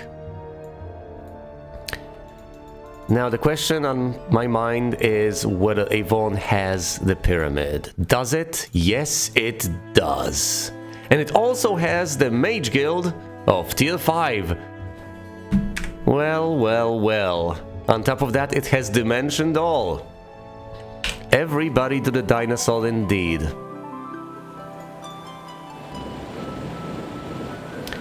Notably, I don't have that many mana points, so I will not be able to just zip around the map without a care in the world. But Dimension Doll is still exceedingly helpful.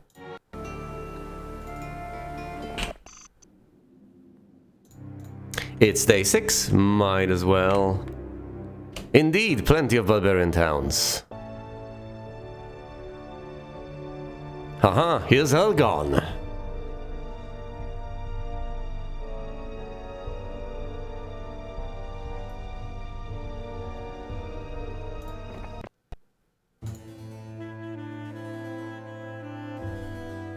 I don't know, doesn't the AI spam spells sufficiently well?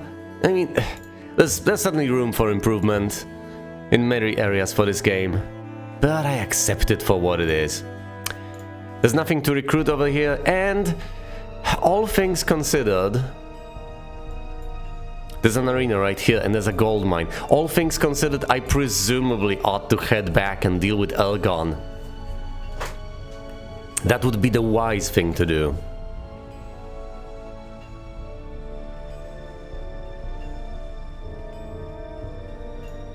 You know what? Here's my plan. I'm going to use Town Portal to get all the way back to Erlequin instead of doing anything else. I may very well flag the gold mine while I'm already here.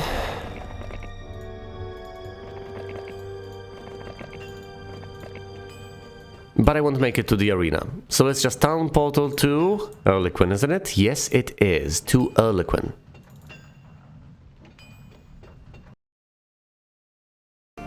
And back to Erlequin we go. Now granted, there's not much to get here yet. But thankfully I can get the pyramid this very turn. And so I shall. There we go. And since there are no upgrades available for the Cyclops, they just exist in the unupgraded form, I might as well get the 2 and end the turn to get even more. Let's explore this final bit of the sea. Presumably there's nothing to be found there, nothing whatsoever.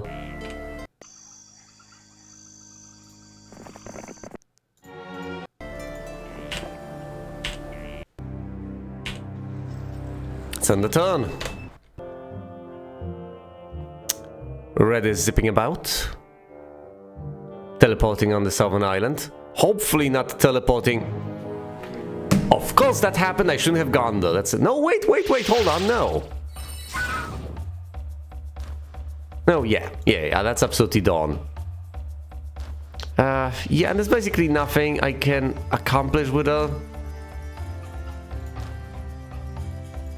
I did that to myself, I shouldn't have come that close to the enemy.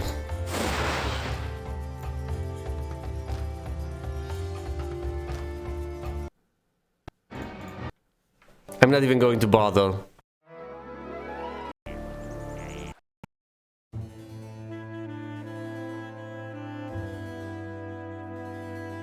Let's get some more crystals and recruit all the Cyclopses alongside all the War Trolls. And now,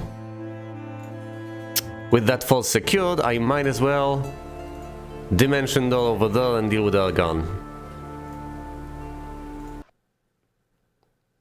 I will not let that slide.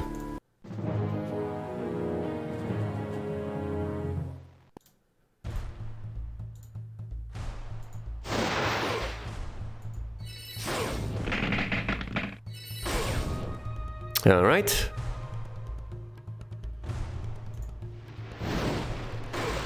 Dealt with the wizards. Maybe I should have shut the trolls. No, I don't think so. This should be fine. Check out the halflings, dealing with the titans. Also, since I've defeated this hero in battle, I could get all the artifacts. Yeah, I could get all the artifacts off of him. The thing is, he doesn't have any artifacts on him.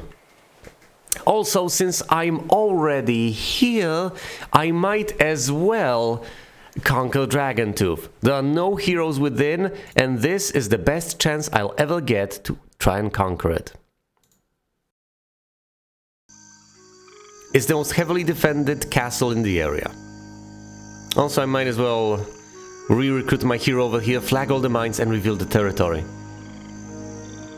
Also, that is a very good point indeed. It is day 1, so they don't get reinforcement right off the bat. 25 Cyclopses is a scary force, but I do have the spells and they don't have the hero, so I do have the advantage of additional points of attack and defense and everything else. 51 Wall Trolls can also be... all of this can be dealt with. It would be a properly scary force on a hero, but just sitting there in a castle, not so much. I presumably ought to start out by dealing with the wall trolls. They are, after all, ranged, and upgraded, and horrifying. As scary as the Cyclopses may seem. After all, they will get stuck in a moat. Oh dear. I might just be risking the lives of my own Cyclopses, but that's okay. Let's see how this pans out.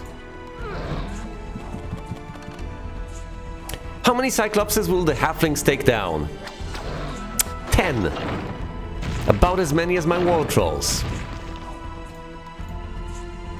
You gotta respect the Halflings. After all, it's not the size of the creature in the fight, but the size of the fight in the creature that matters. High morale allows the Titans to toss even more lightning, and with no losses we have secured the Dragon Tooth. I repeat, no losses. Even though it seemed like a pretty heavily defended castle, we have managed to triumph with nary a creature lost. Not even a single halfling. And on top of all of that, they haven't recruited anything because it's day one. But because it's day one, there are creatures available to recruit. Which means not only do I not get to fight them, I get to have them. Wonderful.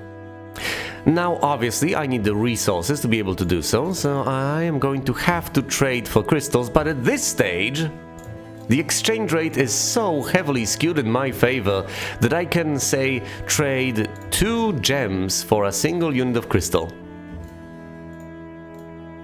Which I will need to. After all, I do want to get those wonderful crusaders to deal with the odious living dead. The Mage Guild isn't particularly impressive over here, but I can't expect everything.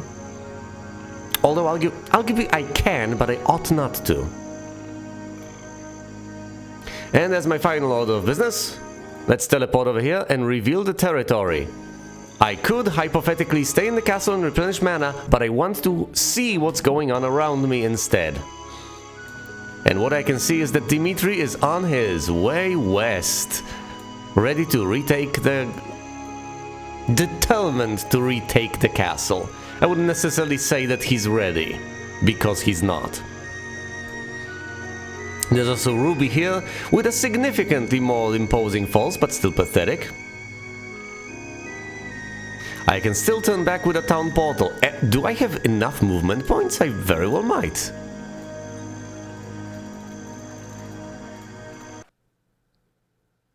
You were absolutely right, I still get to defend. Alright. All the other castles for yellow are just pathetic. They fall so incredibly short of being impressive in any way, shape or form. There's just nothing to them. So, having flip-flopped on this issue so many times, I think the plan will actually be... I guess it could be a coincidence, though who knows? Mayhaps. Either way, I think ultimately I will deal with yellow first, despite everything, despite how many times I have asserted that I will not, or indeed that I will. I guess my plans have changed yet again.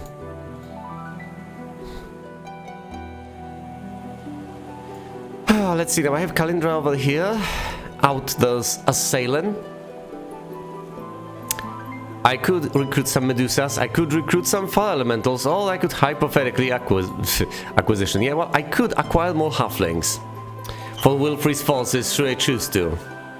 Even though I wanted to replace them with Crusaders, all you know, I could just turn her around and have her sit idly by doing absolutely nothing of use. Oh, by the way, since it's a new week, might as well recruit some new trolls, then try to pass these trolls all the way north to Myra, that's her name. That is indeed her name. Then she can head north to Quicksilver. I should have positioned her significantly further south, but I'll just remember that for the future. Any more resources I ought to trade? Not that many. But basically every single advanced resource I get now is going to get spent on crystals.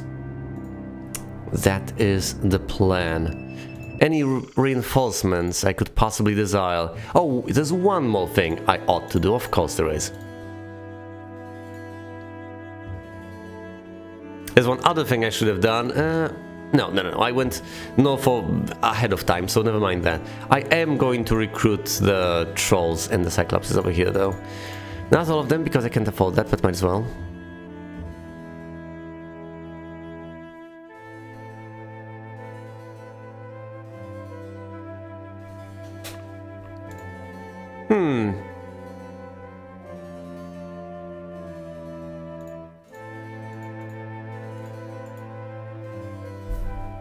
Curious indeed.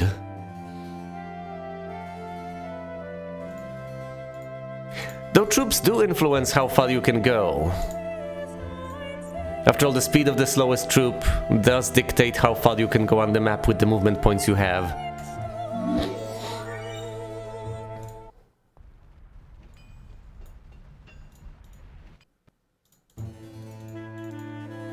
Either way, here's Dawn. And all things considered, I might as well recruit her some additional troops. Some ogres. The gold mine has been flagged, but I might as well explore the territory all around. I could keep her sitting pretty over here, but I would rather flag additional mines, reveal the territory and so on. I know it's risky, but I'm willing to put her life at risk in order to actually get some better reconnaissance done.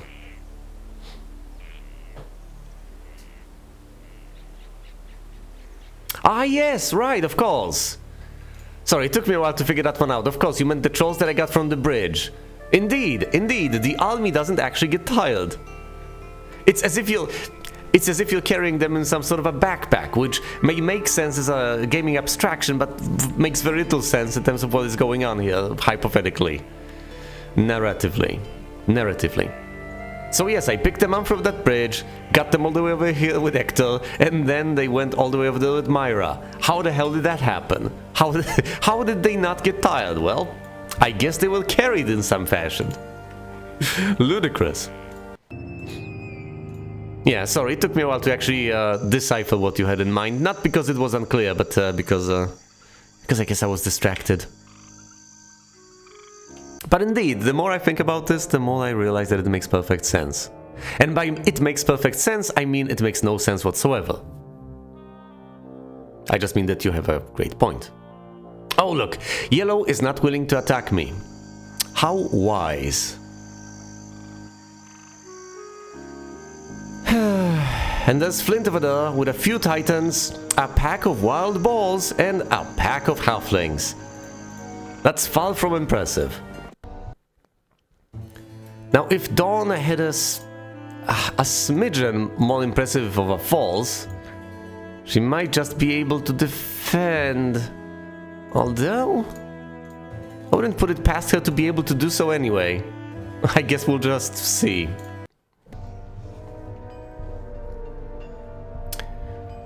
Alright, first things first. I have these folks to deal with.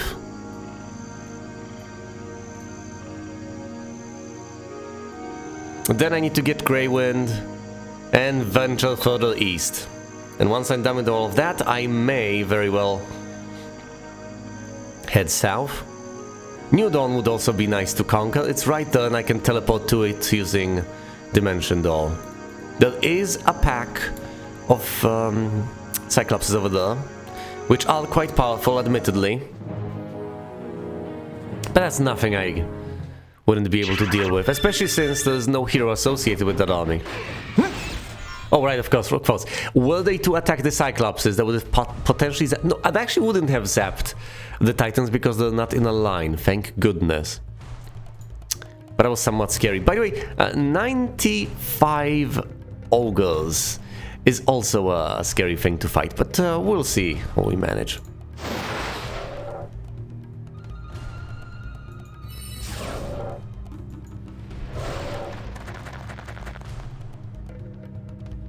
What are the stats on this hero? Oh, I can't attack because of the bushes. I mean, I can't attack from this angle because of the bushes.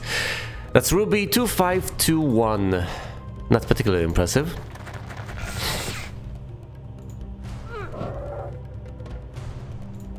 Watch the halflings. I see the peasants have high morale. I do not, for the life of me, see why, but fair enough. Everyone's dead. Time to attack Dimitri. This might feel like the cleanup phase, but I know that with what is coming, it's not. Not yet, at least.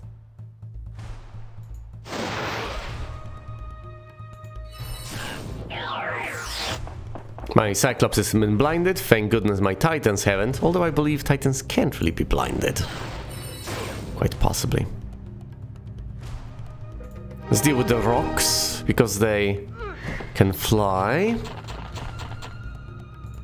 Deal with the unicorns using the halflings. All of them will die, obviously. Because halflings are just that wonderful. And now it's time to state a few final mages. No losses, once again.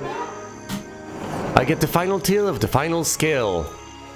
And now would be the time to zip about and either get Greywind or New Dawn. I think I'll opt for Greywind.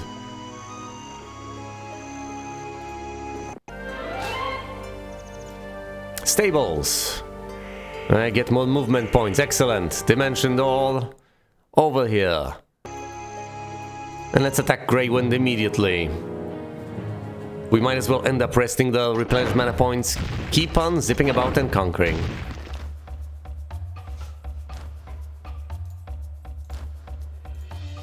Let's lightning bolt the orcs and attack the trolls, because obviously the attack deals more damage than the lightning bolt. Well, hopefully, obviously.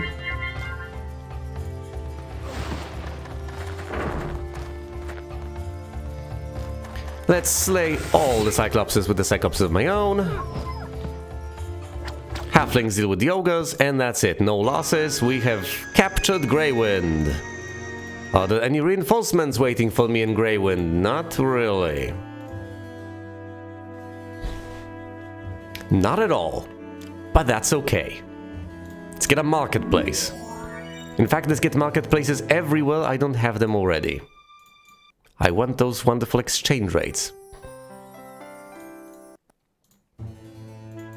I do have a marketplace here. Can't get a marketplace there. Marketplace here. A marketplace over there. No marketplace permissible. Marketplace, marketplace. Marketplace, marketplace. Have I already looked up around? Quite possibly, yes. Alright. So there's nothing I can get from this place aside from those delicious points of mana. There are also some mines I could flag were I to recruit an additional hero, but no, let's just step in, replenish what few mana points he has spent. Right, he has spent quite a few, fair enough. He has spent 31. So let's replenish those. And then we will obviously continue what we have been doing so far. Not much left to be said. But I can say it as many times as proves to be necessary. Even though there's basically nothing to it at this point. Obviously, the troops from over here need to be recruited, and alongside them, there are plenty of additional troops and additional places. For instance, there are all the Archmages available over here in Greenroot. Same goes for the Titans. But I can't recruit because I don't have enough gems since I've traded them away. So many different units that I'm not interested in recruiting right now because I'm busy conquering.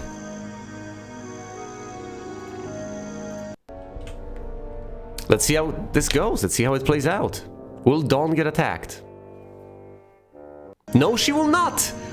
Check this out. So I've managed to not only conquer, but I've managed to hold Avon. Because the nearby purple heroes are not strong enough to retake it. This is incredible. Alright, now I would be interested in comparative army strength then. Must be just one Titan. Indeed, this is the current situation. Purple does have Titans, notably, And the purple hero isn't that paltry. 337 fall is reasonably respectable, I guess. But as far as total army strength is concerned, I have shot up to second place right after red. I have more artifacts and a higher income than red, so I'm doing quite well for myself, if I may say so myself. And as we have previously established, I absolutely may say so myself, because no one's going to stop me.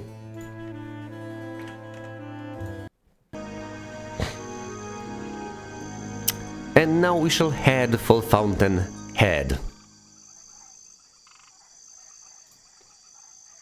With a hop, skip, and a jump and a teleport.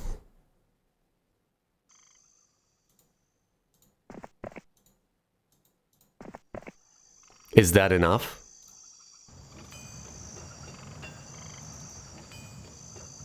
No, it isn't. Huh. Okay, I guess we will have to do this the old-fashioned way. Which displeases me.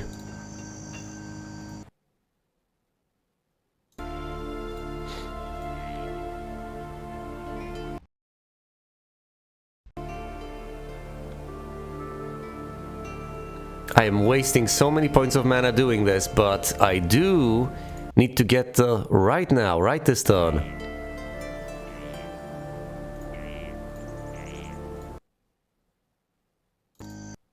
And I will be able to step in and replenish mana points before the end of the turn. That's all I wanted. As you can see, there are giants present, but not the titans. So this will be rather straightforward to deal with, since giants cannot toss lightning bolts. They can only use them in melee, for whatever reason. I guess they haven't been trained to toss them. Should have attacked the rocks. You know what, never mind, doesn't matter, unless the rocks decide to attack my halflings for whatever reason, and they of course won't. They're too ambitious for that, they decide to attack the titans. No losses have been incurred, and Fountainhead is now mine.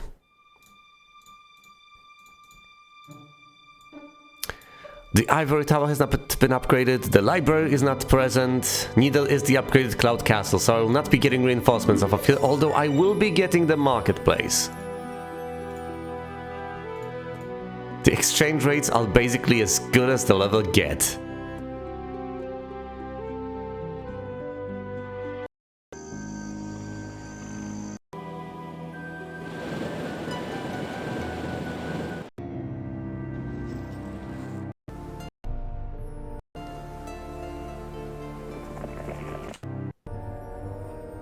Dawn ought to stay there. It's fascinating, isn't it? Because you have Dawn over here, and then you have New Dawn over there. Yeah, 1 for 4 on wood and all. Sounds like a limit to me. Have I just missed out on the fact that there's Luna right there? I don't think I've even noticed her. But you know, that's okay. It's not like she matters to any extent. What is this supposed to be? Is that supposed to resemble some sort of an army? Because it barely qualifies from my perspective. Then there's Portsmouth over there. As far as I can tell, yellow might very well just have this single castle left and that's it. Maybe one more, but I wouldn't expect any more than that. Granted, there are plenty of mines for me to flag. Yes, there are plenty of mines for me to flag, so why am I not flagging them? I ought to send some hero out there to flag them. Sheesh. And it's not like I don't have the gold to do so. So let's recruit yet another hero over here, Marini, and let's go out and flag these things. Sheesh. Anything I would like to get? Let's have a gander at the kingdom overview screen, since this is becoming increasingly complicated. I would like to get the pyramid where I don't have one already. I believe that's a single spot, that's a single place. No, I already have the pyramid in Erlequin. So at this point I'll just need upgrades in Fountainhead, certainly. I need upgrades. I need the library, I need the upgraded ivory tower, and I need the upgraded cloud castle. I also need an upgraded cloud castle in one other place, but I can't remember where. I think we have one in Pinehurst already. Do we actually have one in... We have one in both Pinehurst and Greenroot? That's a surprise to be sure, but a welcome one. Yes, we do! We have upgraded both of these. I've completely forgotten about that. Alright, so the only place that still needs that upgrade is our newest castle. There's also the issue of Merrimack. Well, we need to get upgraded paladins, namely Crusaders. So I will have to get enough crystals soon enough. I'll trade for them sufficiently well. Let's see, how soon can I actually get that?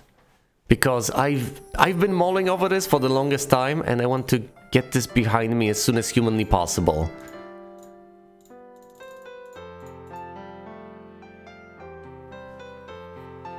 Fall, then I need what? 20? No, it's just 10. It's not that much. 10 units of wood as well.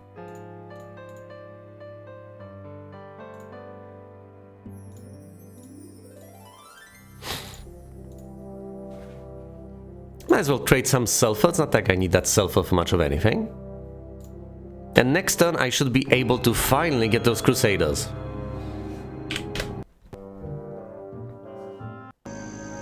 Alright. That's significantly less movement on the map than before, and that's the amount of movement on the map I am comfortable with. I can't get the library for obvious reasons.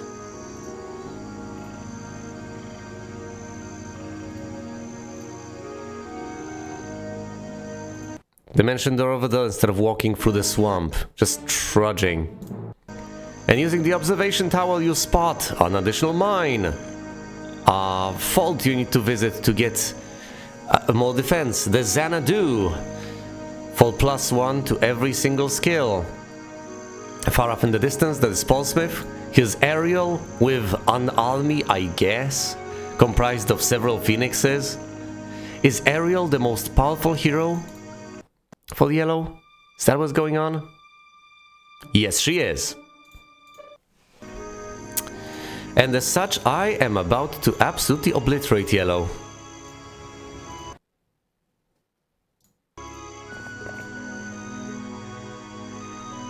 The arena guards turn you away. Why? No, I deserve this! Let me in! Oh. This is so not fair. Alright, let's go for Luna. Not teleporting anymore.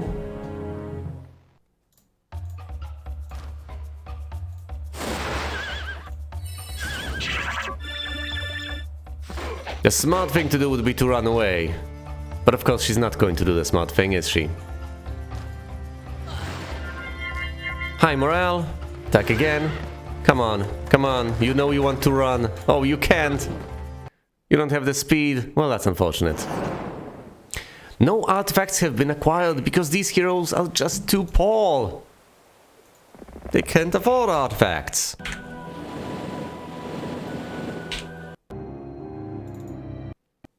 Alright, let's upgrade the cathedral and get all those crusaders. At this stage, I am not sure I want to get 18 crusaders instead of all of those halflings. Maybe I should just get more halflings. I know that in the future that might ultimately be to my detriment, to put it mildly, but for now it doesn't seem like the wrong course of action, now does it?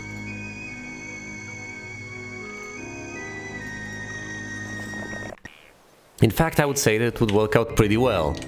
Of course, that is an additional bit of work on my part. I would have to engage in halfling acquisition all over again. Would have to go to the Hovel, to Greenroot, to all those places you get halflings from. But I could get how many? There's 18 over here, 18 over there, a further 18, so that's 18 times 3, plus however many there are in the Hovel. So that's around 56. plus however many in the half-orcs. That's about 60 more halflings. That's not that bad. Perhaps not a terribly impressive force, but as we have discovered, it adds up. Anything else I would like to acquire? The Titans, I guess. Let's do that from the Kingdom Overview screen, since it's more convenient. A whopping single Titan. That's okay, I will be acquiring those resources at a steadier pace. I need more gem mines. I'm not sure if there are any unflagged gem mines around. Anywhere? Gem mines? No? Who's that? That's Thundax. He's got an army that can possibly be described as impressive, I guess. I'll have to deal with him soon enough. But thankfully, at this stage, Wilfrey is powerful enough and has enough spell points that he can zip around the map, obliterating anything and everything and everyone. So there is no need to worry. Where did that pesky hero pop up?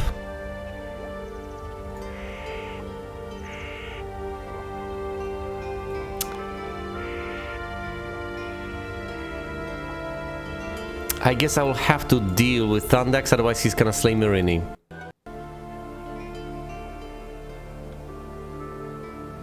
Wait, what about the yellow hero? What happened to her? Has she fled? I'd like to conquer Portsmouth, but I think our priority will be getting the mines, defending the heroes, dealing with Thundax.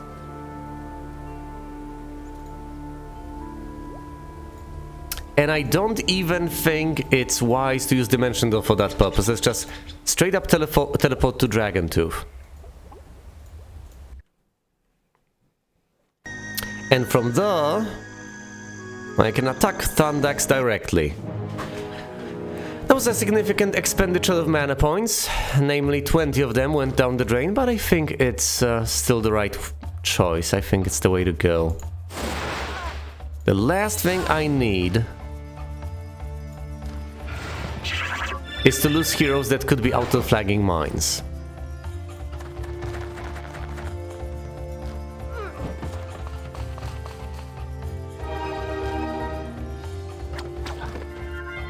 The halflings get lucky, Thundax won't be able to flee, no losses well had.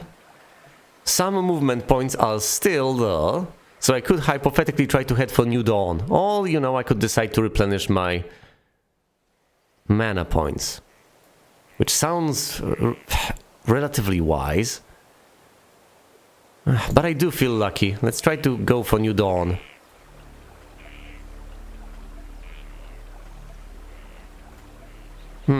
Let's see, if I go over there, no, that's a horrible expenditure of movement points. It's very rough terrain. That's me teleporting once. Twice. And enemy at the gates. I'm right next to New Dawn and will be able to attack it the very next turn.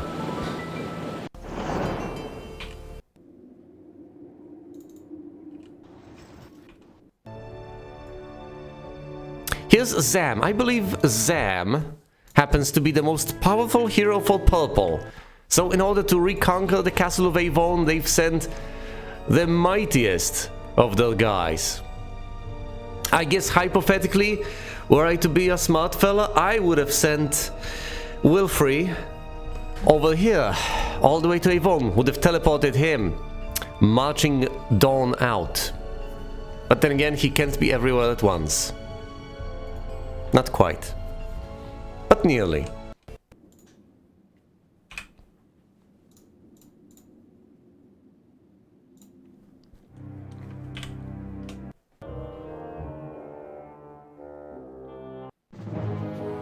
And here comes the attack. We won't be able to fend it off, not with this hero.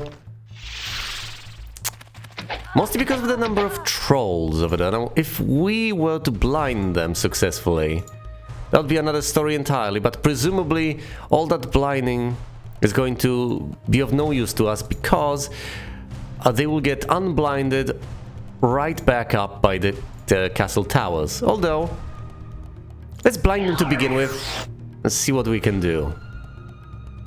We are not marching out with the Cyclopses. We are staying behind castle walls and slaying everything we can from the safety of them.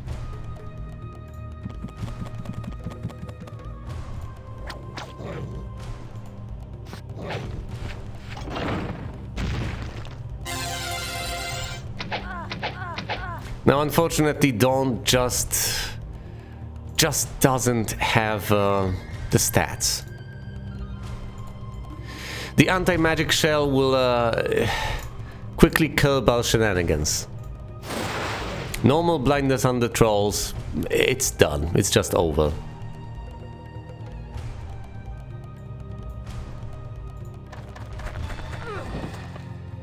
Down go the trolls.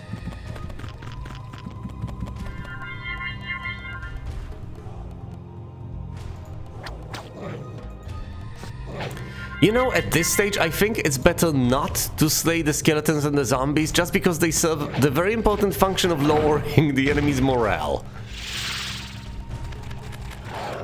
They would be trivial to take down, but I think it's more beneficial to us than it is a detriment to have them, though.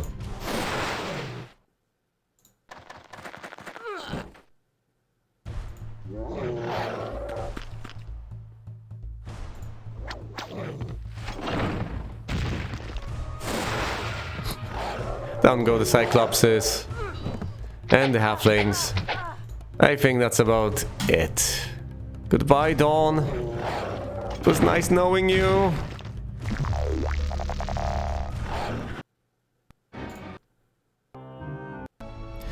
And down goes Dawn, and here's Gwyneth, incredibly, with 12 Cyclopses.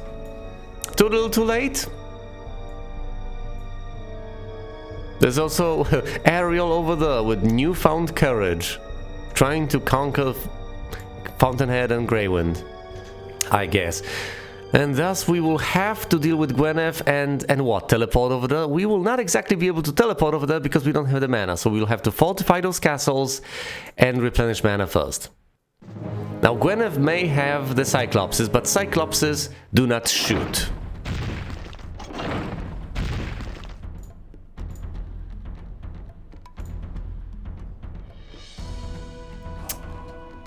And at this point, I have more Cyclopses than she does.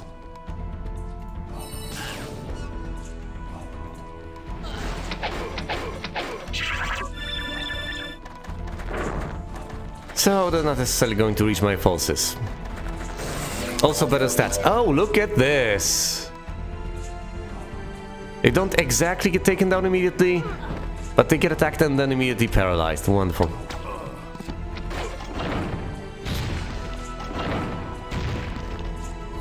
Deal with these guys, then attack the Cyclopses, finish them off with the Titans. No, never mind, never mind. The Mage's Ring of Power has been acquired alongside a spell scroll, the caster's bracelet of magic, and that's it. But that's enough. Didn't expect to get artifacts, and I didn't get any more artifacts because I already am full on artifacts. See, I presumably should have handed some of them off. This is what happens. All the other artifacts have just gone to the void. There may have been more artifacts, but there aren't now, and there never will be. They're gone. And this is a spell scroll containing the slow spell. Pathetic. This gives me +2 spell power, that's reasonably useful, and this gives me +2 spell power more. Reasonably impressive. I'll need to hand this off soon enough. I don't have the mana to teleport around. What do? Do I move around a bit? A bit, you know, to reveal the territory, possibly. But I have to end the turn in the castle. I have learned Armageddon, but I refuse to use it. There are also no forces left to recruit over here, none whatsoever, and everything has been erected. This is pretty straightforward. I should try to protect myself from Luna, assuming she can head far enough north to actually be a threat, which I wouldn't really bet on. I'm not going to recruit the giants, that would be ludicrous. Then I would have to spend all that money on upgrading them. Not happening. Let's Just get some goblins over here. That ought to be enough.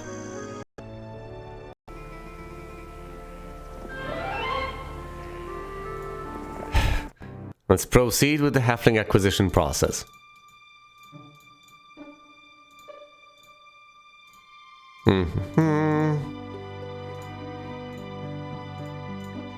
I could just put them back there for Wilfrey to pick up once he reaches this spot.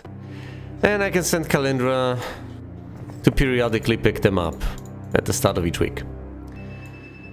I could wait until next week, or I could send these crusaders all the way back to Wilfrey. Or I could leave them in the castle for him to pick up. but yes, of course. Wilfrey decided that since he couldn't fit all the artifacts in his backpack, he might as well obliterate them. And away they go. Permanently.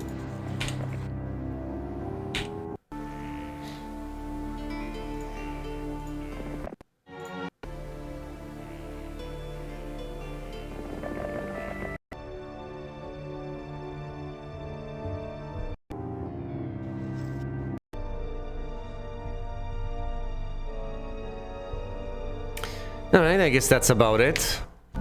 Let's see how the situation develops. There goes Luna, but unfortunately, at least for her, she just doesn't have enough movement points. There's Halon over here, with Zam over there. There are also some defenders in Avon, finally. I presumably should not head south to get this ore mine. Seems ill-advised, to say the least.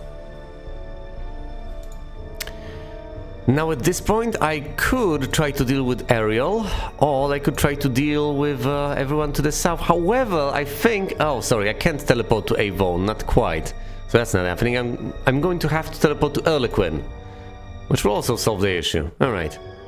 So here's the plan. First and foremost, let's teleport... You know, instead of using two teleports, let's just go to Fountainhead directly. Do not pass go. There we go. I'm in Fountainhead, and now it's time to attack Ariel. Anything to pick up over here? Anything? No, absolutely not.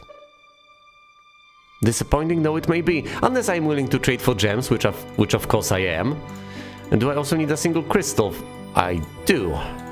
Hold on. 1, 2, 3.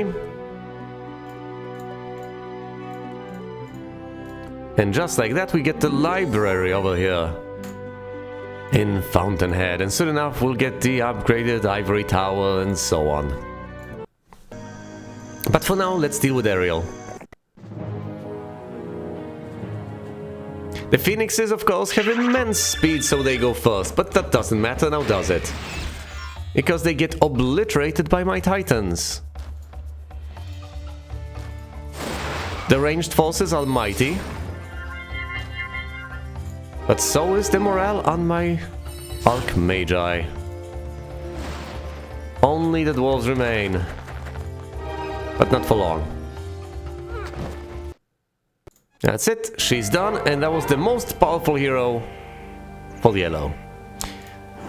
Defense +1, so he's at a whopping 18 defense. Let's recruit another hero over here, I guess. Having morale for ranged units, is it worth it to waste mana on lightning bolts? That is a very good point. It is a waste, isn't it? If I am honest with myself.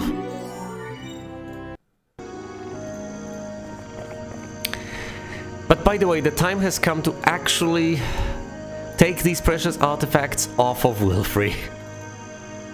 For instance, the Hourglass is just effectively +2 spell power, but only for the purpose of the duration of spells. We don't need that. We absolutely can do better. We don't need additional morale, we already have max morale. We don't need the lucky coin either. Hypothetically, we don't need the crystal ball.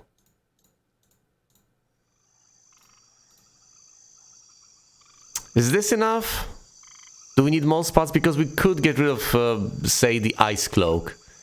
It's not like anyone actually casts ice spells that much.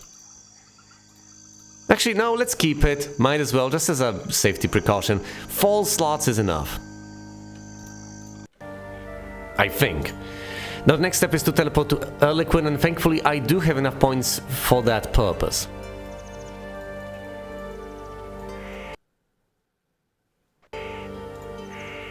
Now, I could march south to deal with Zam, I could teleport in a few hops to reach him, or I could just wait here, and I think I will choose that final option, especially since they'll end in day 1, allowing me to recruit some marvelous troops.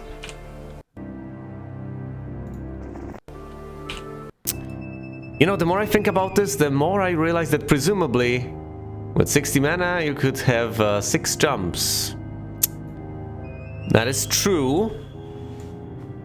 That's absolutely true. With the mana I have right now, I could hop 3 times, or I possibly could have teleported to another castle. And the more I think about it, the more I realize that presumably I should have gone to Greenroot and picked up some titans. I could have recruited more, of course. It's about time I got those precious reinforcements, isn't it?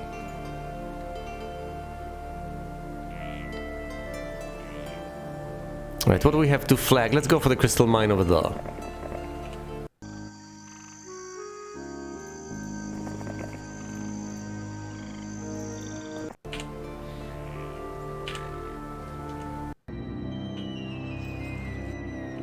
I still don't understand how the arena operates. Do you have to be a certain level, not too high but not too low? Why? It says already visited on Wilfrey. Fascinating. Oh yeah, I've sent Georgios there already, I guess. But yes, apparently you can only visit 1 per map, even though there are multiple instances of it. How disappointing. Right, is there anything left for me to do? Anything whatsoever? Anything of note? I don't think there is.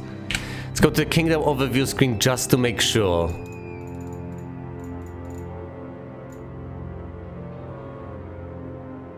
Yeah, if there are multiple on the map, I guess it does make sense that they limit that. It's it's obviously still annoying, it just might be balanced.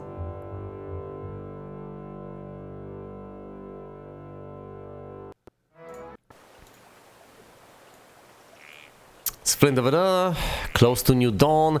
I have to deal with these guys, it's getting increasingly annoying. There's Tyro over here, presumably the most powerful hero for yellow currently.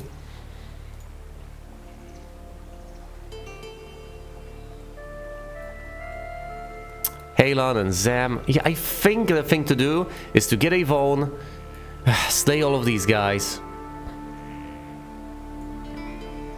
And then what? Head to New Dawn, possibly? All these other castles are threatened, I guess, but unfortunately my mana is somewhat... No, hold on. The first step obviously is to get the reinforcements. I've mentioned that a moment ago, I shouldn't forget about them. It's quite crucial that I do acquire them. How many do I need? 3. 3 crystals exactly.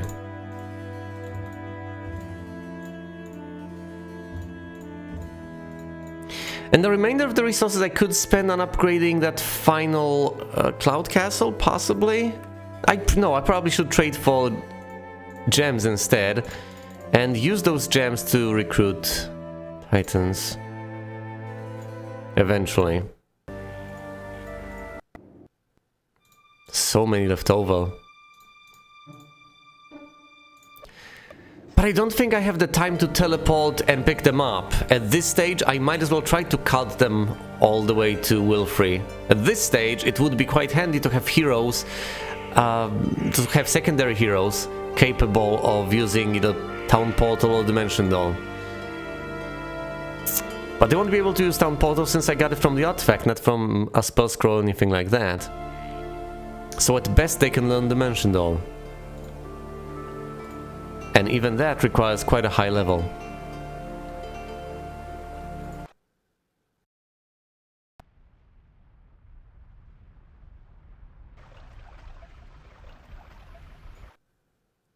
Alright, we're all the way over here. Dimension door over there. Attack Avon.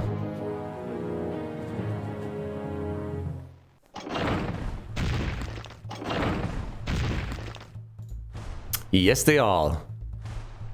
I mean, I think they do. Maybe I should have gotten more knowledge. Maybe that's a bit unlucky, isn't it? To just have 80. But that's obviously still fine. It's not like I need to hop around the mall. At this point, I'm limited significantly more by my movement points. Rather than anything else.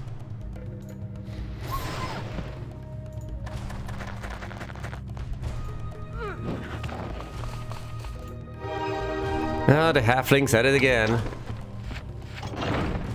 If anything works to their detriment, it's the fact that they are slow. It's not that they aren't powerful. With the numbers they have, they are quite a force to be reckoned with. Is there anything at Avon? I don't think there is. Oh, there is? Really? Well.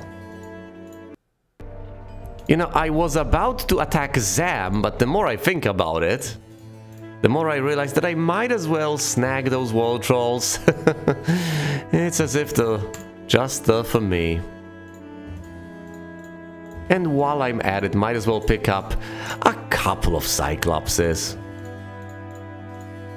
It's like I'm in a candy store. It's not like I do much with them, I mostly rely on my Titans, but it's nice anyway. But yes, of course, it's day one, so of course they didn't get the opportunity to recruit all these things. We've been over this one. We have obviously been over this one.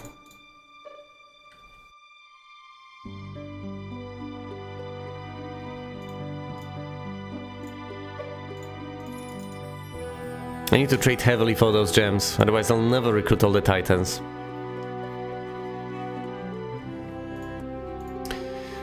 I got all of them at Greenroot, but that's not the end of the story, obviously.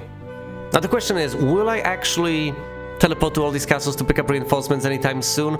Or should I instead take the initiative to get them to some central location for the Wilfrey? I think at this point it might make sense to actually move them across the sea and centralize them for Wilfrey. So let's do just that. Yeah, but first I have to pick them up, don't I? Let's get them on calendar and move them. Including, of course, the halflings. The precious, precious halflings. Meanwhile, the Crusaders do not require advanced resources. That's one of the best things about them, if not the best thing about them. You just need to spend gold on them. And you get them, just like that. Alright, with that in mind, let's get on board and deliver those reinforcements eventually. We get 2 more trolls, we then pass them on to Myra. As we have previously established, the trolls somehow do not get tired. Myra will move them all the way to Quicksilver. Well, she will upgrade them. Not only that, but she will also recruit additional wall trolls and will lament the fact that she doesn't have enough for all the Cyclopses, because she doesn't have enough crystals. Soon. I will work on that very soon. I'm not sure I can even send Mirini over there to flag that mine, because there's Tyro over there looking quite menacing. And I can't send her over here to the south either, because there's Flint. With a force that otherwise would not be so alarming, but from the perspective of her... From her perspective, that is indeed monstrous. Unless I bite the bullet, recruit some sort of a powerful army on a secondary hero, and go marauding around, slaying secondary heroes left and right. Don't think that's what I'm going to do, though.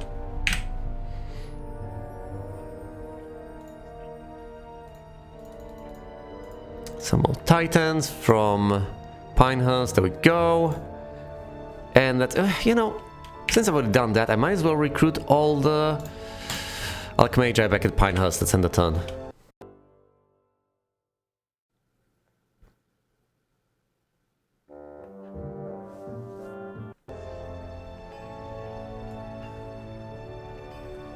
I see Zam has decided to flee.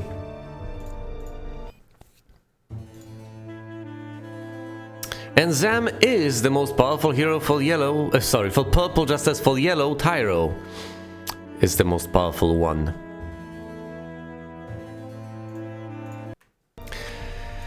Which means that I am about to do exactly what I expected I was about to do, namely, just repeatedly obliterate the most powerful heroes for each faction.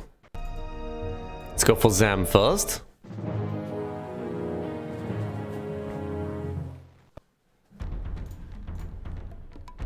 You know what, you're right, it's not worth it to use that lightning bolt. What's the point? 31 wall trolls perish. 31. Now they're just down. Behold the mighty halflings. There we go. We get the Medal of Courage. I can't actually right-click it on this screen, but presumably it gives morale. And that's it. That's the only artifact. The artifact and the most powerful hero. Let's teleport to Halon and wipe him out. Now hold on. Is it more important to, say, deal with Tyro? Because he's also a menace. And Flint over here at New Dawn is also an alliance. Have I not conquered New Dawn? Has he reconquered it? That's it's a shame. Yeah, there's Tyro and Vesper over there. Threatening George. I think I might want to look into obliterating them. Although if I do not deal with Halon, he's just going to retake Avon. Decisions. Can I actually leave a false powerful enough in Avon that would defend against Halon's attacks?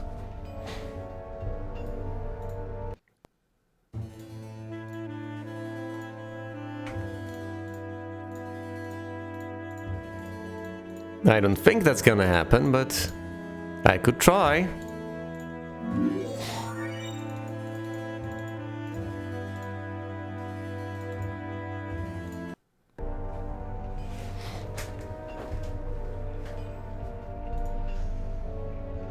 I think indeed the next step is going to be to teleport to Fountainhead, then head on south, deal with Vesper and Tyro.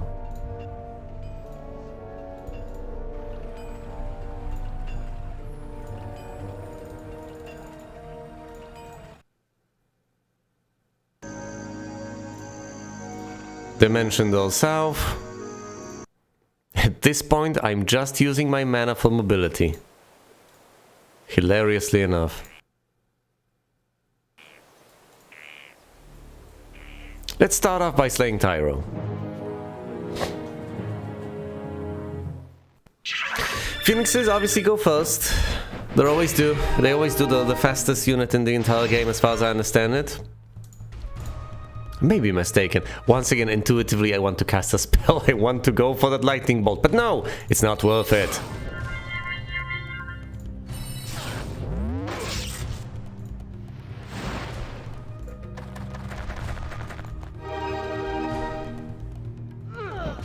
This is sad. No losses, defeated, done. Now for Vesper.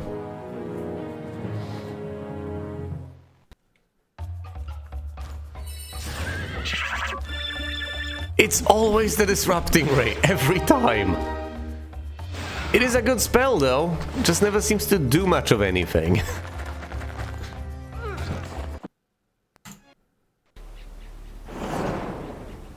It's mostly an act of desperation. Alright, now, I could teleport back someplace, I don't know, to Avon? Possibly.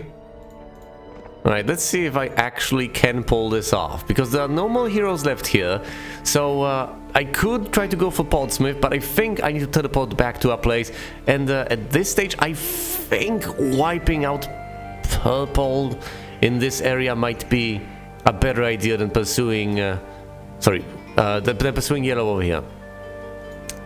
So Avon it is. Can I do that? Yes, I can, of course I can. And just like that, I might as well send Dawn on a suicide mission to reveal some more territory. Here's the castle of Solpigol, where a hero presumably is about to get recruited. That hero is just going to slay Dawn. But that's okay. Once again, that is okay. And soon enough, that will become an additional source of titans for me. More importantly, let's use this opportunity to try and deliver those precious reinforcements I have mentioned so many times. Might as well leave them all in Pinehurst. That seems like a reasonable destination. It's the best I can come up with at this point in time anyway. Now, as far as Myra is concerned, she had to recruit additional Cyclopses over here, and for that she needs more crystals.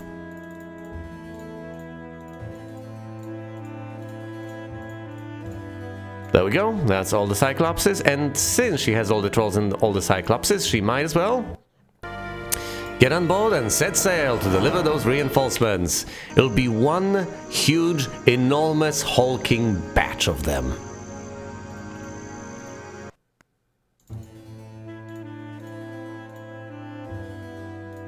Back at Dragontooth, guess what? I could recruit even more Cyclopses.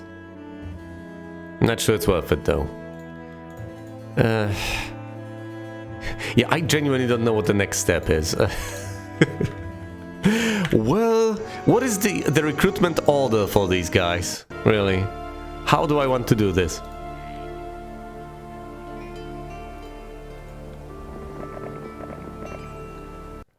Does it even matter? Once I flag this crystal mine is going to be significantly easier, because then I won't have to trade resources that much. Of course, flagging this gold mine will also be beneficial, but as I have mentioned, I can't do everything all at once.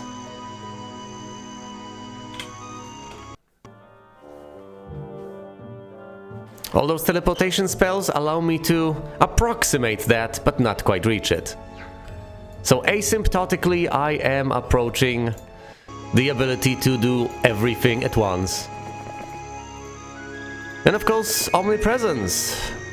I am almost everywhere at the same time. But once again, unfortunately not quite. Alright, the next step is to deal with Solpigol and Alamal and Halon. Let's go.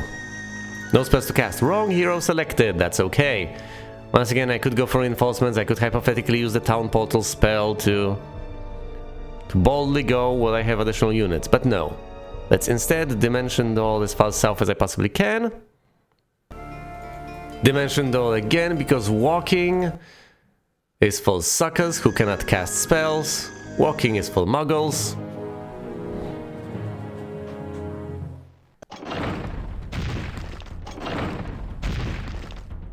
Solpigol shall fall.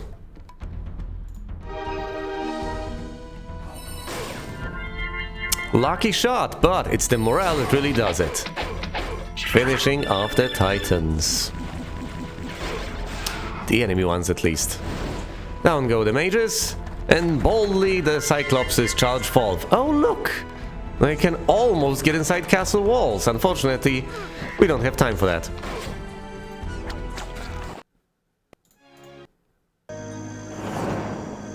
Okay, Solpigol is now mine. What do we have here? Mass slow, meteor shower, resurrect true! If anything falls, it will not stay that way for long. It's also got everything. Oh, and most importantly, most notably, it's got more halflings. My halflings.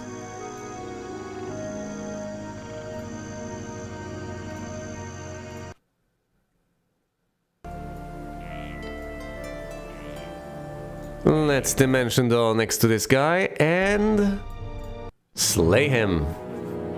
With the final point used on an additional teleport, I guess? We shall see. The final point of movement, I mean. Oh no, my Cyclopses got paralyzed because there's so many of them and they are tier 6. Whatever shall I do?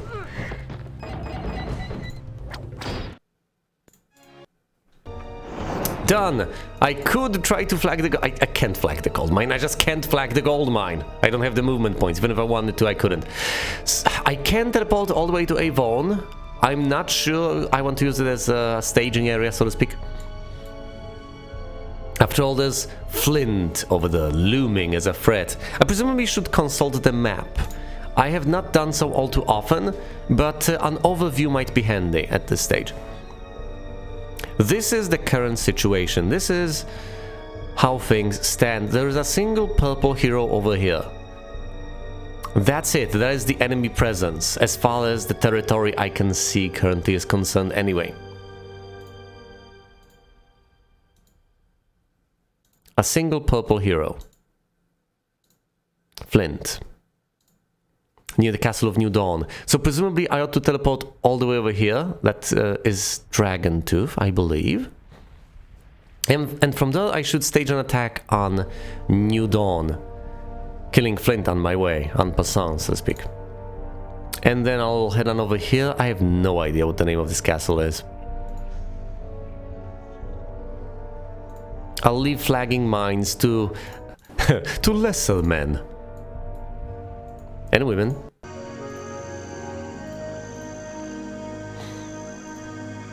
Alright, and since I have cleared units out... No, I need to head west rather than south, otherwise Murani will just get obliterated.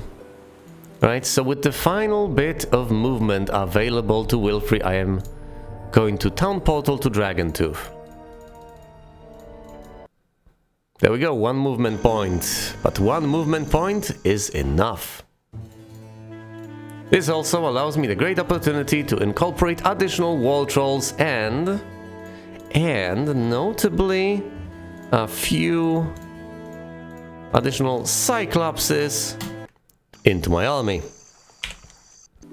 What about all the other guys? Well, I guess they shall be on their way to eventually deliver reinforcements to Pinehurst, so that they can be conveniently picked up over there by Wilfrey. Any day now. Just a couple more turns and it shall be done. It may be annoying for me to repeat that, but I am desperately trying to keep that in mind, lest I forget and make the exact wrong sort of moves. Alright, I have to slay Flint, then Phineas, and then it's New Dawn. Whereas over here there's Portsmouth and Zam. Zam has been re-recruited, I see.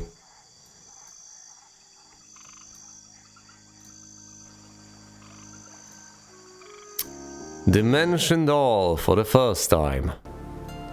Dimension Door for the second time. En passant, slay Flint.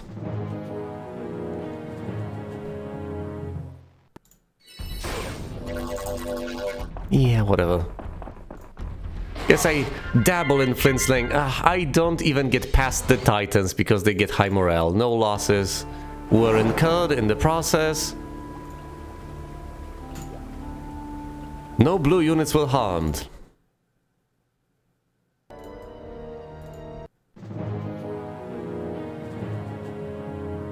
Though they may suffer from a bit of whiplash from all the teleporting.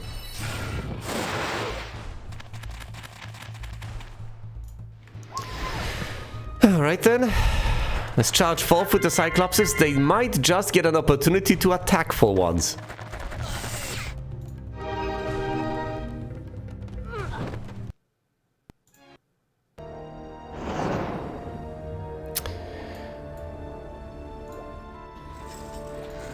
One more teleport over here, come on. And there we go, New Dawn is our destination. We shall get it this turn, but I won't be able to get inside. Maybe, just maybe, had I used the teleport instead of walking these few extra steps, I would have gotten inside, but it doesn't really matter.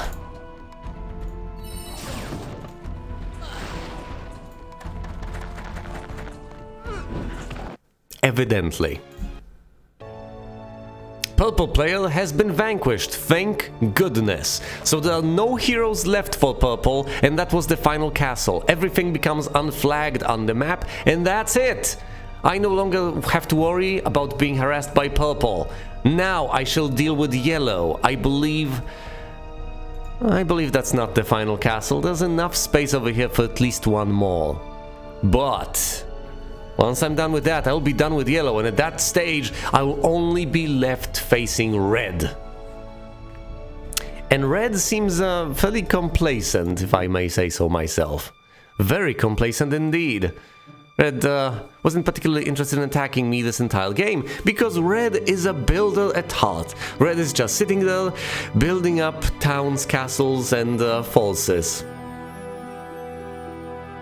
Which may ultimately lead to my demise unless I actually build up a powerful enough force to stop him, which I very well may. For all I know, that may end up being the case. After all, I have so many castles at my disposal, so many titans, archmages, cyclopses, wall trolls, and crusaders will be heading my way. Soon enough, I will snowball, and I will snowball to such an extent that stopping me will no longer be viable for red, and then I shall prevail, taking it slow as ever. Is Trojan for yellow, most powerful hero for that faction? Notably, it's not even Zam. I have no idea where Trojan is, nor do I necessarily care at this stage.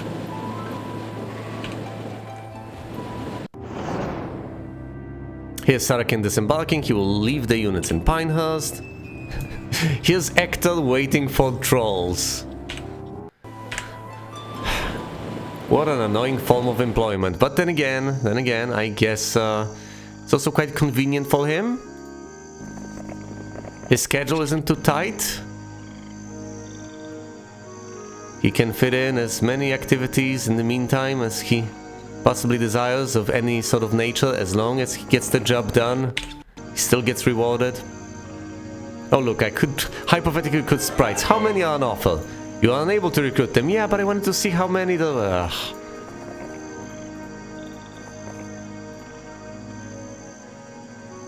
You know, I should instead flag mines with Dawn. What am I doing? Also, those 8 halflings belong with Wilfrey. They obviously do.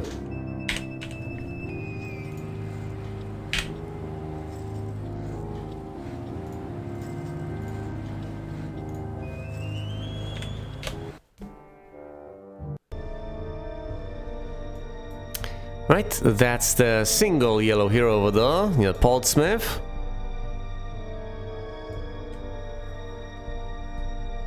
All this land covered in only one gem mine. I know, right? That's pretty annoying. However, with all those marketplaces, I don't care. I can trade at such favorable rates, it doesn't matter.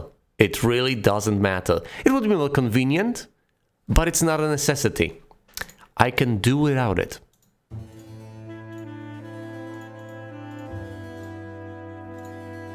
There's no need to head in, I don't think. I don't think there's anything of note over here. I could try to replenish mana, but I think that's a waste of time. What I do desperately need to do is just deal with yellow right here, right now. I'm not going to dawdle. No dallying. No lingering, nothing. All there is just Dimension Door. And my destinations.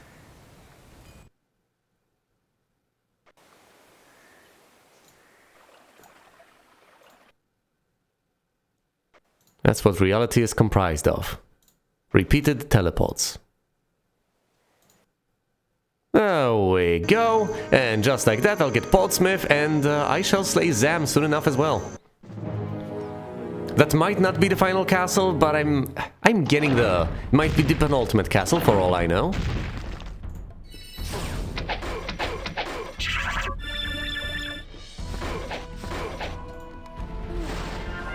And either way, getting that castle will prevent Yellow from recruiting additional heroes from it, will prevent Yellow from wasting my troops. And in general, will just make his options shrink even further. Right, let's deal with Zam. Might as well. Phoenixes go first, obviously, because they're so fast. That is acceptable. Phoenixes die first, because they're so fast. And just like that, Zam decides to flee. Where are you going off to, Zam? What is your thinking process exactly? But you know what, never mind that. And even though it seems like I can't get to Portsmouth, I actually can. And I don't have the mana, never mind, I actually can't.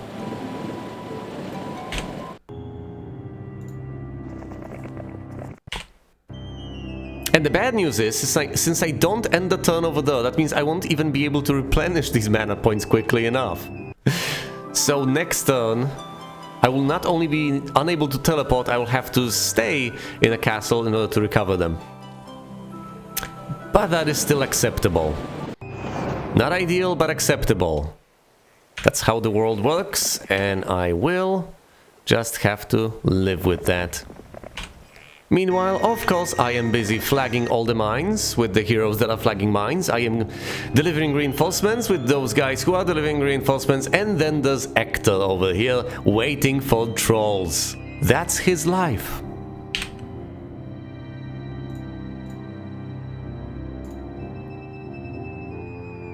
Let's actually go to Pinehurst. Oh, if you click on Pinehurst that way, you go to Pinehurst. How incredibly convenient. Trade away all and the wood for gems, and then just get all those titans. Anywhere else I can get titans? I could hypothetically try to get giants over here, but I'm not interested in giants. Oh dear. Fine, I have to remember to upgrade Fountainhead. Next up on the list of priorities, upgrading Fountainhead. And I can't upgrade Fountainhead because I don't have enough wood and all. Once again, that is acceptable. Didn't think enough ahead, but at this stage, thankfully, it's not that much of a concern. His Fountain. What about Saltpickle? Saltpickle has everything, so it's just Fountainhead I need to worry about. Get the upgraded Mage Tower, and the Archmage I can be recruited. Now it's just the Cloud Castle, for which I'll need plenty, and I do mean plenty of gems.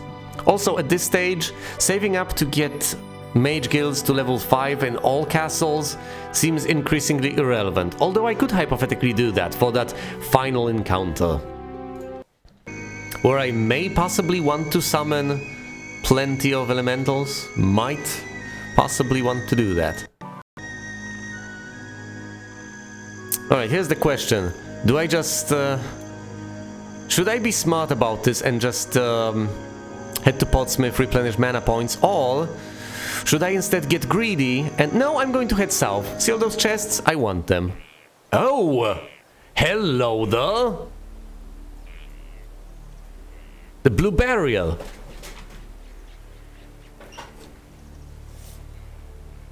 The Blue Burial's password is desert. But... quite frankly, I would like to explore everything else before I cross the Blue Burial. I'm not sure I'm ready for this. I finally encountered the burial. Incredible.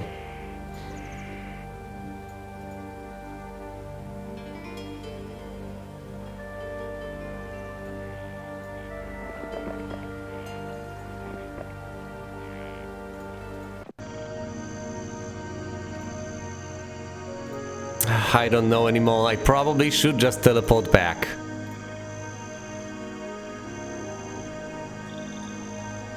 Could you just dimension door into the air? Oh my god. You know, that's so incredibly silly and yet so obvious. Of course. And by the way, you have the Nomad's Boots of Mobility over there, so I'm going to get even more movement points. But I don't have enough mana for a Dimension Doll, which is sad. But yes, I can, and I will teleport over there. I don't even have to unlock this. I don't want to say that that's broken, but at the same time, isn't it? That's just silliness.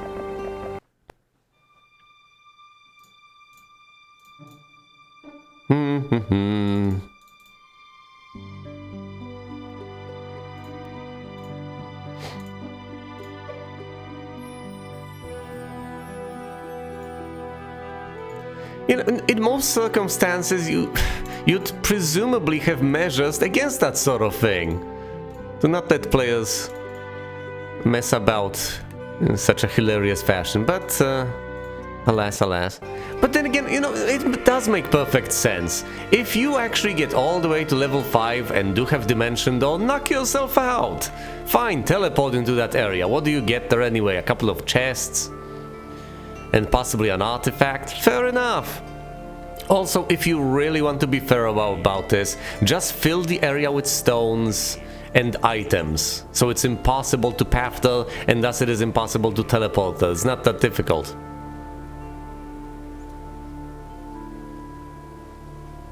Yeah, it makes sense. But once again, it makes sense to let players do that because then they can feel smart. And rightfully so. If they figure that sort of thing out, they deserve to be able to use it. By the way, I could hypothetically just move these halflings to another place entirely. I probably should deliver them someplace. I'm not going to leave them here because Pinehurst is the destination for all the troops that theoretically I'm supposed to have in Wilfrey's army. So the Titans, Archmagi, Paladins, Cyclopses and War Trolls. But I would like to leave the halflings someplace, and I obviously would like to hand the halflings off to Wilfrey, considering the fact that they are still a viable force. You can't foresee everything a player will do. Have you seen NetHack? At the very least, you can foresee a lot.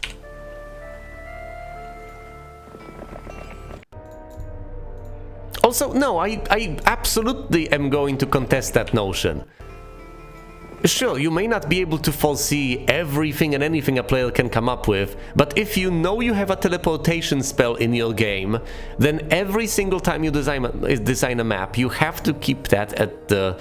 not even at the back of your head, at the forefront of your mind instead. You know that people could teleport. If you don't want them to do that, then do not give any of the mage guilds the possibility of rolling Dimension Door. Because you will obviously get these sorts of results. It's not like there's just an endless list of spells in this particular game that people can't cope with. Yes, and if you are doing so... oh, by the way, oh, hold on, hello, what have we here? Red Traveler's Tent.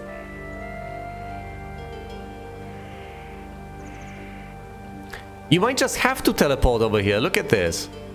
You may be able to approach this from the south. Oh no, I think there's a red barrier over... no, that can't be a red barrier because that's a red tent. But for all I know, that may be intentional. Maybe you are supposed to teleport here and get the red tent. But if you are designing a spell that you then have to design every single encounter and map around, then maybe it's a bad spell you shouldn't have designed in the first place. Or maybe, just maybe, you are... maybe it's a fine spell, you should leave it in and you just deal with the consequences. You accept the fact that once the player has acquired the spell, all rules essentially go out the window and they can mess about.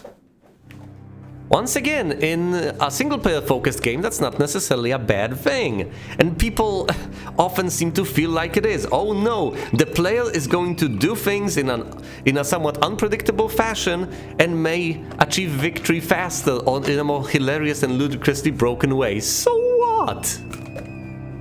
That just means people will have fun in a creative way.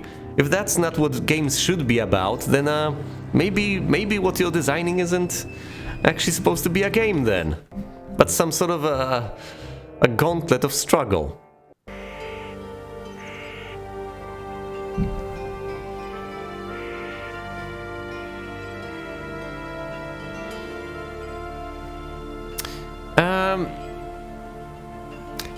Once again, you do have an excellent point though, that you can't possibly rely on the player having Dimension Doll, as long as it's absolutely random whether he gets it or not, because then he could just get completely stuck.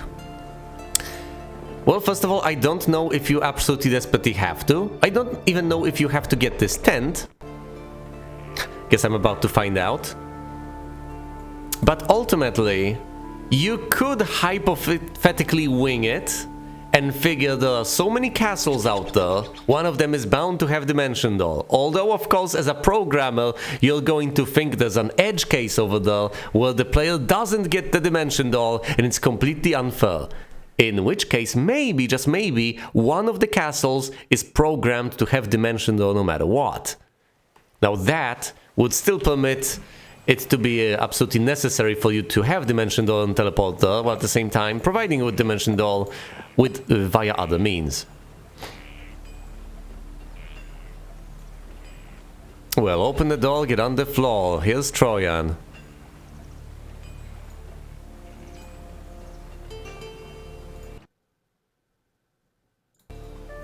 I'll try to end the turn in New Dawn, although I might not have enough movement points for that. But apparently there is a castle right around there that I'll need to get to.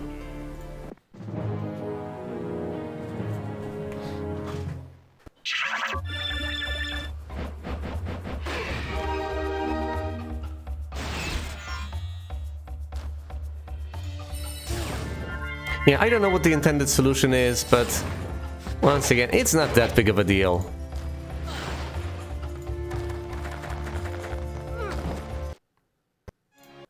Although, increasingly I get the impression that even if you do not consider it broken, and even if it doesn't lead to these sorts of pathological outcomes, teleportation spells are an immensely useful tool at the very least. The ability to just zip around the map and shore up any chinks in your armor, so to speak, to deal with any breaches in your defenses is incredibly valuable. Without it, you just have to resort to having secondary heroes in places and keeping your fingers crossed that you can actually defend, rather than just teleporting your primary hero to the location and dealing with it. More defense, by the way, of all the things. I'm not getting more knowledge, I just got another point of defense. All you can have a scroll of teleportation, that's the most obvious solution for the price of loyalty. They have introduced scrolls, might as well have a scroll of Dimension Doll.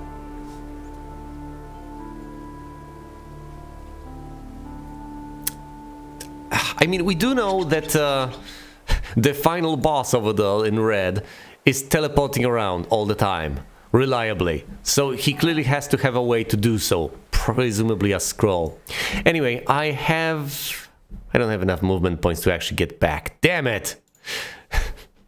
Do I actually rest for a turn? I think I should.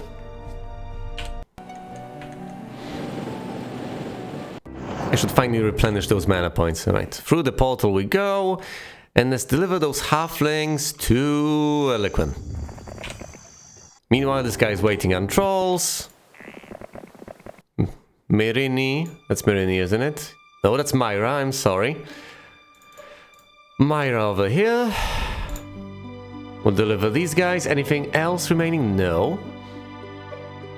She should also... Oh dear, she should also take the halflings.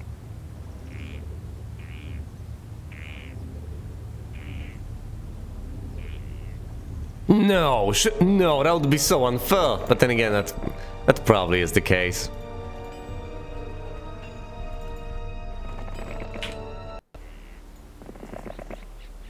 I'm sorry, sir, the leader of the soldiers says, but you already know everything we have to teach. I'm sorry, what? Dude, you're a fault. You're supposed to give +1 defense. What's wrong with you? I mean, yeah, I know, because coding in a proper AI for a strategy game... No, he's just already been there. Coding in a proper AI into a strategy game that actually knows how to play is such an arduous task. My goodness. And then again, you don't actually want to code in a competent AI most of the time. Yeah, they just get the resources and they get to be stupid with more. Although arguably everything breaks down at a certain point. For instance, in StarCraft, if the AI just gets resources and doesn't have certain limitations, it can become awfully confusing, because you may have this intuition that if you disable the income, if you get rid of the workers, then they are going to be in a horrible spot, they're going to run out of resources and they will be unable to produce further units. But if they just got an enormous lump of resources to begin with that they're drawing from, and all the workers are just decoration, then it's utterly pointless. Then sure, they may or may not. I was supposed to get... Then they may or may not move the workers around, but that isn't making a meaningful difference. I was supposed to get what? Some wizard's castle was supposed to receive an upgrade to the ivory tower. No, I got that a while back.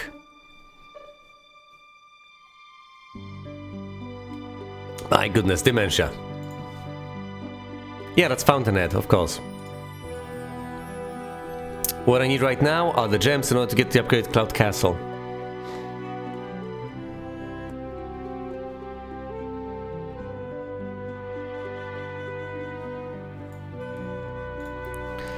Oh boy. And that's incredibly annoying, because then you just can't trust the rules of the game.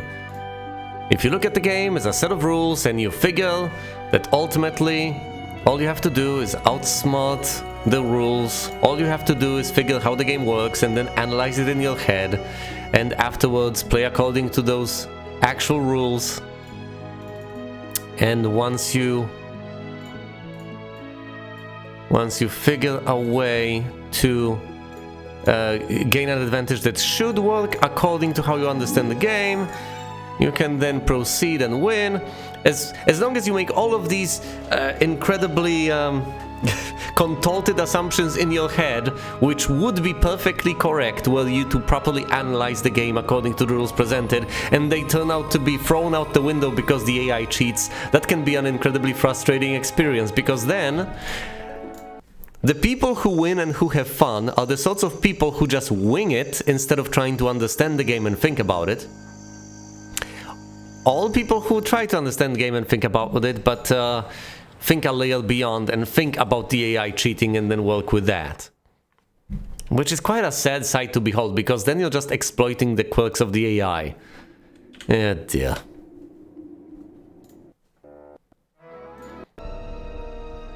But yes, these are the inevitable conclusions, aren't they?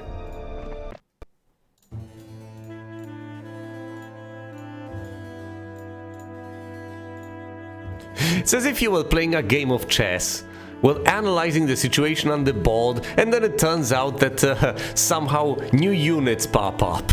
New pawns appear for the enemy. Out of nowhere, for no particular reason other than the AI is cheating. That would be incredibly frustrating, wouldn't it? Here's Flint and Roxana, but they're so pathetic I'm not even inclined to recruit them. Let's see, 2 more crystals are necessary. Not a problem.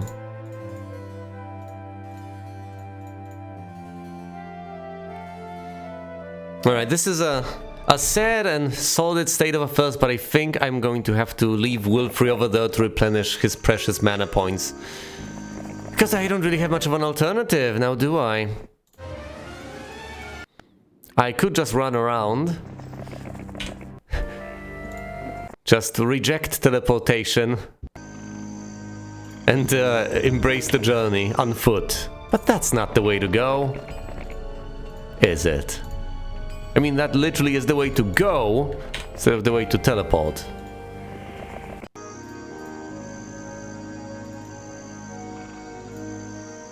Alright, most of the things on the map have been flagged. Whoa! Oh no! Well, let's see, how many are lots? Lots, that's between 20 and 49. Okay. It's, you can totally teleport though, can't you? You can totally teleport over here, get to the little tent, and then teleport all the way back out. Yeah, hi, Airy. Bye, Airy.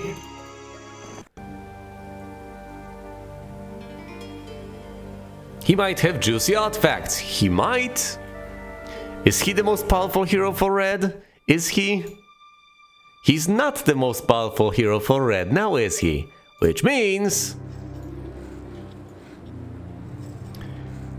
that I should take extreme caution when even considering the idea of attacking him. A pack is between 10 and 19. Let's say that that's around 20, and lots is at most around 50. So that's around, say, 68 black dragons at worst. Worst case scenario, 68 black dragons. Can I deal with that? Quite frankly, yes. Especially if I get more titans. And especially considering my stats and presumably his. I hope you didn't see me. That sounds foolish, but I guess I'm about to find out. No, Ari is just planted though. He doesn't care about the world. He lives to defend that spot.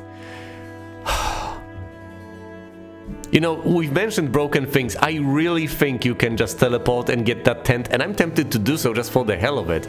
Just for the ridiculousness of zapping by him and ignoring him entirely, but I think I should attack him in the end. Alright, the mana points have been replenished. I should presumably double them at the Artesian Springs or whatever. But I need to move quickly at this stage, and there's no castle closer to my destination, so I might as well start zapping about right now. Is yellow gone? Oh no! No, yellow is my next target. Yellow shall be my next victim. That's exactly what I'm trying to accomplish right now. I'm trying to find the final castle for yellow.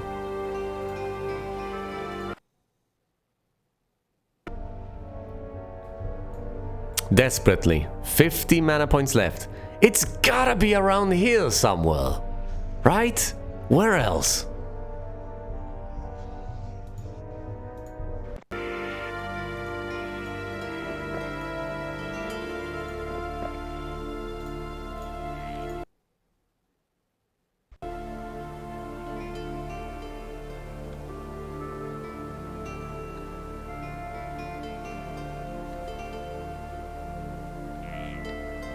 Over here?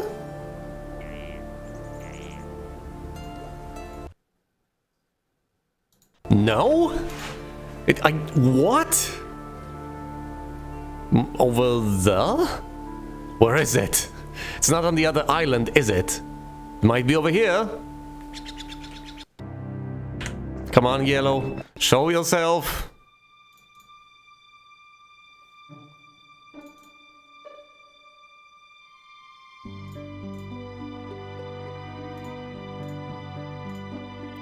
This is so hilarious. A dozen more titans, just like that. And of course I'm sending all the heroes south because I want to deliver the halflings.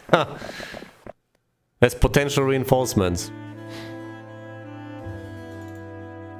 Fine, might as well do that.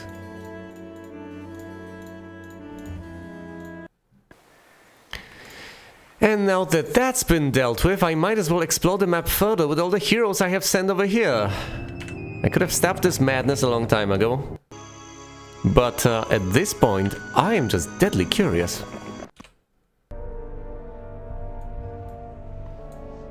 Alright, here's Mirini. She could... What, leave halflings here? No, what Mirini should actually do is explore this area further. Where is everyone? Where's Yellow? What happened?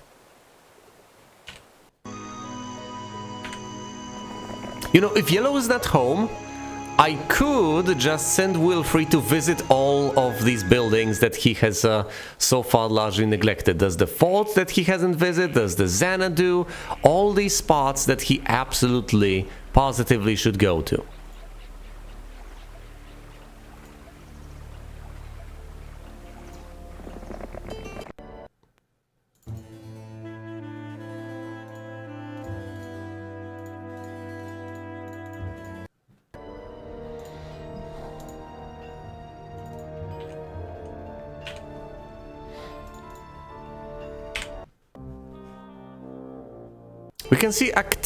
We can see signs of life from red, but yellow so far has been utterly elusive until now.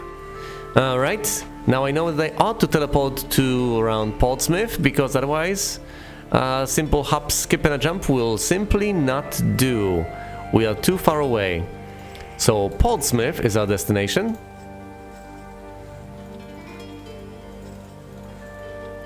At this point, when I want to move someplace, all I have to do is figure out whether it's faster to teleport twice or to use Dimension Door. Oh dear, I only have a single Dimension Door left. Which means that in all likelihood, I am significantly better off staying in the castle. I have flushed yellow out, and soon enough, yellow shall be mine, but for now I need to be patient.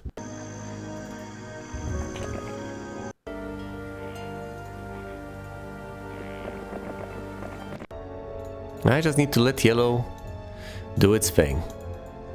Oh look, you can't cross the river of lava. Obviously you can't.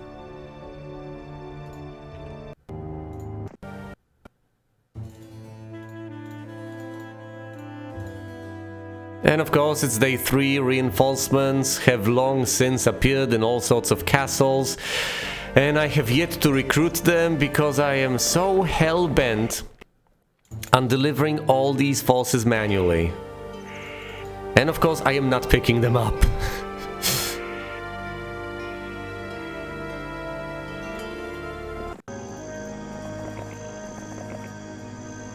This is a shrub. You can't do anything with it. Alright, there's George over there on his way. I have no idea what he was trying to accomplish, but either way he's not going there anymore because that's suicide right now.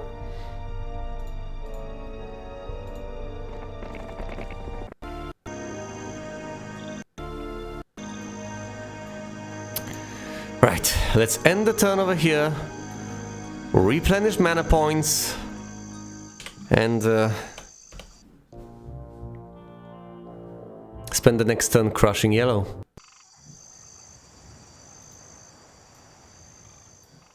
I guess the next step is to teleport to New Dawn.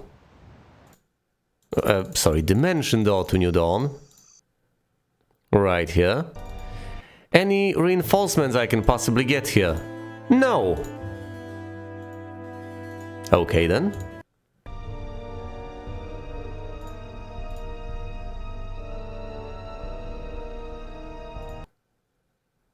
Teleport over here, and it's Zam and Vatauna, might as well. Give him what fall. Of course, blindness, phoenixes, we've been through this many times. I'm not even going to bother considering the possibility of casting spells on the dwarves. No losses, now it's Vatauna. Kablamo.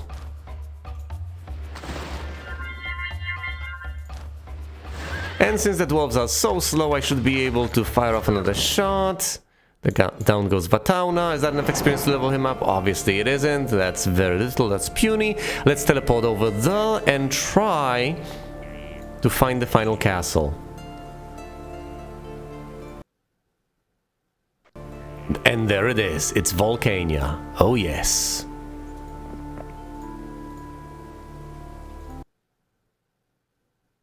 It's right there. And as it falls, so shall yellow.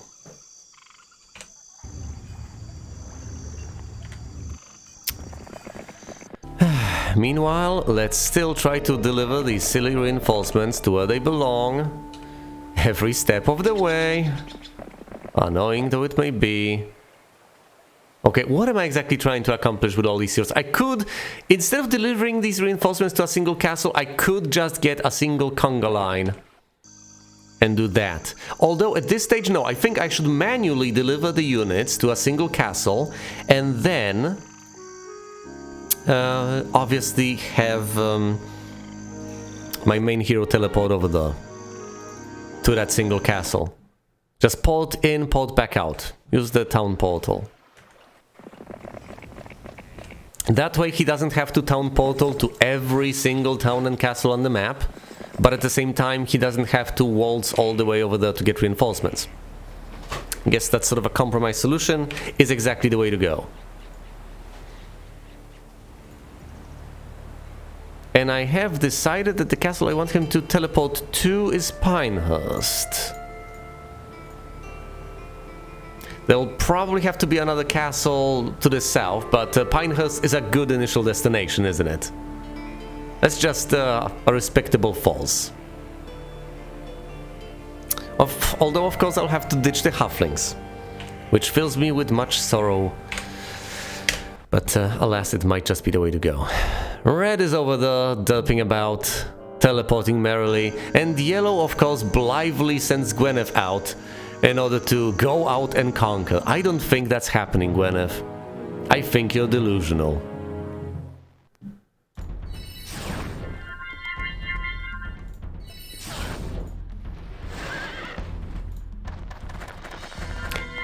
I was about to say that I just love how aggressively these Cyclopses march out every single time and they never get to kill anyone because they don't get that second turn to reach their destination. But for once they've actually managed. Alright, let's get Volcania. And eliminate Yellow. I wonder if they'll turn red aggressive. One would hope not, but one might be very, very wrong. Volcania's down. Yellow player has been vanquished. It is done. Not the entire thing, mind you. Not the entire thing, not quite yet. I still have red to contend with, and red is no pushover, as we have repeatedly heard and seen and suspected. If I am to deal with red, I am going to have to visit all of these spots, all of the Xanadus, all of the standing stones, every single thing that gives me additional attributes. Every single thing that might potentially be beneficial. I have to collect all of these resources, all these artifacts. The Traveler's Boots of Mobility are becoming increasingly useless, aren't they? No, the additional movement points are actually quite precious. I presumably should have teleported and picked them up a while back, but hey, I didn't. And that's also acceptable. Either way, all that stands in my way is red, and the next step is going to be a map-up phase of this island. I'm going to get all the remaining resources through here. I'm going to visit all the spots I have yet to visit and get all the points. And I'm get... what was the first part? Was it the resources or the reinforcements? Because basically it's three things. I'm going to get all the resources around, I'm going to visit the spots to get attributes, and I'm going to get all the reinforcements. Once I'm done collecting all the attributes from the map, collecting all the artifacts, all the resources, and collecting all the reinforcements scattered around the map in all sorts of castles, I will then possibly either contend with Eri, or maybe, just maybe, try to visit this dreadful island and actually try to put up a fight against red. Although, for as long as this indicator claims that my total army strength is less than that of red, I really dread that confrontation. I absolutely do not look forward to it. Although blue stats, Wilfrey's stats, are at this stage quite impressive, aren't they? That's 8 attack versus 6 defense, and that's 19 defense versus 13 points of attack. So I have an advantage in every single strike, essentially, in every single hit taken and received.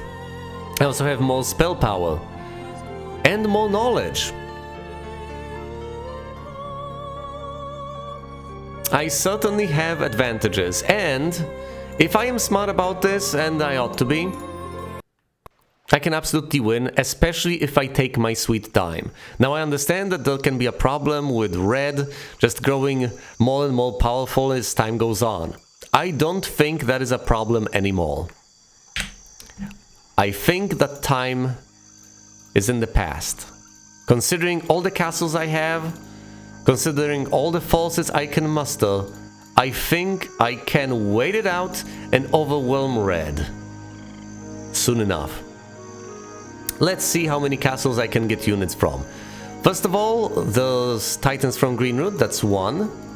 There's Titans from Pinehurst, that's 2 sources of Titans. Our 3rd source of Titans in Fountainhead. Our 4th source of Titans in Saltpiggle. So that's 4 castles to get Titans from. And then we get Quicksilver, so that's 1, 2, 3, 4, 5, 6 castles I can get Cyclopses and Wall Trolls from.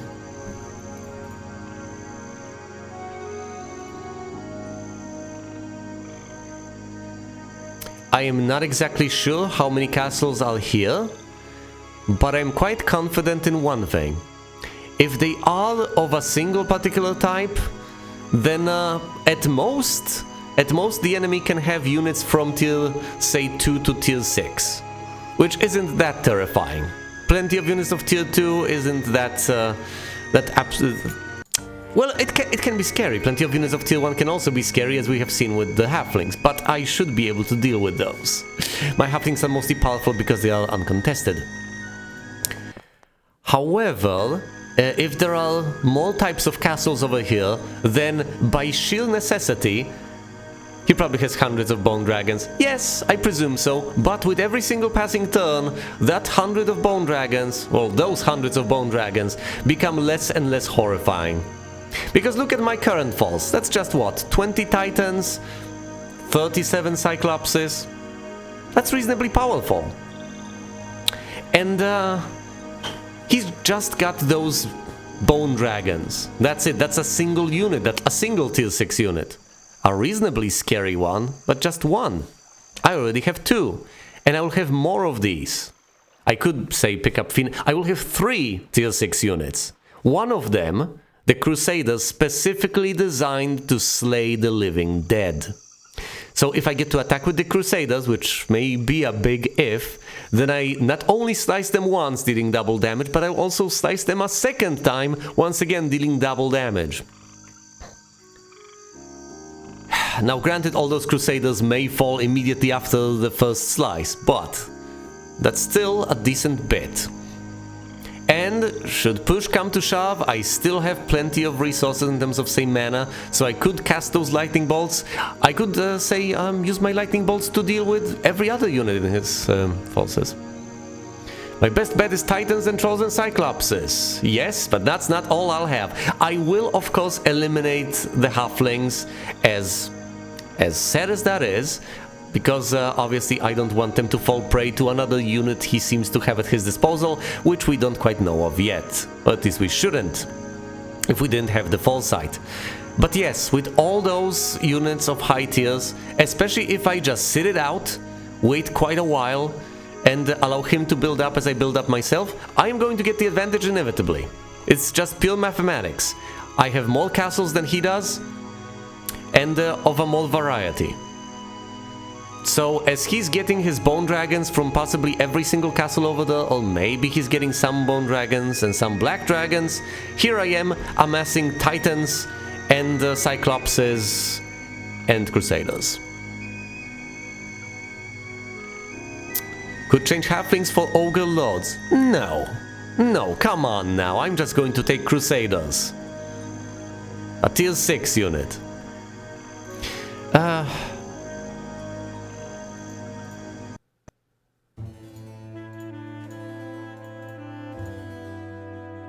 You know what? I've just realized what your rationale for this is. And the more I think about it, the more obvious it becomes. Thank you. Yes, that was exactly what I was about to explain. As in, yes, I do have a reasonably good point that Crusaders are tier 6 and everything, which is impressive, but I am getting I'm not just getting plus 40. How many ogre lords do you get a week? I have 6 sources of these guys. So I get 6 times 8. Which would be... that's 46.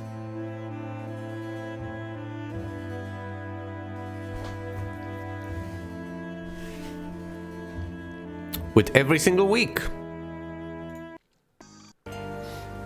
With every single week?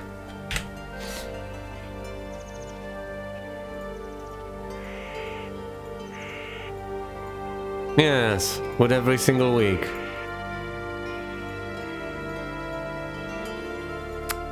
I have been thoroughly convinced. Yes. Because once again, as wonderful as Crusaders are in this context, there's just one castle producing them. And that's just not gonna cut it. Tier Fall, granted, is less impressive, but there's 6 times as many of them. So yes, that's what I'm going to get. That's almost 50 of them with every single week from all the castles I have. In a very short while, I'm going to have a legion of them.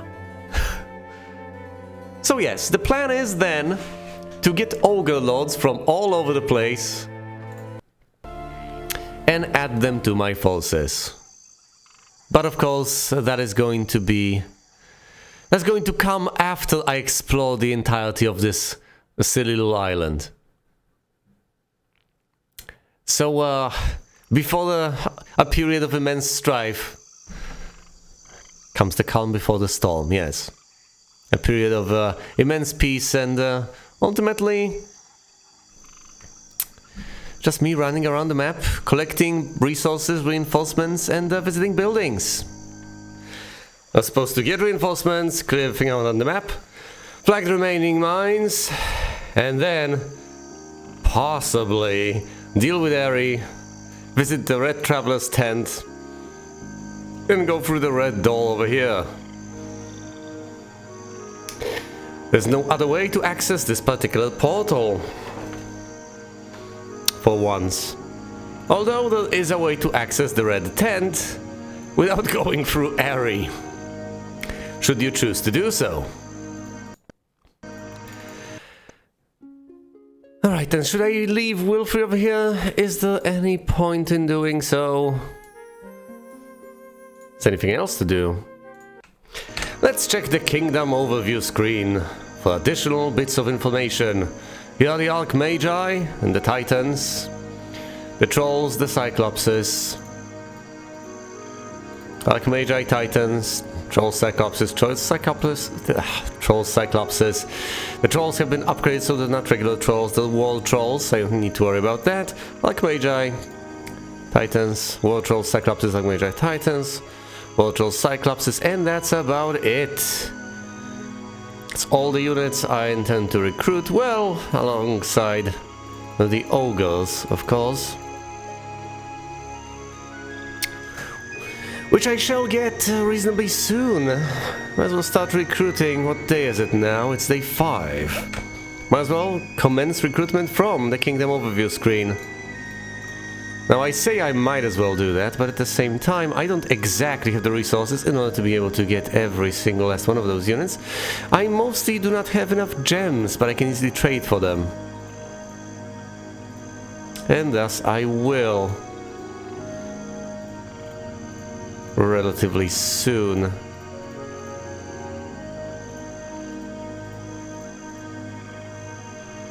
Dear oh dear. Thus we need to not forget to recruit all the ogres. They will be a vital part of my army. After all, I do end up spawning roughly 50 of them in total every single week. There's quite a few ogres. There's a force to be reckoned with. I already have... How many of them would that be? Nearly 100 as far as I can tell. Let's go through these places one by one and recruit every last unit. For that, of course, I'm going to need some additional gems. But thankfully, as I already mentioned, that is not that horrifying of an expenditure.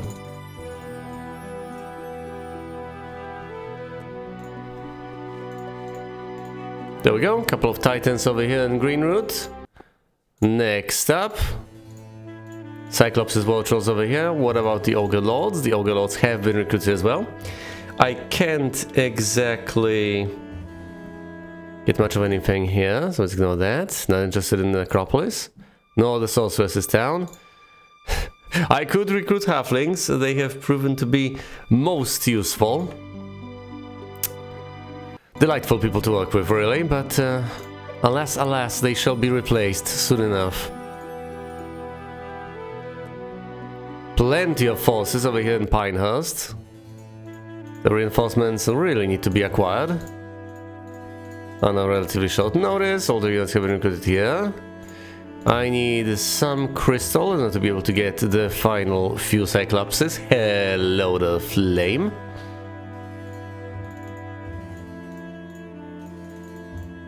I should presumably done that in my spare time, but I didn't feel like it. Alas, alas. Fountainhead, as you can see, has plenty of titans left in store for whatever reason. I am still tempted to recruit halflings. There are plenty of them. I haven't lost that many of them. And they are immensely helpful on the battlefield.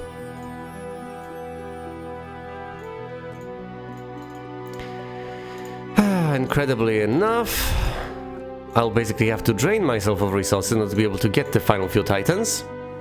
Let's see, that is all of them.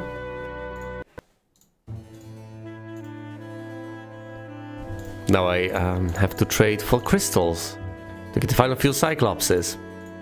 But once I'm done, then I shall be done. And the only units left to recruit will be the ones spawning on a weekly basis. I will no longer have to play catch up.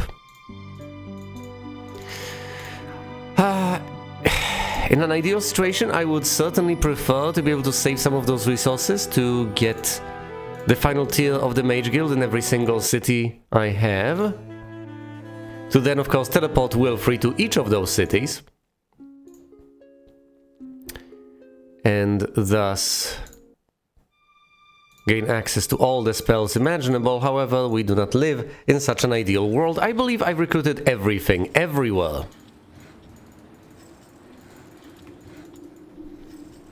I do have options here. I hypothetically could have all my heroes run around the map, collect armies from the castles where they have been recruited and then deliver them to some central location, or more likely, I could just have Wilfrey teleport from place to place and then proceed to pick them up personally instead of bothering other heroes. Now that's going to be an enormous expenditure of mana, so perhaps I ought to settle for some sort of a compromise solution. Well, at least some of the units are carted off. And by the way, here's Kalindra with all those halflings.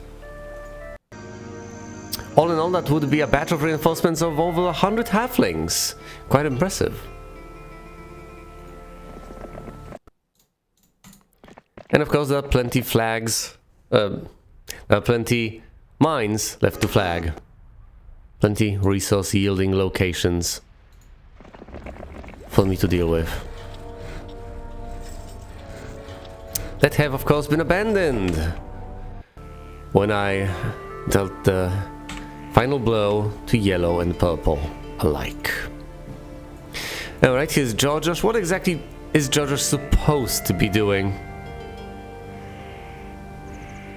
Well, if I have all the time in the world, this might take a bit, to put it mildly. For I am quite a patient man, possibly to my own detriment.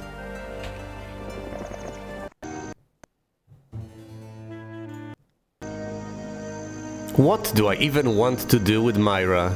Now let's see. Let's plan a route. Some sort of a sensible route. Should I even bother planning a route?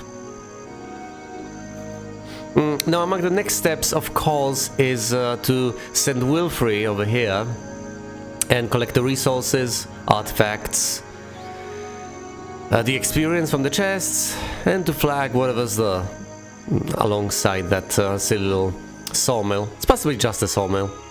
Of course, he needs to visit every single building that is out there. Ah yes, in order to teleport to a given place, it does indeed need to be free, because two objects cannot occupy the same spot.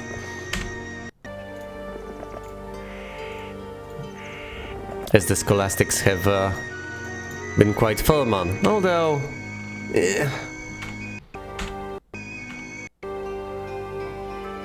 guess the principle can be questioned.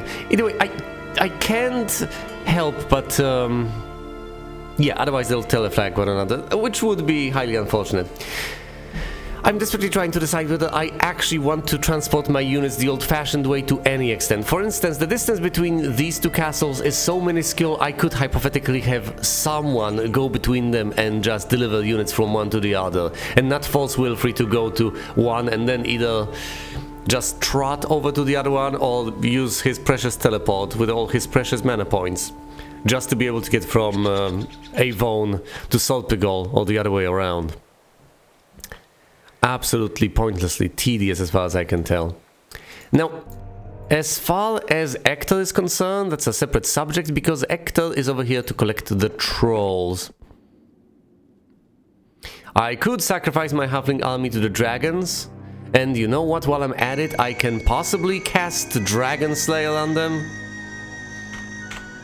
It'll be just like the Slayers anime. While I'm at it, I could recruit the few final halflings that are there. Let's see, how many halflings do we have here? 18 left to recruit over here. 54 over there. Plus a further batch of 18. 36. 18 more, and then there are the ones in the hovel. Not to mention all the ones that are being delivered, and the ones that are at the castle already recruited. There are these 8 over here. These 56 already present in Erlequin. That's quite a few halflings.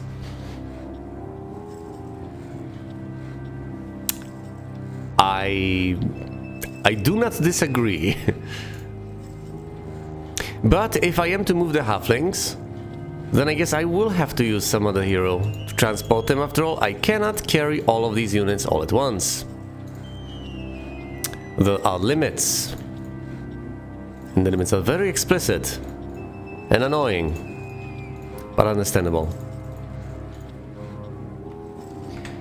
Oh dear, it's one of the most tedious things about this game, which I guess is understandable. I know that it's annoying, it doesn't really matter, it shouldn't bother me, but it's sometimes it still does. As much as it shouldn't.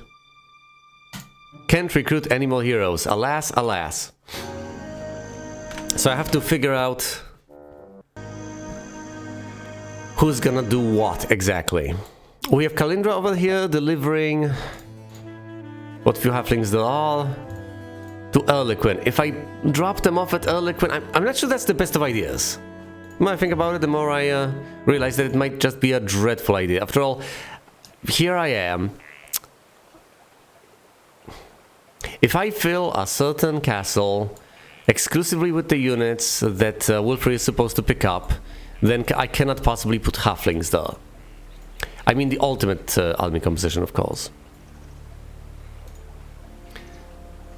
Hello there! Alright, let's perform a little bit of analysis before I send Wilfrey over to the east to pick all the artifacts up. Now, first of all, we have Vulcania over here, and Portsmouth there. I'll not recruit any particular units from either of these places, so I don't have to worry about them. There's Fountainhead over here, with Greywind there. New Dawn here, that's 3 places I need units from. Here's a 4th one, a 5th one, 6 and 7. There are 7 castles over here, just on this continent alone, that I need units from. As far as this island is concerned, if I want my halflings from White Shield, that's 2 places over here. This can be safely ignored, this cannot. Partially at least because of the trolls.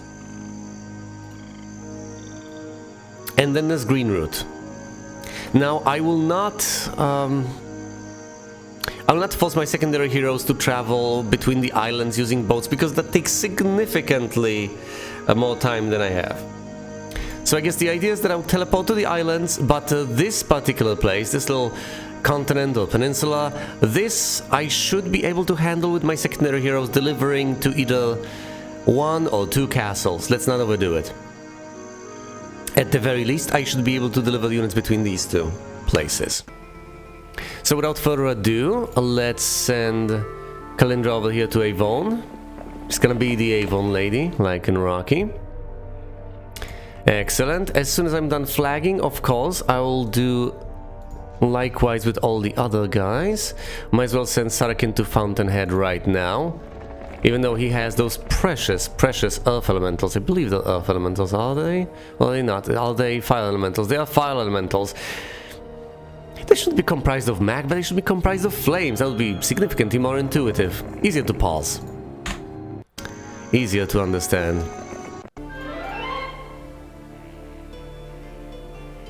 I got startled for a moment, but no, there are no enemy heroes around.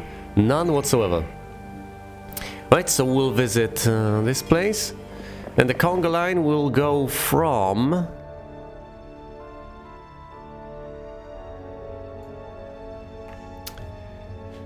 What would require another sprite for the IS to animate the magma elementals into proper fire elementals. Let's see now. Yeah, the animation is extremely rudimentary, isn't it? But then again, consider the fact that you just have unit portraits over here, and the magma elemental actually happens to be animated, whereas these are just static images.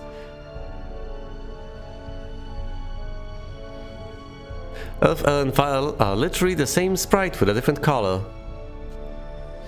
What about water elementals then? There are water elementals, I know that for sure. And yeah, they are also a palette swap, which is intriguing. I think the hold on, are the fire elementals the only animated unit here? I mean, I know that that's palette cycling, so you could say that hypothetically that's not actually properly animated, but at the same time, all of these are static images. In which case, I guess fur's fur, they may not be particularly well animated, but at the same time, some token bit of effort has been made. Alright, let me wrap my head around this. So I'm supposed to send Kalindra to Avon. She'll travel between Avon and Solpigol. Then, who's gonna take care of Fountainhead? Sarakin is gonna take care of Fountainhead, and we'll cut forces from Fountainhead to Greywind. This guy takes care of the trolls, obviously. Myra will take care of Greywind and take forces from Greywind to Dragontooth. Then there's Mirini, who might just take the forces from New Dawn to Dragontooth again. So what is Jojosh supposed to be doing? He could take forces from Erlequin to Dragontooth. With Dawn doing... Logos knows what. She could hypothetically cut units off from Avon all the way to Dragontooth, although that's unnecessary, somewhat unnecessary.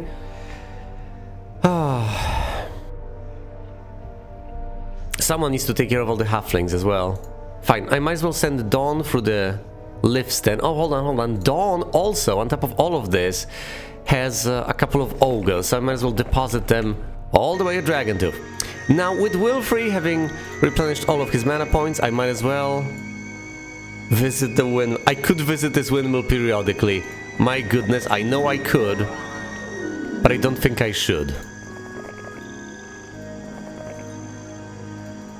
And no, let's not spend mana to teleport, let's just go the old-fashioned way.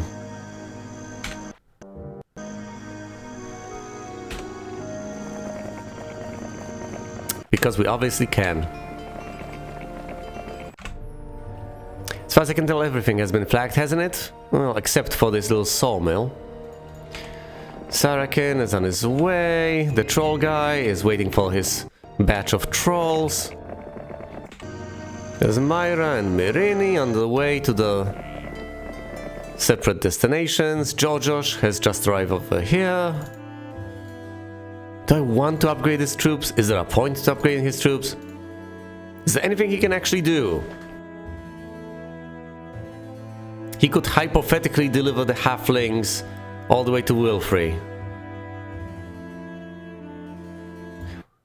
What was he supposed to do? He was supposed to take units from Erlequin and deliver them to Dragontooth. Well, let's leave him here for now. Dawn will try to acquire however many halflings there are. No, wait, she's on her way to Dragontooth. So who's taking care of the halflings? Ugh. This is a logistical nightmare. Because obviously I'm going to have to send someone. And once again, I could hypothetically just teleport. Oh yeah, she's leaving the ogres over there. I'd say that I have the memory of a goldfish, but apparently goldfish don't have terrible memory, despite what people may think. So I guess it's arguably worse than that. Alright then, we shall cross the blue barrier. What is the passkey? The blue passkey is... desert.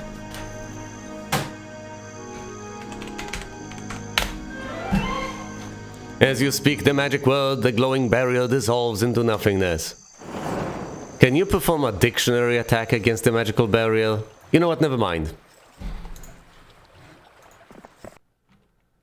You've come across the spot and quarters of a retired soldier. The soldier tells you that he is willing to pass on the masthead to the first true leader he meets. Fine. Be that way. Here I am, with this army, with 200 halflings. But no, apparently that doesn't qualify Wilfrey as a true leader. Fair enough. Oh, come on, that just might be a translation. Obviously, they just meant that the quarters are austere. To interpret things reasonably charitably. Makes perfect sense to me.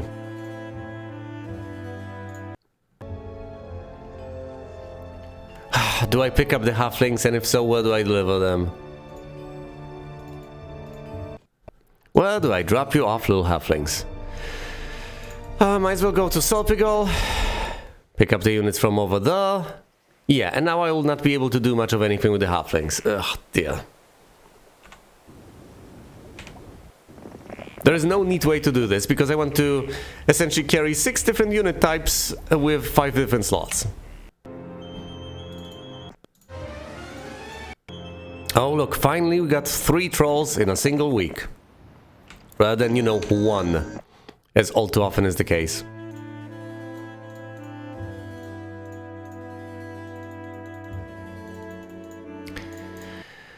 Where was she supposed to go? Presumably to Dragontooth to drop them off. Mirini is supposed to go wherever she's supposed to go. Let's trust myself. Here's Jojosh, who was supposed to pick them up and deliver them to Dragontooth, right? As always.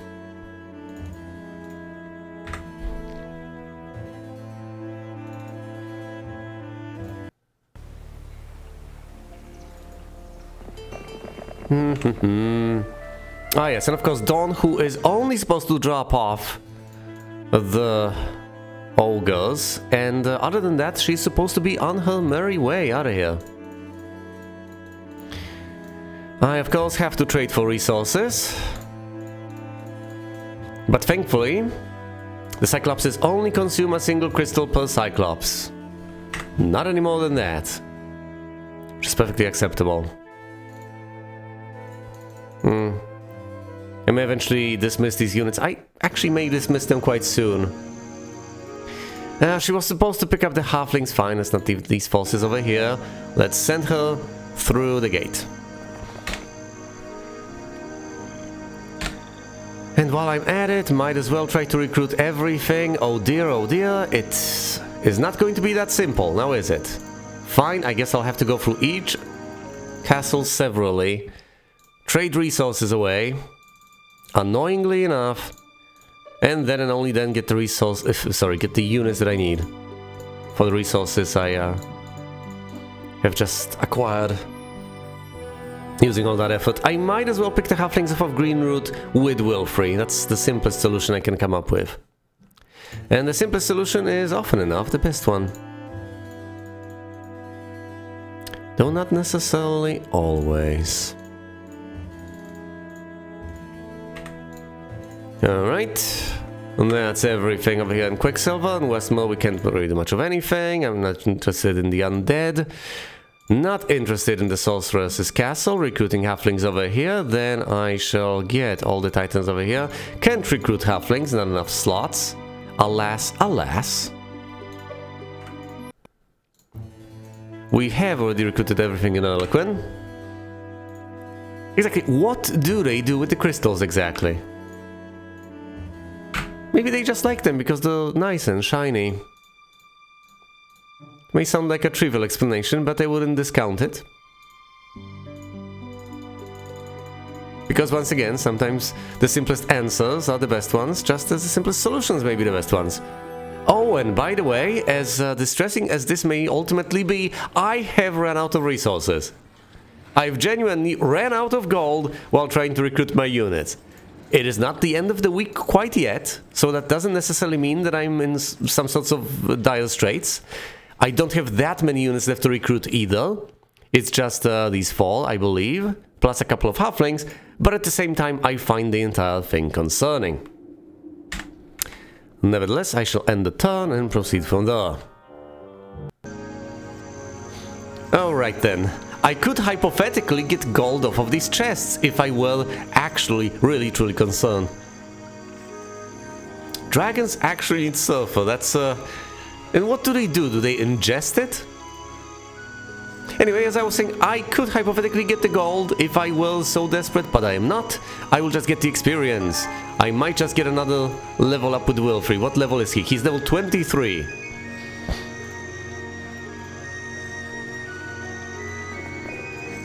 They burn it, you say? Fair enough. They make matches with it.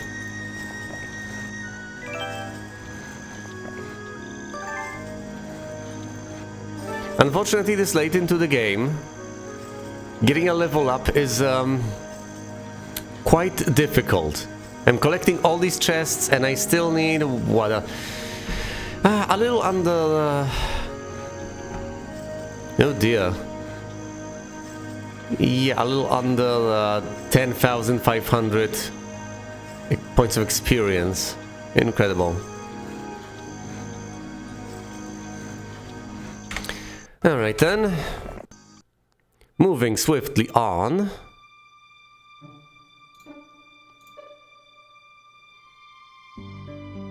In Heroes 3, at level 23, each hero would be plus 20 on each stat. And I would absolutely love for that to be the case. I would cherish that, but alas, alas, it is not the case over here. Which is fine, I didn't need those stats anyway, they were just holding me back.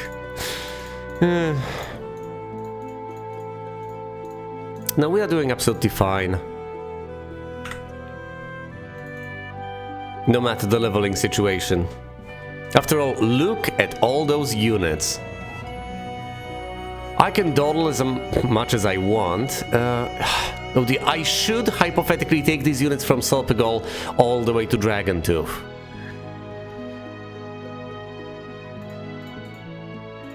Although, tell you what, Erliquin will be the destination for halflings, and Dragontooth will be the destination for everything else. I have arbitrarily decided on that, and I might as well stick with it. It's all arguably a pointless waste of time anyway, considering the fact that Wilfrey could just literally teleport through every single one of those cities and pick these units up if it was absolutely necessary. all, rather, even if it wasn't absolutely necessary. And I would be just fine, perfectly fine, but no. I've decided on this ridiculous course of action where I move all 8 of my heroes, slowing this down to a crawl despite the fact that there's pretty much nothing going on the entire map. But I'll stick with it.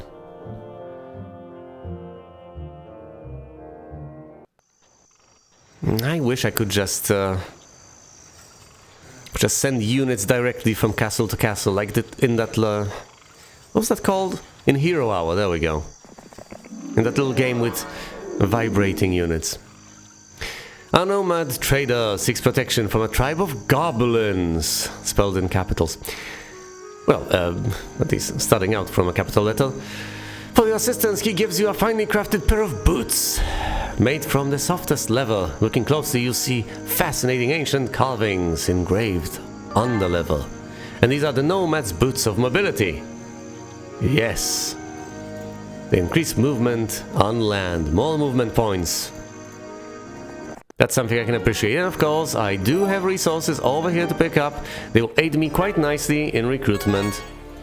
I also could use them, hypothetically, to get the mage guilds in all sorts of places. But perhaps let's not do so quite yet.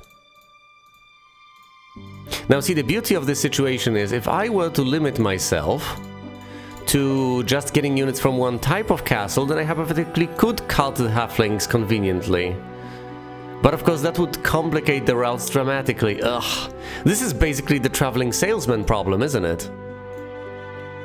Take all of those cities on the map and figure out the optimal way to send all of your heroes to transfer units to as few castles as possible, then taking into account the cost of teleports, etc. Set up the perfect path so that there's as little effort as possible necessary for Wilfried to pick up his units. Yeah, that's computationally taxing. Imagine how many ways this can be done. I know it as the Bridges of Königsberg, but fair enough.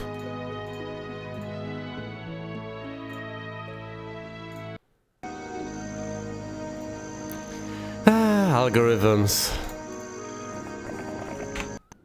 Suffice it to say that it's a task of impressive complexity. Computational complexity, that is. Well, there we go. We have delivered the trolls. And of course, since we have delivered the trolls, Ector's job is basically done, and he should head all the way back to the bridge where he belongs. How mean-spirited. Alright, Josh, drop off your units over there and carry the halflings all the way back to Erliquin, where I have arbitrarily decided to drop them off. I'm not sure how comfortable they are over there in Erliquin. I wouldn't say that I don't care. The circumstances are somewhat desperate and they shouldn't really complain. But hopefully they're fine, they're comfortable, and they find the accommodations to their liking. Although as far as I understand it, halflings don't really like to travel all that much. They would rather sit back at home, read a good book, maybe do some gardening. I guess I'll marvel at this army once it's actually gathered. Alright. Wilfried, collect all of this nonsense, and once you're done, you'll be on your way to pick up all of these units I've dropped off in a variety of places. Oh, actually no! Hold on, I am tempted to say that, but there are other tasks ahead of him as well. He has not visited the fort, and he has certainly not visited the Xanadu over here. He needs those skills. Does anyone here have leadership? Anyone at all? Does Ector with basic leadership?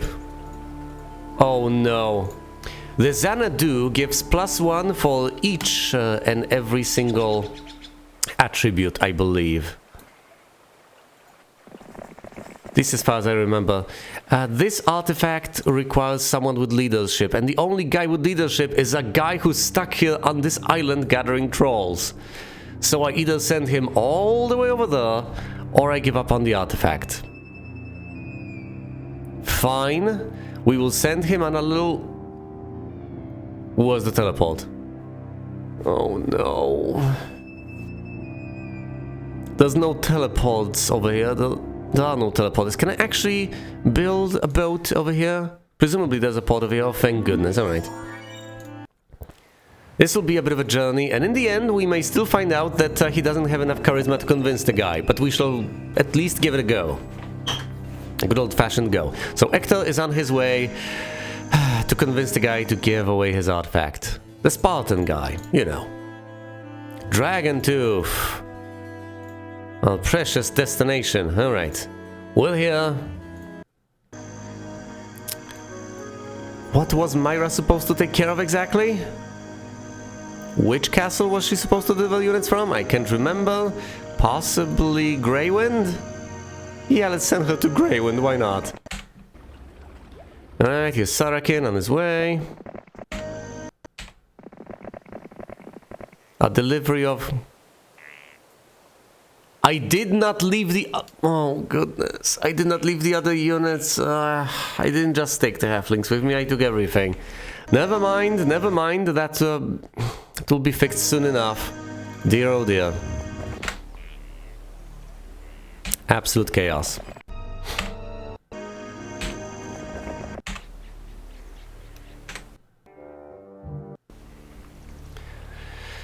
Let's start out with Wilfrey, give him some defense. Now his defense is all the way up at 20, which is impressive.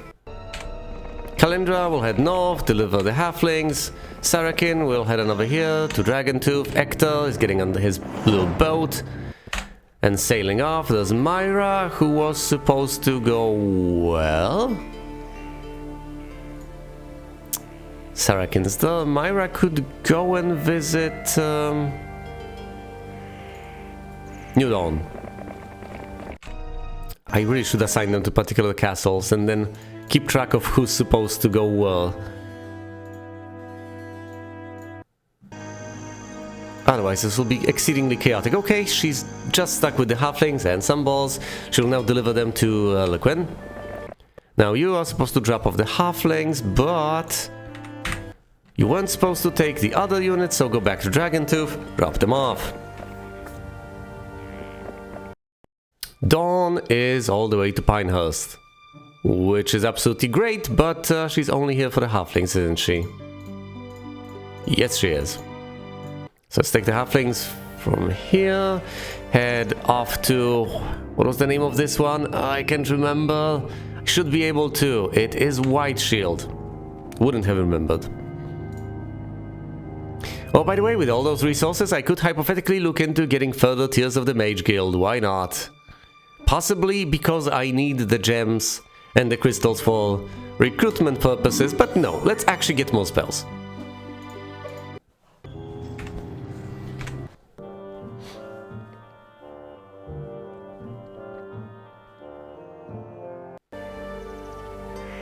Xanadu it is. 8, 20, 22, 8.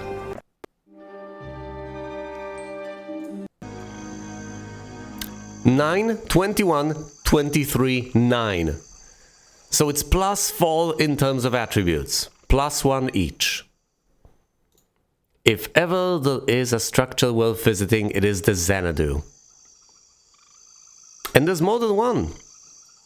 Now, of course, the arena is unique in a way, which isn't sufficiently precise. What I mean is, if you visit one arena, you cannot visit any other arena because you get absolutely no benefits for doing so. So visiting an arena is a once-in-a-lifetime experience. It doesn't matter how many more you encounter. However, visiting a Xanadu is a different experience each and every time. So I might as well visit every single last one of them separately and benefit from the knowledge of all the guys living in these bizarre little places. I'm desperately trying to figure out whether there are any other structures I have yet to visit. Any single one whatsoever. Aside from the single Xanadu I have spotted. Which I will send Wilfried to momentarily. I believe it's just that Xanadu. No, there's also a mercenary camp over here. And if I do remember correctly, there might have been another one? Or does my memory deceive me? Is there only that single one?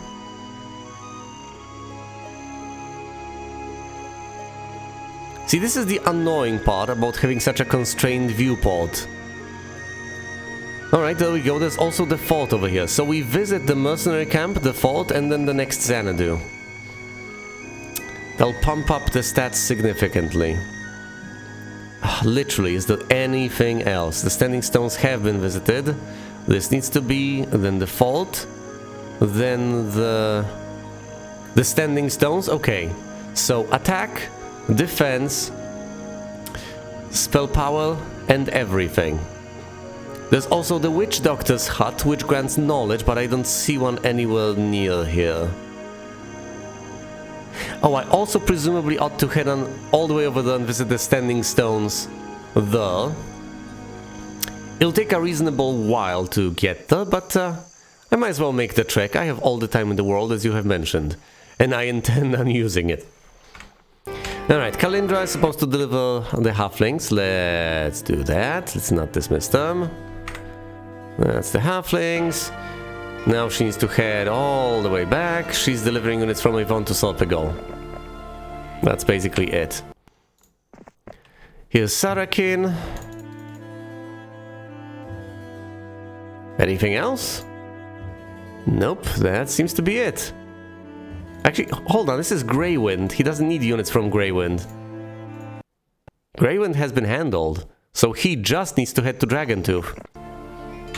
With no in-between stops. Okay, this guy was supposed to convince another guy to hand him off the artifact. New Dawn with Myra. Mirini was supposed to head over here, drop off the halflings. Look at the map vibrate as they travel across it. Ludicrous, that shouldn't happen. Alright, next turn.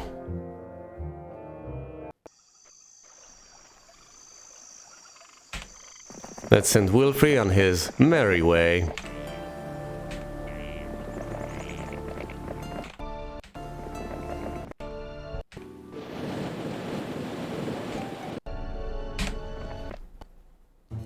Anything I need to get from New Dawn? Not really. It has been handled. Let's drop off the halflings. There's 177 of them, just waiting as reinforcements. Wonderful.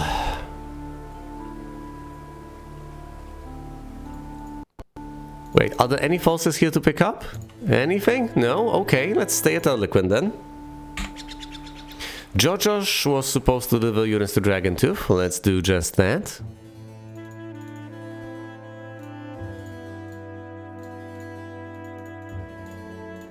Units delivered. Now, where was he delivering them from? I genuinely can't remember. Again. Let's see, how many castles, how many heroes? Kalindra is dealing with these two castles and is carting units off to, say, Erliquin. Let's say that Mirini is taking care of Erliquin and carting units off to Dragontooth.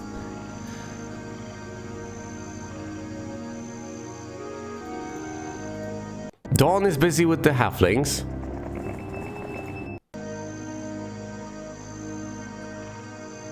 So what should Jojosh do? Possibly he could take care of Greywind, with Sarakin taking care of whatever's here.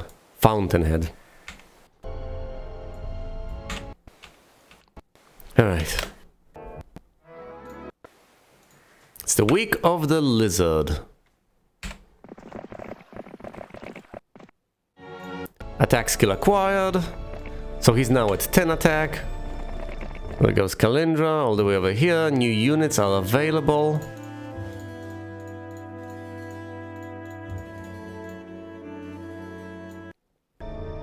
And I will just leave them in Solpegol.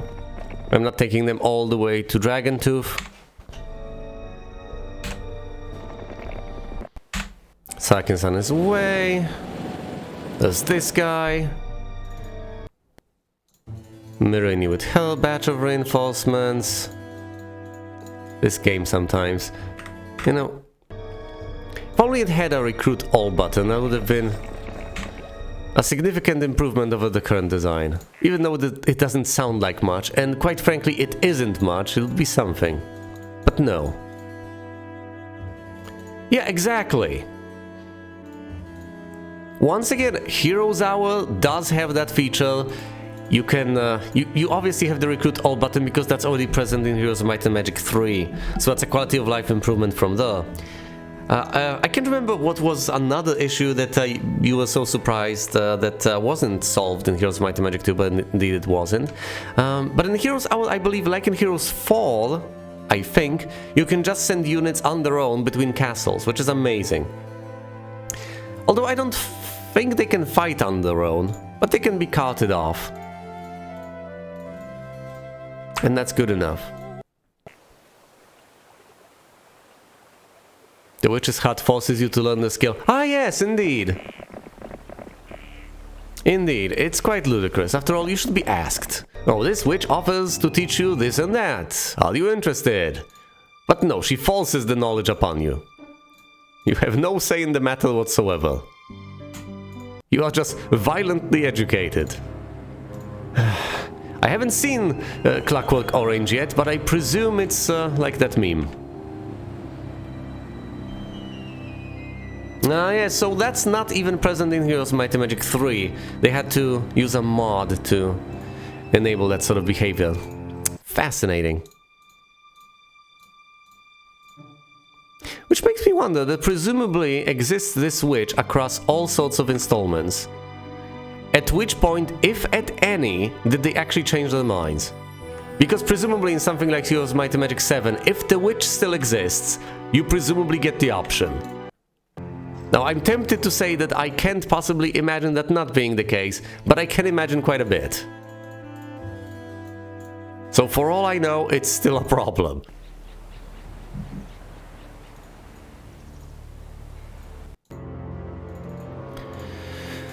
Doop doop doop doop. And I have ran out of crystals. Sorry, I've run out of gems. Well, I'll run out of crystals soon enough anyway.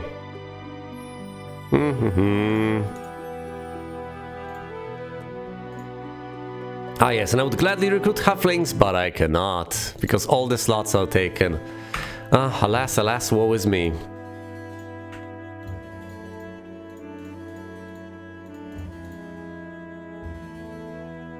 Ah yes, of course, Might and Magic Heroes 7.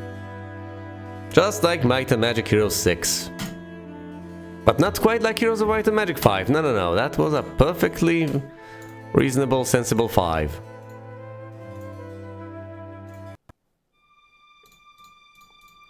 I understand the thought process behind it, but yes, obviously, it sounds ludicrous.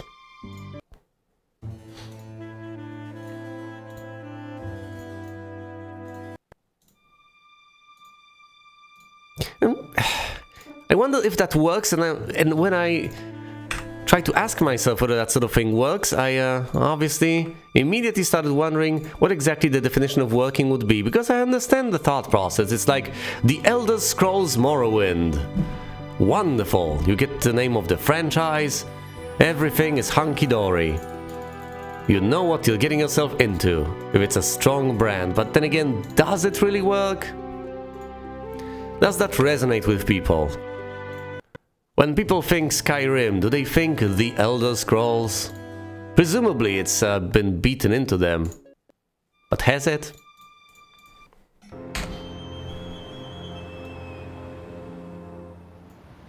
I guess an alternative mode of operation is to just have a guy's name in it.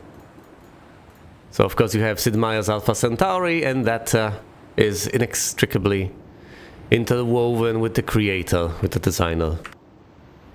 Skyrim too! Yeah. Yeah, my point exactly.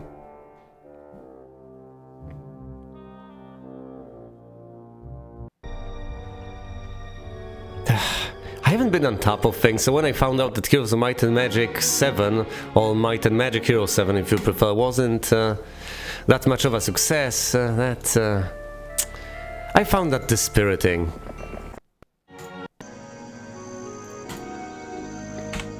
But then again, of course it wouldn't do particularly well. I mean, who the hell plays these games? This is the damn gameplay, this is what you do in this game. Is it a wonder to anyone?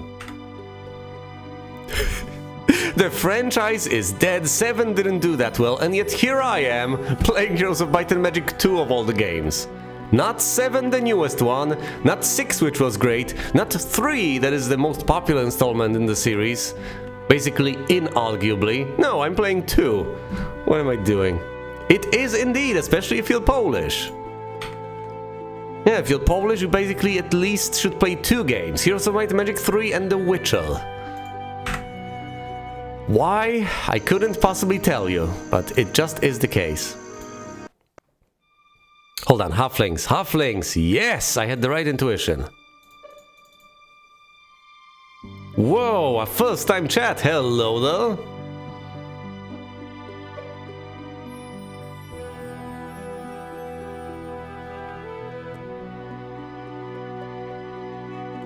Complain that the game doesn't work under a... Wow! Now that's absolutely deplorable. I mean, I do seem to recall that they've tied Heroes 6 to their accounts, but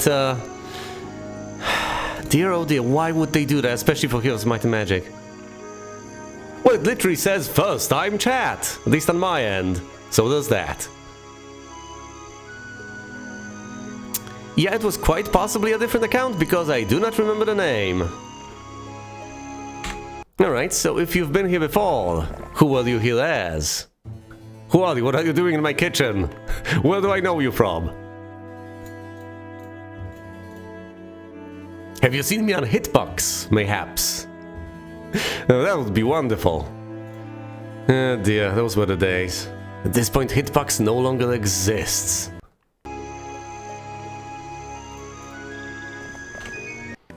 I guess that was an amusing impetus to actually return to streaming when it dawned on me that the streaming service I used previously no longer existed. Busy! I knew it! You were on Hitbox! Of course! Oh my goodness, of course I remember you! See, I had a feeling. I just had an inkling, of course! Oh my goodness, you've seen me years ago! So most definitely not a first timer. It's so good to see you again. It's been also... How long has it been? Actually, these are, once again, these are still Let's Plays I have not finished. There's the damn Blood playthrough, and then of course there's Jagged Alliance 1. Yes, the foolish hopes. Of course, the underdog clearly is going to prevail against entrenched companies. Because clearly there are no barriers to entry. It's like people trying to find the killer app that's gonna replace YouTube. Oh, come on, Busy. There were literally, what, like 5 people that were there reasonably regularly? So it's not that much of an achievement on my part. It's, guess it was quite an exclusive crowd.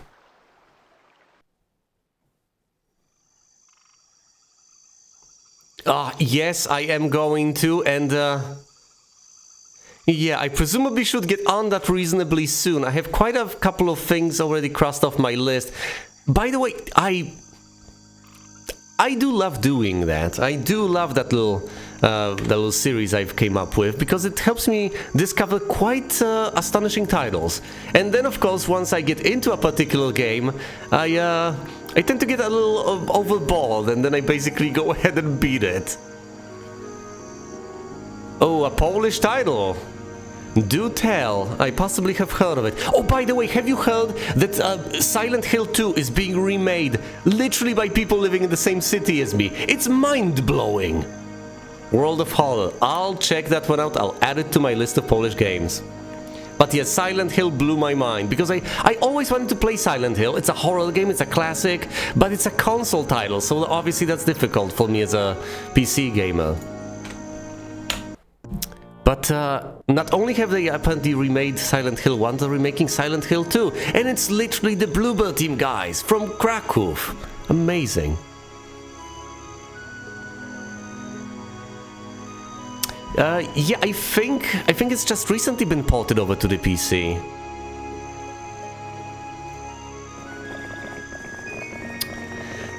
We truly live in exciting times. There are plenty of things to complain about in the world, but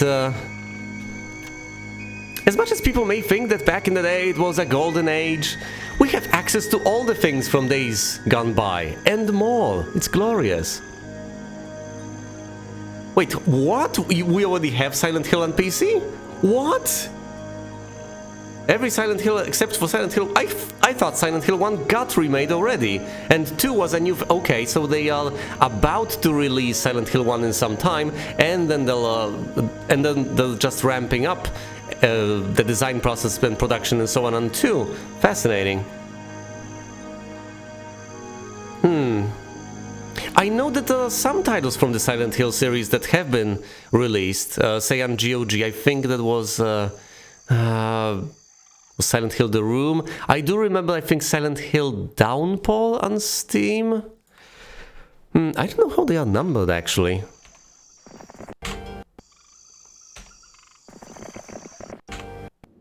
I have no clue about that... about the chronology of that series, but I'll look into it. I'll look into it. There are all these sorts of other things that I still need to get a handle on. Obviously, the DLC to The Evil Within is something I look forward to. I've considered streaming on Halloween, but there will be so much competition I might not even bother. Maybe I'll just post a video. That's also something to consider. That's what, in about a week, I guess.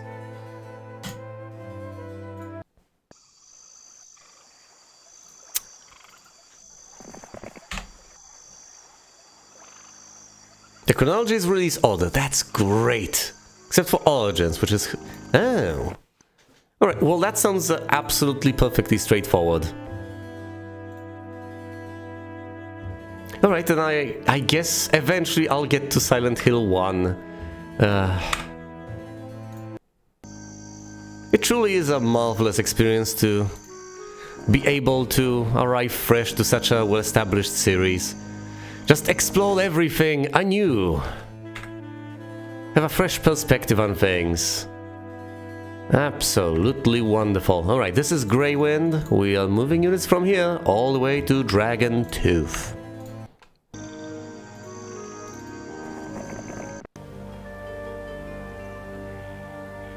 I see, Origins has not been ported. Well, maybe they'll get on it eventually. I can wait, there are enough titles waiting for me as far as the Silent Hill series is concerned. I do have the time. Alright, let's get another tier of the Mage Guild over here. Mascule, View All, and Holy Shout. View All doesn't sound half bad, now does it? Holy Shout, that's a decent bit of damage to the living dead. Not quite enough, though. And of course, Holy Shout, depending on the number of units, doesn't really compare all that favorably to Chain Lightning if you have the Lightning Rod. I've done the calculation, not even back of the envelope, but actual calculations, and Chain Lightning wins. Fancy that. Even though Holy Shout is a dedicated spell, maybe there's some artifact that increases the damage of your holy spells, in which case it might potentially win out, especially if the enemy has the maximum number of units, so 5, and all of them are of the living dead variety. Alright, I believe it's time to start teleporting Wilfrey around. Oh no, I'm sorry, there's one last thing Wilfrey needs to do, other than picking up the halflings. He needs to travel to this far-off island and get bonus spell power and some experience. Is there literally anything else for him to visit? Anything? Because I don't think there is. Outside of maybe a stray shrine. Ah, Resident Evil. Oh my goodness, wasn't Resident Evil 4 the one that all the hubbub was about back in the day? Ugh. Okay, I don't even want to get into that one. Sheesh. But I still need to play Resident Evil 2. So, you know, I think they will be remaking these games faster than I'll be playing them. Because so far I've beaten 1 and 0. I'm on my way to beat 2. The reason I got my 3080 was to play Resident Evil 2 at max details, high resolution, to be able to record it in crisp, clear, with crisp, clear frame rates and so on. So the experience will have to be absolutely glorious. Although considering what my machine does when I put, say, Overwatch 2 on, I might want to crack open a window. The temperatures tend to get ludicrously high. Ah, I look forward to... There's so many things I look forward to. No, it clearly is a sequel, don't you know?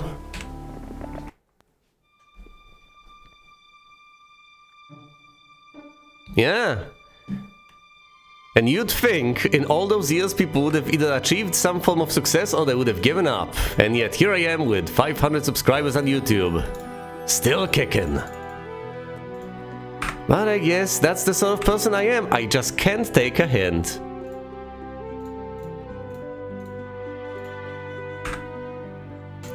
But it's not all about numbers with me. Yeah, talk about determination, huh?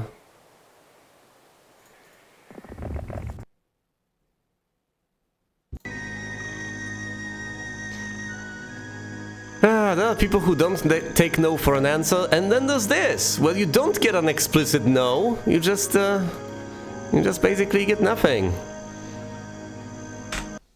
You just get the cold indifference of the universe. But that's okay.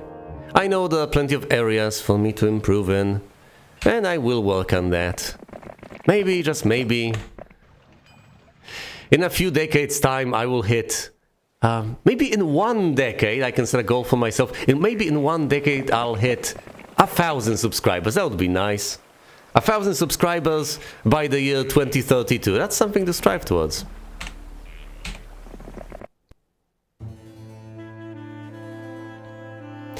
In all honesty, I'm just not posting enough stuff. I should put more effort into this. So it's not like I'm being treated unfairly. There's significantly more that people do with significantly less. Let's send Sarakin back to Fountainhead.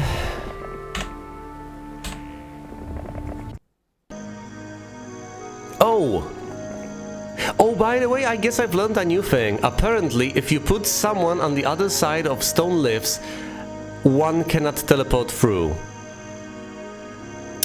Now granted, this is a bit of a complicated trick, because if you want to block access, you have to use 2 heroes. One to teleport to the other side, and the other to stand on the entrance and get blocked. But then once you do that, you cannot actually get telefragged. Fancy that.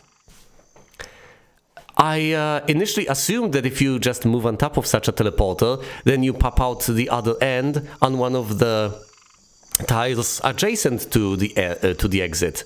But it turns out that's actually not the case. You actually can block it.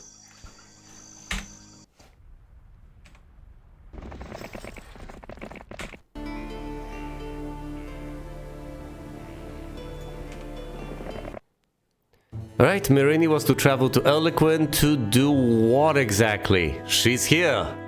What was the purpose? If an enemy is blocking the teleporter, you just fight him immediately. That would make... That's so logical! Because you can think of a teleporter as just one step that takes you from one point of the map to another. It just takes you using a weird topology.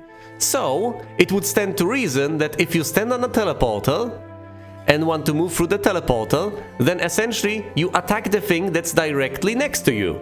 The guy on the other side. Makes perfect sense. But no, apparently not in this game. Why is Mirini here? Was she supposed to transfer units to Dragontooth? What am I even doing? Speaking of halflings, here's Dawn with the batch of halflings traveling to Eloquin.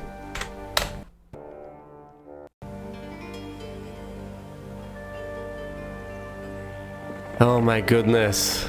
As I'm doing this, I am increasingly getting tempted to just take the reinforcements I managed to get in what little time I spend here and just roll with that. Because the amount of effort that's necessary to cart all of these units to all these places can be somewhat overwhelming. Once again, it doesn't seem like a lot, but it does. I was about to be shocked, but no. These are the Cyclopses from all the places that I have just very diligently delivered all the way to Dragontooth. So that's as many Cyclopses as I have right now. Arguably not that many.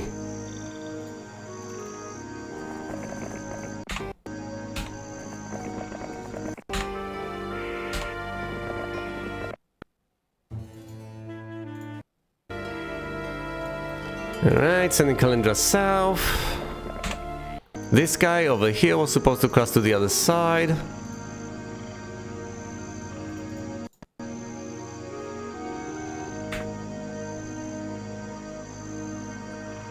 Ah, you speak as if I had played Heroes of Might and Magic 3. You know, I am... at this particular point in time, what I actually want to do is play Heroes of Might and Magic 2 with a remade engine, so that there are some quality of life improvements to this game. And I'll do that for the remaining campaigns of the Price of Loyalty. So the remaining 3, I guess. I think the biggest change that'll make the biggest, that'll have the biggest impact on me will be the resolution. Being able to have a tiny viewport like this is incredibly annoying.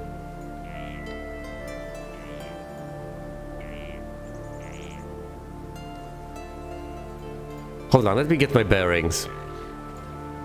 So Wilfrey is Wilfrey, Kalindra is heading south, Sarakin is the one who's supposed to take care of Fountainhead. This guy goes for the artifact. She takes care of New Dawn, which means that Mirini is supposed to take care of Greywind. Gotcha.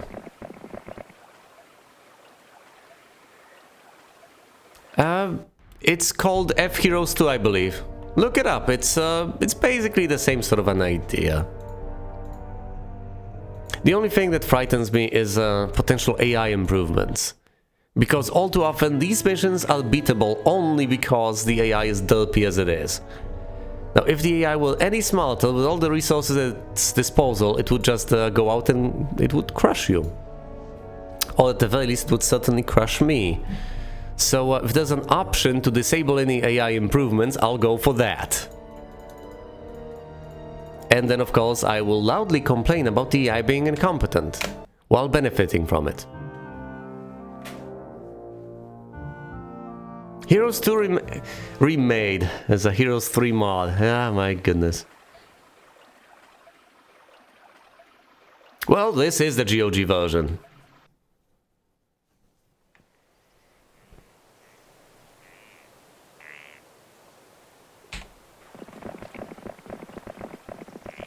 Oh my goodness, I've blocked the path so much that he has to go all the way through here through the mandrakes. Well, that is a very good question. I have no idea what... Maybe you haven't configured your sound card properly. That's a distinct possibility. Maybe they've changed something in the configuration file for DOSBox. That's absolutely possible. All those intricate changes one can make. You know, depending on how long ago you've actually played, it very well maybe changes to the DOSBox conf file.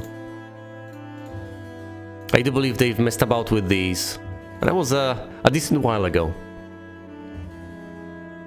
Look at the disparity in stats. Obscene. Oh, and look at the number of halflings. Almost 400 are waiting for Wilfrey. It's not that Wilfrey has 400 halflings. No. Almost 400 are waiting for him. Right here. About to be picked up. And you know what? He is about to pick them up. It's day 7. Okay, recruitment. Next turn. Ugh.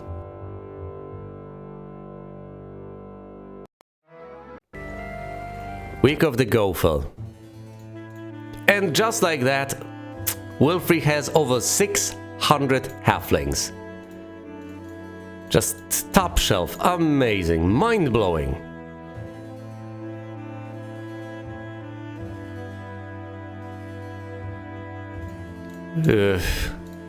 Well...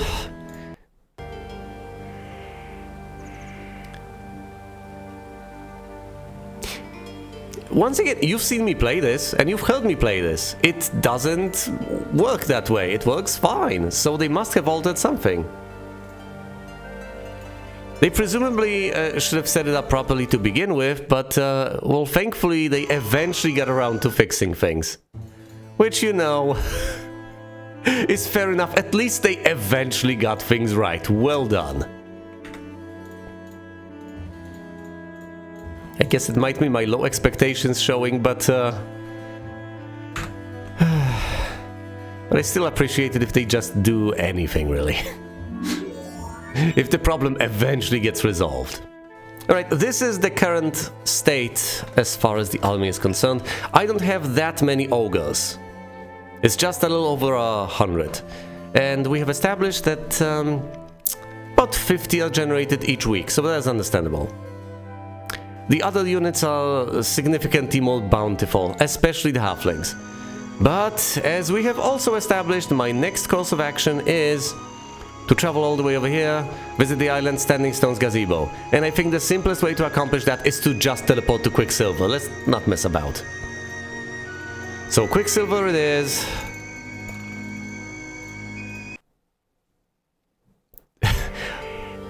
I'm sick enough of the build-up as it stands.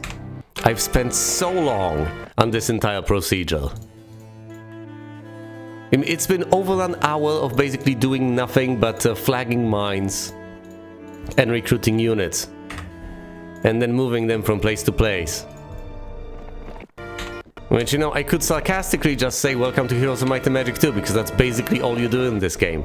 With potentially one encounter that decides the entire game. On top of that. Why do people like this game again? Because there really doesn't seem to be anything to it, does there? Oh dear.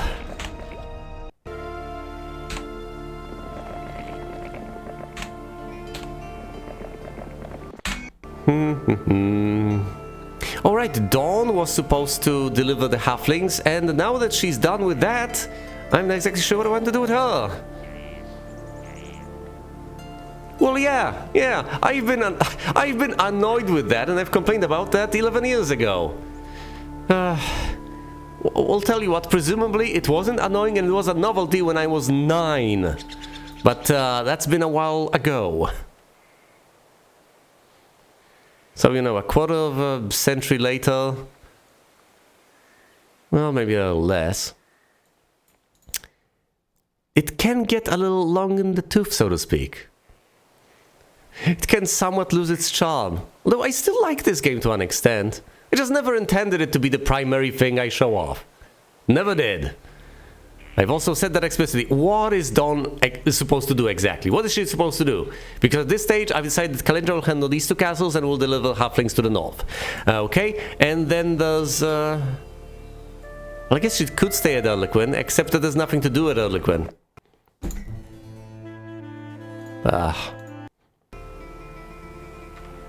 Anything else? No. So let's end the turn. Let's just end the turn. What am I waiting for? Okay, we go over here. I don't actually need to enter. Whatever. We enter Westmore. We get on board. I don't know why I'm being so stubborn, but I would like to do something today, you know? I would like to end on a somewhat eventful note, if... that sort of an expression makes any logical sense as an expression. I don't want to have an entire day's worth of playthrough where I do basically nothing but busy work. Even though it is Heroes of Might and Magic 2, so that basically is nothing but busy work.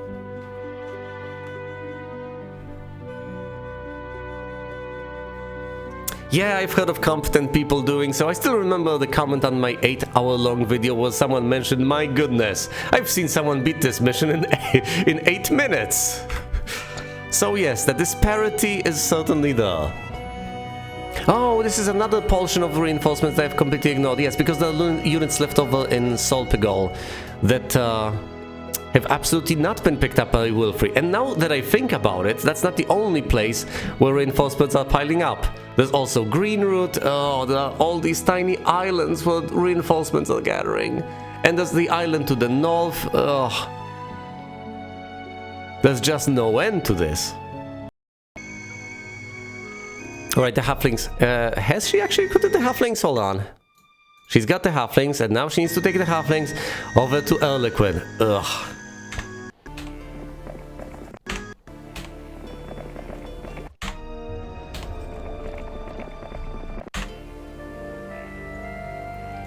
Here's Mirini, but unfortunately Georgios is also here, so I have no idea who is actually supposed to visit Greywind. I don't know anymore. Maybe it's Georgios. Trolls, Cyclopses, Ogre Lords. All the way to Dragontooth.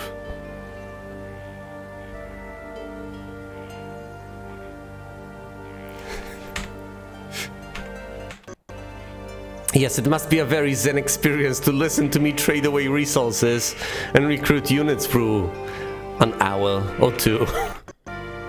You know, once I get the damn mod, I'll be able to get my bearings significantly more easily. I'll be able to click a recruit all button, presumably. It'll all be so much simpler. We'll cut down on I was about to say dead air, but it's not exactly dead air since I do keep talking even though basically nothing is happening throughout this entire time.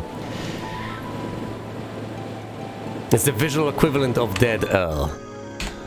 We'll cut down on completely needless busy work that keeps gunking up the playthrough endlessly.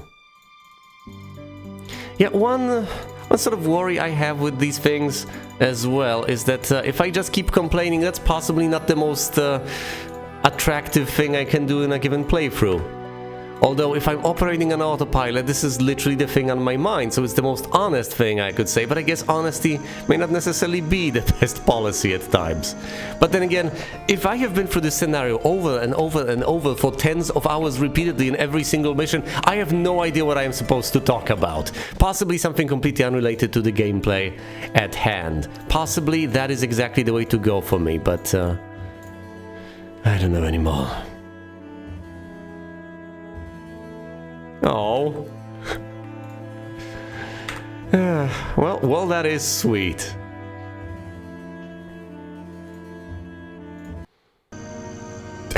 I do remember a comment about a lady who... Hold on, is this Dragontooth? This is Dragontooth, what am I doing? I took the units out of Dragontooth instead of putting them in. I remember a comment about a lady that allegedly had her toddler fall asleep to this, or she set her kid down in front of my 8-hour-long video. So, as much as you may not put any stock in these sorts of statements, because these are, after all, people on the internet, who, as people have learned from the author cartoon, may possibly just be telling lies, that's also a distinct possibility. Maybe there's a kid out there with a... Yeah, maybe there's a kid out there with a strangely inexplicable accent that is insignificant to lie about, but it also dawned on me that that was, what, a decade ago possibly? Maybe a little less? So that kid may have grown up by this point, for all we know. Once again, puts things in perspective. You can go through college, get a nice job. You can go through high school, then college, then get a job, then get a promotion and start a family while watching my damn playthroughs. So, That's also something to consider. It's also somewhat depressing. Uncharacteristically, let's actually not consider that.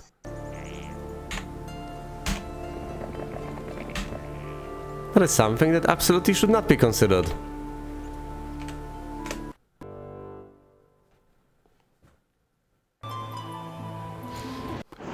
Oh yeah, I don't know. Sitting a kid down in front of an 8-hour-long playthrough of Heroes of Might and Magic 2 might possibly constitute child abuse. Who knows?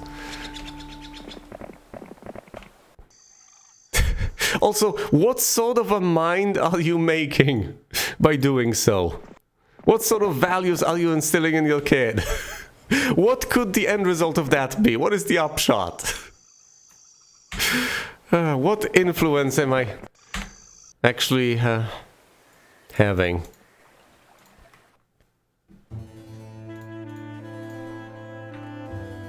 When will I learn that my actions have consequences? Okay, so back here in Harlequin, there's just 6 ogre lords that have inexplicably been left behind. No halflings, mind you. No halflings to speak of.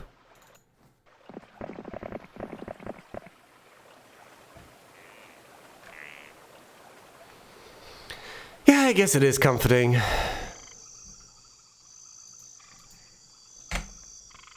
It's comforting to know the world hasn't fully fallen apart. And that there are still certain things remaining constant in it. It's like me with Blizzard. They've seen better days, I guess. They've made better games and so on. But it's comforting to know that they are still there. Even though people may insist that they are a shadow of their former selves and so on. But still, a sense of nostalgia still may soothe people on some level.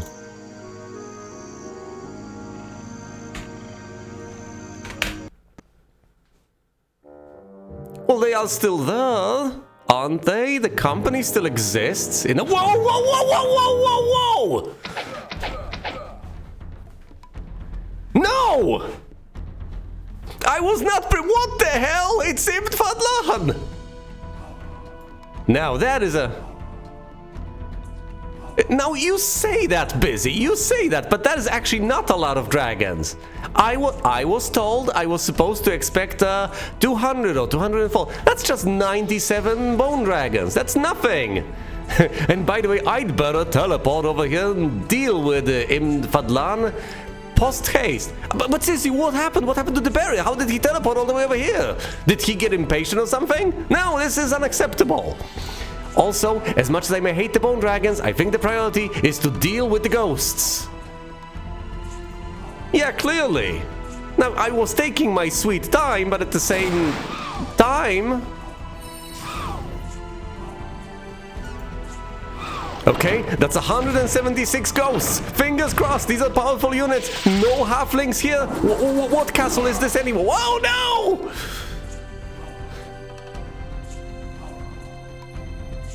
Oh, this will just be death. But okay, let's give it a go. Let's give it a go.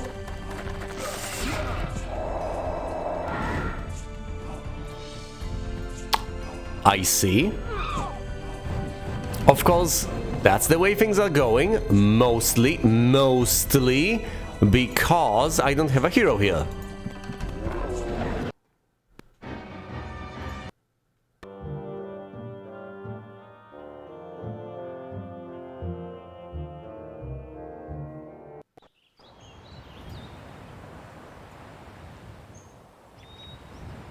So it has come to this.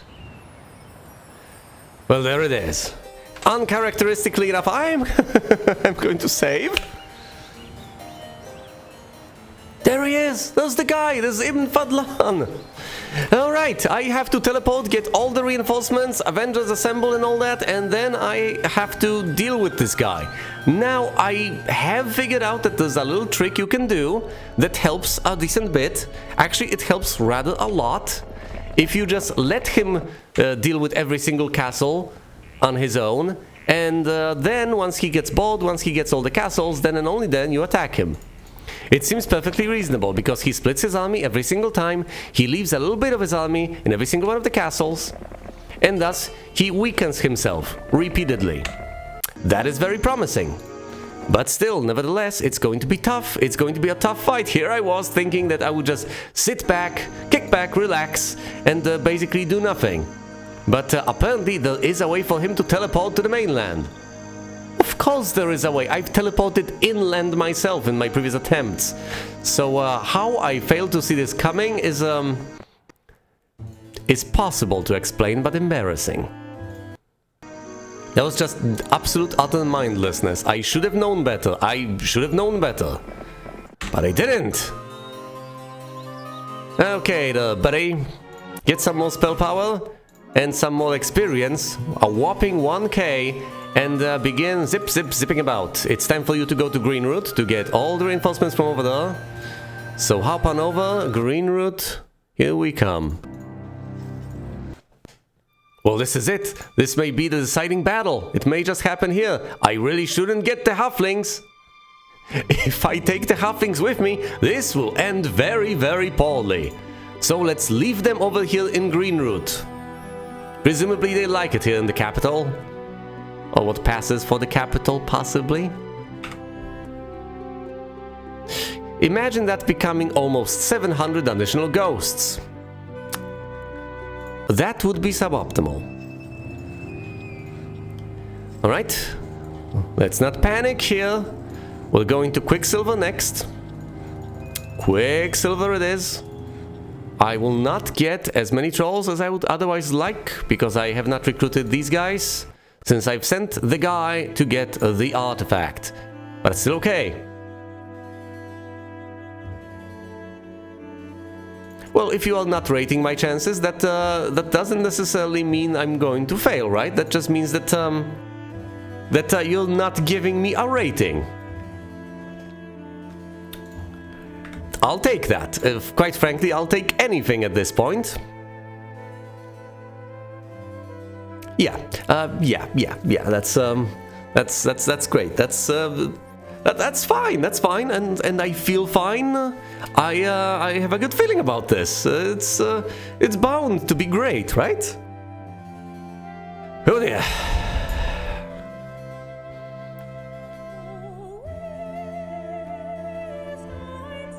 $109 Cyclopses. That's not bad. It's not half bad. Now, the Vampire Lords are going to be a bit of a problem. But that's acceptable, I would say. I haven't gotten the units of Pinehurst yet, so let's go over there.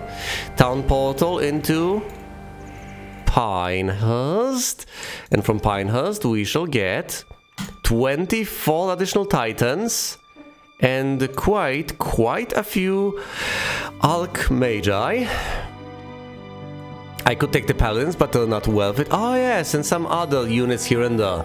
Alright, that puts me over 100 Cyclopses. And of course, we have to keep in mind the fact that this army is immensely powerfully bolstered by the hero behind it.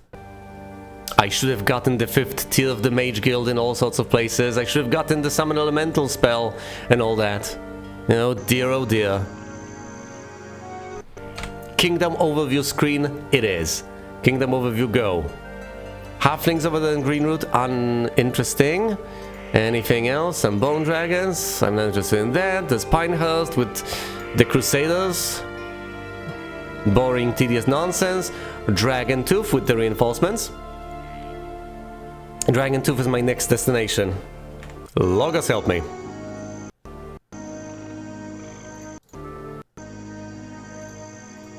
Run, you fools.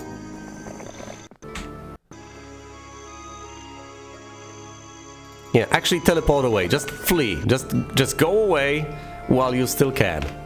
Because Ibn here is yeah, he's going to run around.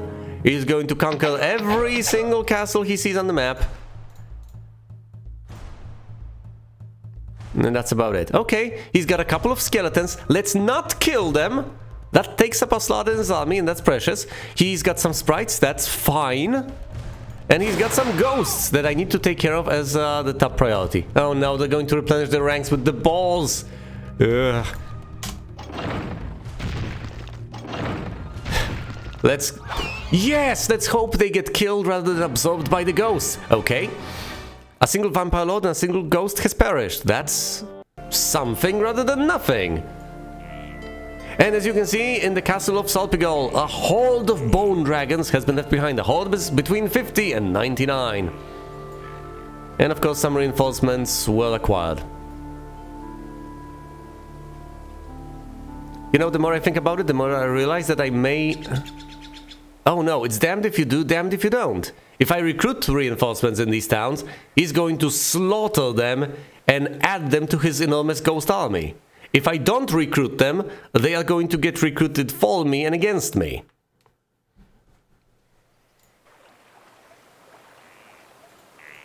I mean, there are worse things that could happen, I guess. Right, let's send Dawn all the way back. Let's send Kalindra with the halflings all the way to the north.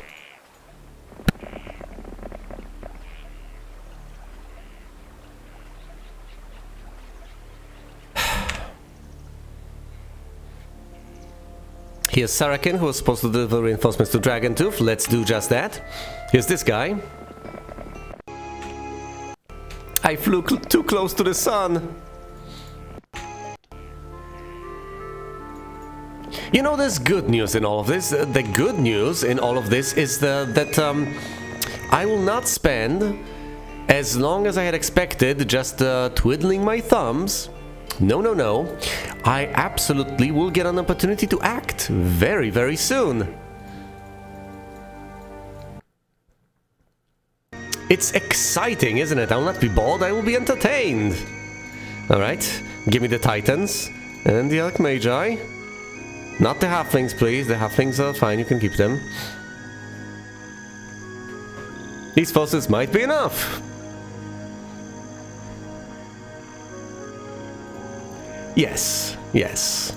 I got punished for my hubris.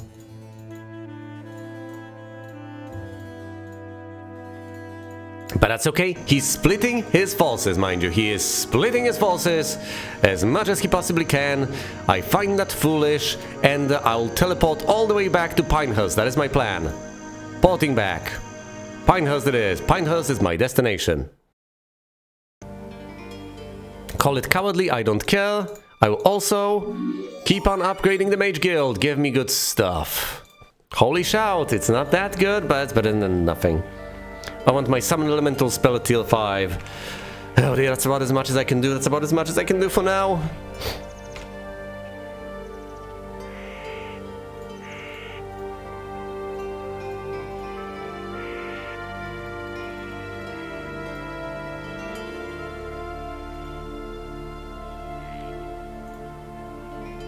Alright, ending the turn, fingers crossed. Oh, he decided to flag a sulfur mine and then take a little teeny weeny break. Okay, he's got a swarm of those vampires and a throng of ghosts.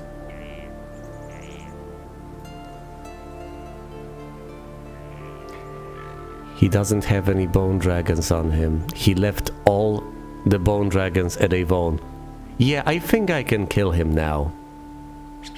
I think I'll do just that. But before I do so, I will get the final tier of the Mage Guild, damn it.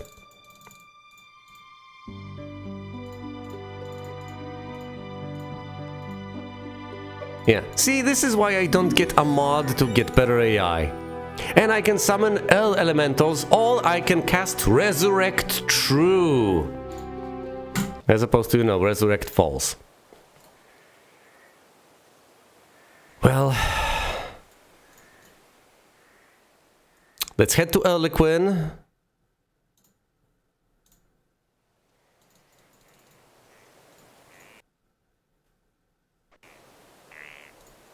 Tashilu's ghosts, that is a fascinating point. Alright, people. Here it comes, the moment of truth. Now, I shouldn't reload saves, that's against my principles, but I should be able to do this. The sulfur mine is guarded by fire elementals. Look at this. He's actually decided to post guardians next to the mine. He's desperate for me not to get that mine. Well, indeed he doesn't, but let's see. I've lost some points because I've teleported, but I just might be able to do this. I'm obviously able to do this. As powerful as the ghosts are, I have stats that outmatch, that outclass him significantly. I have more of every single stat in existence, and I can summon elementals. Yeah, this should be quite easy. So as much as we can hype this one up, no, he's just gonna die. It's just a matter of me deciding which particular spell I want to cast. I could summon elementals, or I could say cast Holy Shout. Or use Mirror Image on Titans. Mass Slow.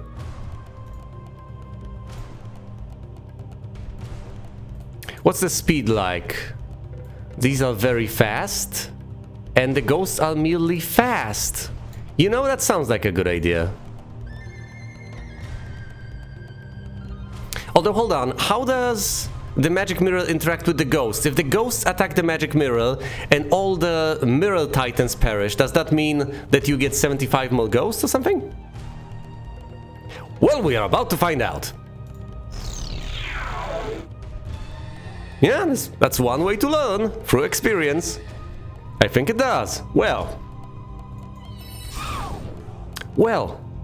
gentlemen, I don't think we'll find out. Oh, I really don't think we'll ever find out.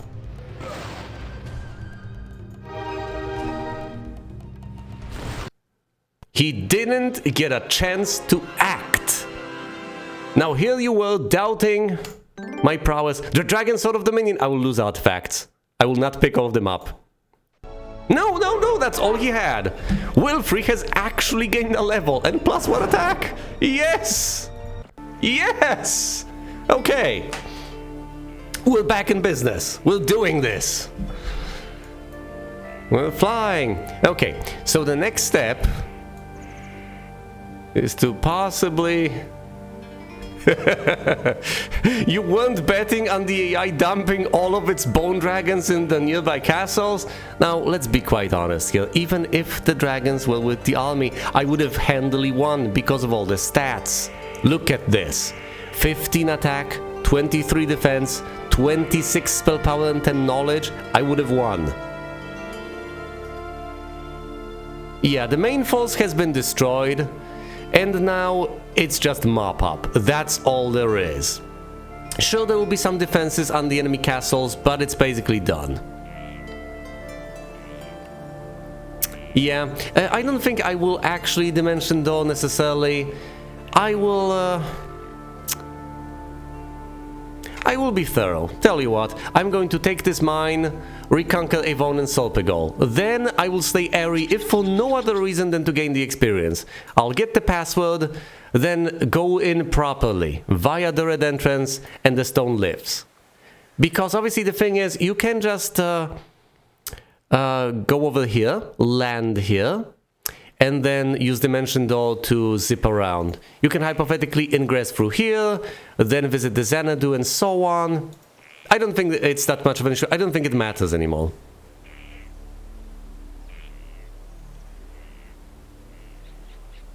You've seen the most important part. I've slain the main hero. I have an overwhelming force that cannot be stopped. And not only that, but let me once again underline what you have all seen. I have slain that guy without losing a single unit. I have slain that guy without even giving him an opportunity to act at all. It wasn't his turn. All of the actions happened on mine. So I do have an absolutely overwhelming force that will allow me to steamroll through the rest of the map. And as such, I'm basically done. Now, previously, I have defeated the final boss of all of this. And now what stands before me is Mop-Up, that I have thoroughly neglected. But he has visited the standing stones in the gazebo over there. Yes, he has. That's marvelous. Absolutely brilliant. Right, what about all the other heroes? What were they doing? They were fleeing in a panic. That's not particularly impressive.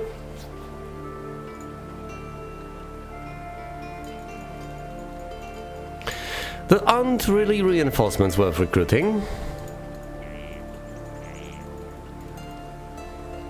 Anyway, I could hypothetically take some halflings with me.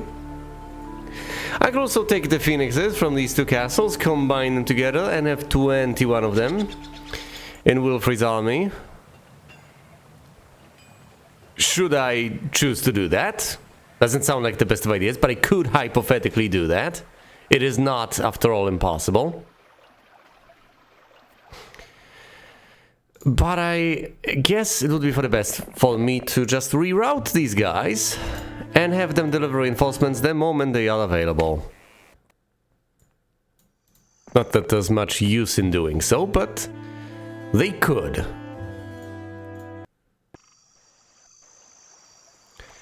Alright, then where do the halflings go? To Eloquent, presumably, right? And Dragontooth houses everyone else, from what I recall. Ah yes, the artifact! An old seaman tells you a tale of an enchanted masthead that he used in his youth to rally his crew during times of trouble. He then hands you a faded map that shows where he hid it. After much exploring, you find it stashed underneath a nearby dock. It's the masthead that boosts each luck and morale by 1 each in sea combat. And I was correct in expecting Hector to be able to pick it up and acquire it. Which is a bit silly. He's level 1, but he does have leadership. Which means that he can acquire it as opposed to Wilfrid, who's mighty, commands a powerful army, but alas, alas, does not have any leadership to his name, at least nominally. Allegedly. Apparently. Alright then. Let's head on south and attempt to acquire those reinforcements. Where was I sending Georgios? Was there any point to this madness? Presumably not much. So maybe I should send him back, since it is safe now, at least relatively speaking. The coast is somewhat clear, and thus I might as well just acquire reinforcements with these guys, then deliver them to a single castle if at all possible. Not that it'll necessarily mean much of anything, all things considered. After all, this is just a mop-up phase. I don't expect much to happen.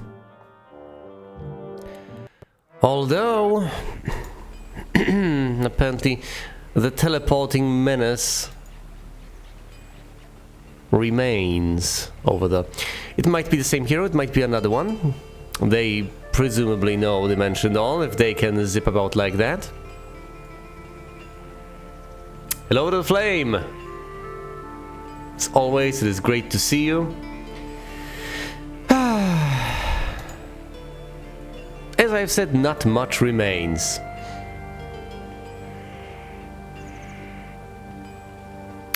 I do have many options. I could just land over here and zip inland using the Mentioned All, or I could do it the old-fashioned way by going through the Red Barrier.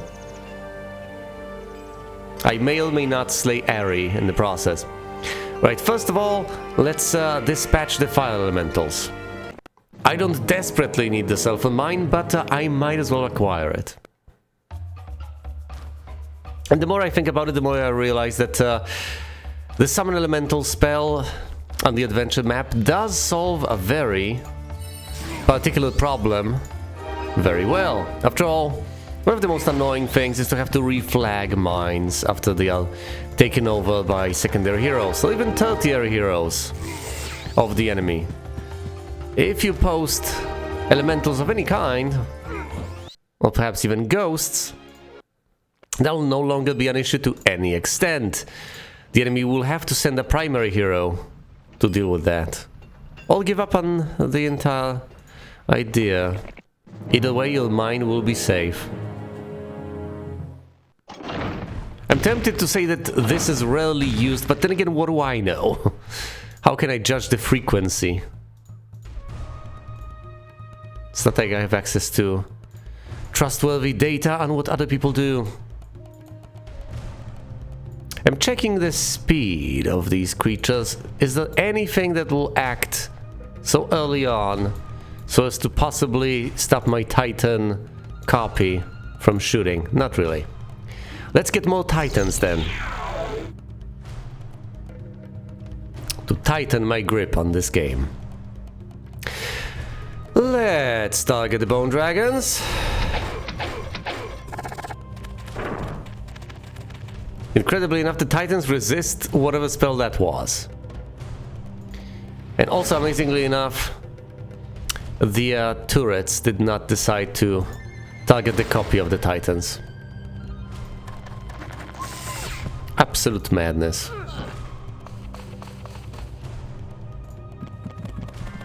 I was about to say that the ogres will never make their way inland far enough. And I wasn't far from the truth either. There will not be a second round of shots from the fortifications. There we go. The castle of Avon is mine once again. And I absolutely can acquire reinforcements over there. I shall. Let's get a couple of Cyclopses. I need to trade for resources in order to get more of them. Not a problem in the slightest, especially with all the wood that I get every single turn.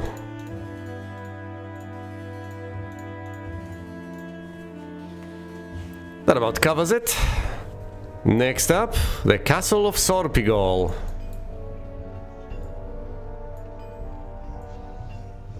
There's a horde of bone dragons over there. Lurking. There's 66 of them. But there are no defenders to bolster their stats. Which means that dispatching them will be quite easy. Sorpigol is the name of the starting town in Might and Magic 1. Fair enough, I have heard that one before. I wonder when, if ever, I'll get around to actually playing that. I really ought to, I think. But these long-running series have so many installments, and if I start one, presumably I have to proceed with more installments rather than switching between them.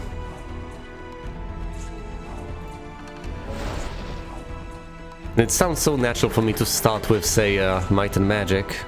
If I am to start some sort of a long-running RPG series.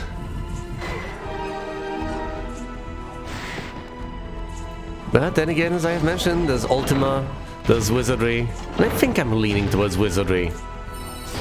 But then again, that is just wild speculation at this point. I'd rather not make any plans that far into the future. Alright, that's far removed from the present. Here are the reinforcements that I've been able to gather. Obviously all the spells are there.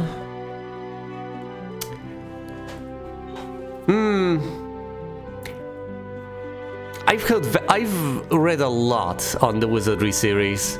It's absolutely fascinating on multiple levels, with in all sorts of ways. For instance, as far as I remember, Wizardly Fall is one where you invert the entire relation and you start out at the bottom of the dungeon as a severely weakened evil wizard, which is a mind-blowing concept. At least presumably was a mind-blowing concept back in the day.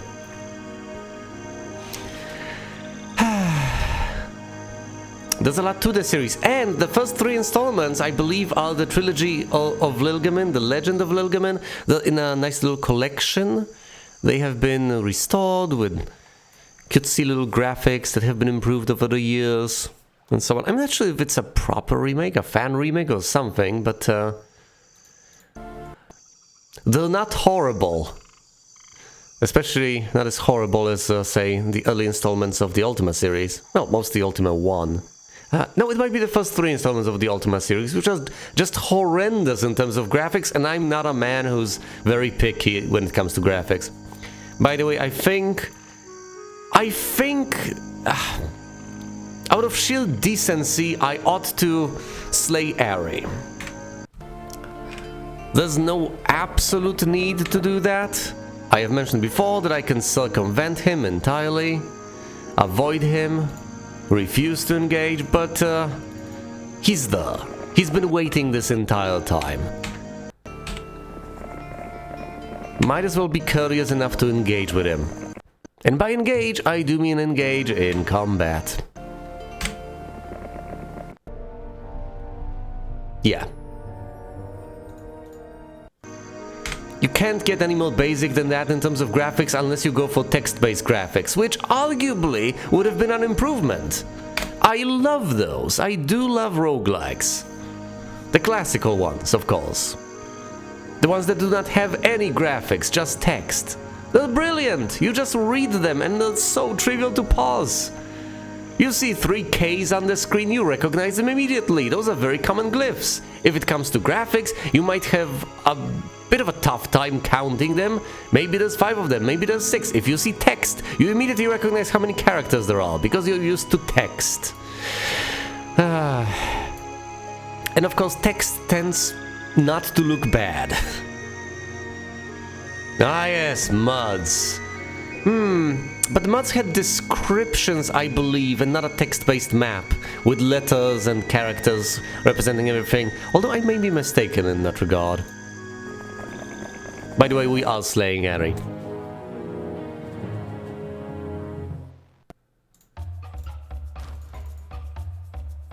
Honestly, not sure. I'd have to check whether they had the same sort of graphics as roguelikes. Wouldn't put it past them. Oh no!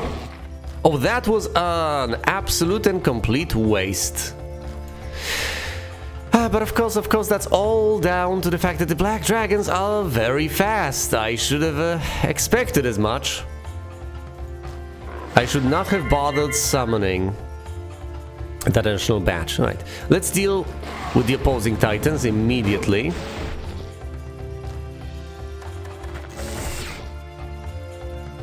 And now we can eliminate the remaining hydras and golems.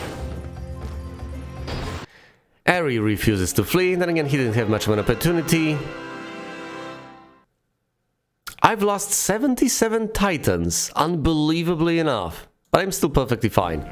77 titans! That sounds like a mistake. Maybe I should have resurrected some of them, but you know what? Never mind. Never mind any of that. Wilfrey has even leveled up and got more knowledge. In my travels, yada yada yada, the keyword is crypt. Alright then, I shall write that down, although I am about to use it, so my short-term memory, as unimpressive as it may be, presumably will allow me to remember that the keyword for the red doll happens to be crypt. Do I really actually genuinely want to go there? It might just be faster to use Dimension Door to teleport over here than the hop around. Then to go all the way back, find the ship, head on here and do things properly. You know, now that I've said that, it has just dawned on me that I absolutely don't need to do that. All I need to do is the town portal and go to Pinehurst. That's it. We've zipped over to Pinehurst. Might as well get some reinforcements out of here. I know that there's a single Titan remaining.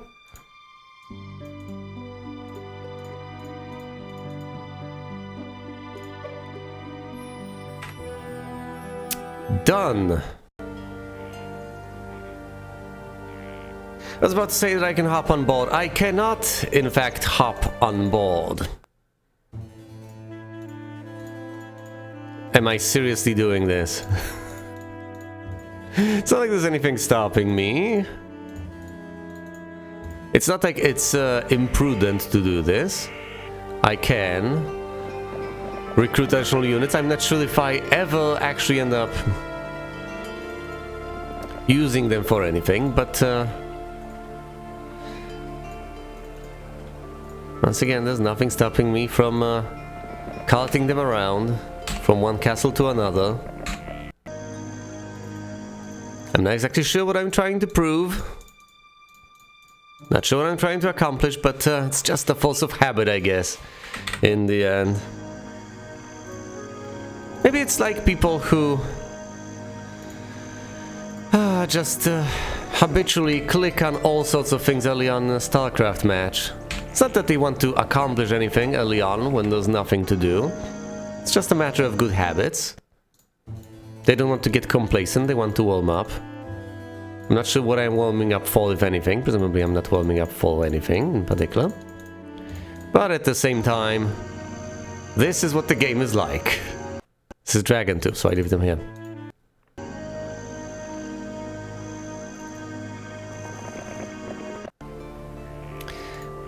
Yeah, we've been over this last time, and one would presume they had Dimension Door in mind.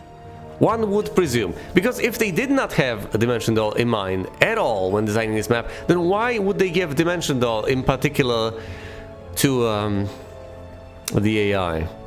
Obviously they were aware of the concept when designing it. I mean, one could argue it could have possibly not been the case, but that would have been... well, that would beg a belief, essentially. Here's Darlana with a throng of bone dragons. I don't like the prospect of fighting that, but I will do that anyway. A throng that's between 100 and 249. Thankfully, presumably she doesn't have the stats.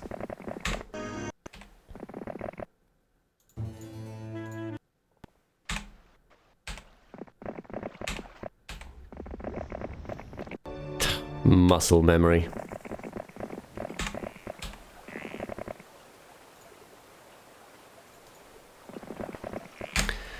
Alright, what remains unrecruited, if anything? Obviously units in places like New Dawn and such.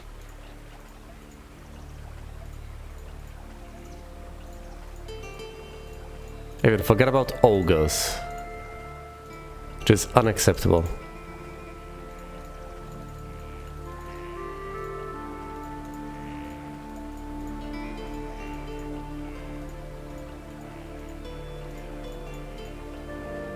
There we go, done!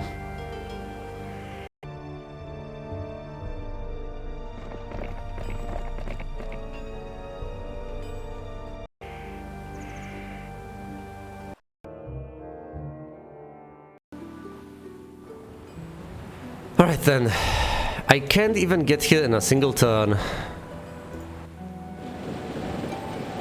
which displeases me greatly. It's a long and arduous journey. Here are the reinforcements, delivered to Dragontooth directly. Once I conquer a single castle over there on the southern island, I might as well teleport back here inland and acquire some reinforcements, teleporting back at the end of the turn in order not to have to go back to the manually again. Fine, let's end the turn. Let's just end the turn.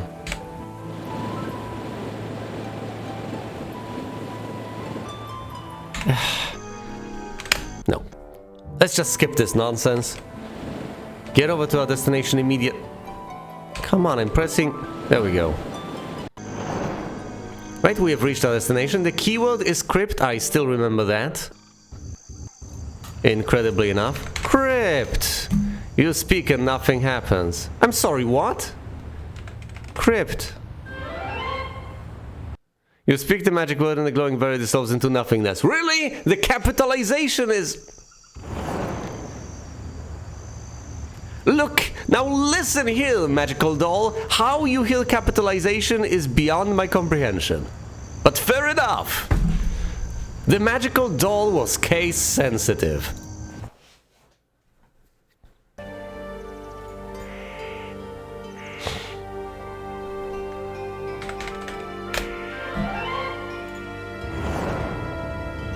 Fancy that. Alright, we're here. And this is the castle of Black Oak, with absolutely no one defending it. Aside from, you know, all the units within, 113 bone dragons and so on. There's of course a necromancer on his all her way. But that's hardly relevant. After all, I am here already. They're not very fast. Let's see if I can just slay them with these units without summoning a copy. I might have gotten a bit too greedy. No, I didn't. No, I didn't. That's just fine. You don't need to use Magic Mirror in this little encounter. It is unnecessary, superfluous. It is a pointless waste of time. And mostly of mana. Down goes everything. Will I level up? Yes, I will. Spell power +1 with a 27 now. What can we find over here at Black Oak? Almost everything except for the shrine. Fine, let's get one.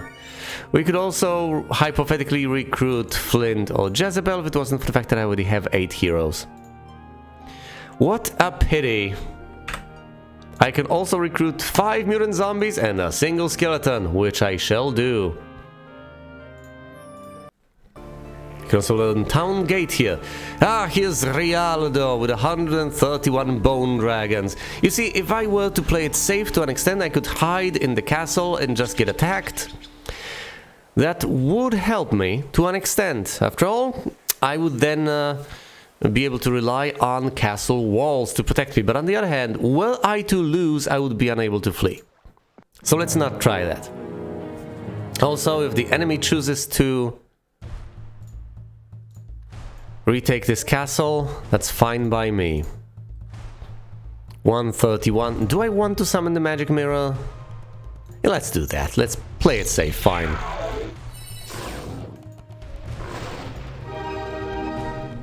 The copy gets lucky and slays the bone dragons before they get the opportunity to act. Alright, here we are. Might as well go to the Xanadu. No, let's stay over here and replenish mana points.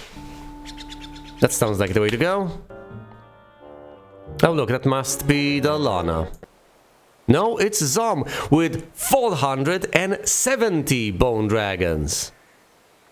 Is that not the most powerful hero for the enemy's forces? I think there's a strongest foe. That is absolutely the leader. I know I can't lose at this point. I know we're through right now, but at the same time, this is Zom. So between now and the end of the game, this is the most impactful encounter. But yes, 470 pales in comparison to my might. He still has more army strength. Does he now? I mean, I checked it a moment ago, so presumably I ought to know, but I wasn't actually paying attention. I'll ignore the ghosts for now, focusing more on the bone dragons. Oh, look, the mirror gets lucky once again. And it has high morale. You're just a copy. An ephemeral copy, but fair enough, thank you. And of course the Titans resist a spell. Whoa! Well, we have learned. Apparently it does work that way. If the ghosts kill the copies, they also get turned into ghosts. Yes, they do. But that's fine. The ghosts are dead now. They are no longer a threat. How many Titans shall go down? 7, which is fine by me. Might as well summon another magic mirror. Zippity zap.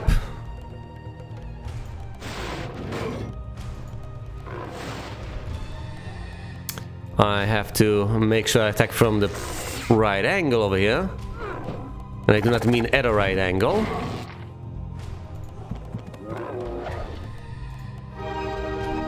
And that's about it. Zom has been defeated and I received the Fizzbin of Misfortune. And I level up. Defense +1. So now it's at 24. Impressive, most impressive. Let's go visit the Xanadu to get even better stats. The butler admits you to see the master of the house. He trains you in the fall skills a hero should know. Now Wilfrid's defense is at 25. Marvelous. Alright, should we go west or east? Let's go east first. Always onto the east.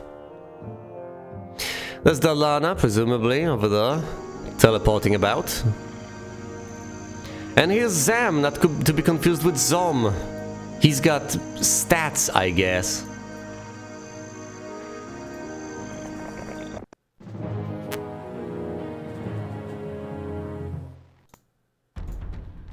I'm losing units slowly but surely. Still, I ought to be fine. How fast are those vampire lords? Not as fast as the titans, really. The titans are very fast, and the vampire lords are fast. Mirror image of this then. There's just too many of these vampire lords. However, the power liches are very fast, so they may very well immediately dispel my titans. Yes! I should have taken that into account, but I didn't! Doesn't matter, almost 200 vampire lords fall to the Titan's attack. So there's that.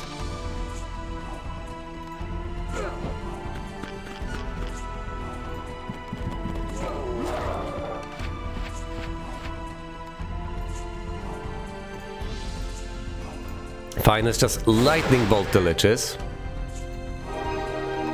And try to finish them off with the Archmagi. Excellent.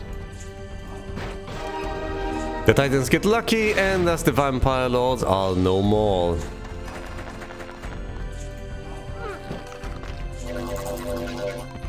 The paralysis is completely irrelevant at this stage. I was about to say down go the million zombies. Now they do go down. And even though I've suffered some losses, I'm still fine. Defense +1, so it's all the way to 26 now. Let's attack Celia. 100 and... whoa, that's quite a few power liches. Is there anything in particular I should cast at this point? Doesn't feel like it. Fine, let's focus on the power liches since the bone dragons will come to us anyway.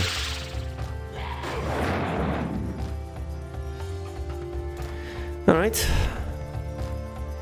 Now I do have an answer to this question. Let's dispel the bone dragons so they are no longer protected, and let's focus on them.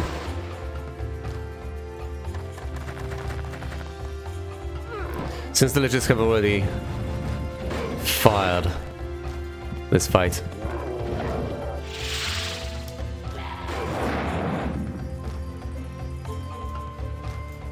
This is surprisingly impressive. But then again, if Celia can't really do much against me despite having over 500 power liches, then who can? Oh, Berserk on the Cyclopses, that's not going to do much, is it? They're just going to attack the power liches anyway because they're the closest target. Never mind. Never mind, combat will be over before that happens. I'm done with Celia. Attack +1. So Wilfrid's all the way up to 17. I was about to say it's his weakest stat. It isn't. He's got knowledge at 12. So that's not particularly impressive. And here's Craghack. Fine. Let's try to attack him for a change. I'll get attacked by him. As very well may end up being the case. All you know, I could backtrack and deal with him. I don't blame him for not being willing to attack Wilfrid. Who would, all things considered?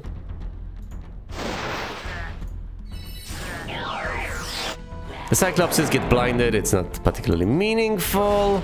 And since the power liches have shot, I will focus the Vampire Lords right now.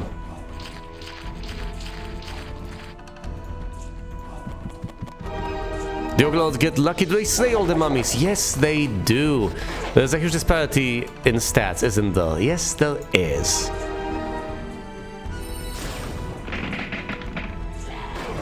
Stone Skin. Quite pathetic.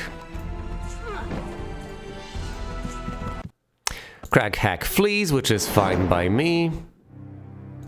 Fine, let's head east. Instead of going west, as I previously did. Oh, look, it's Ibn Fadlan. Not as impressive as he used to be. Just a shadow of his former self. No bone dragons to his name. Backed into a corner. Right here in this castle. Let's finish him off.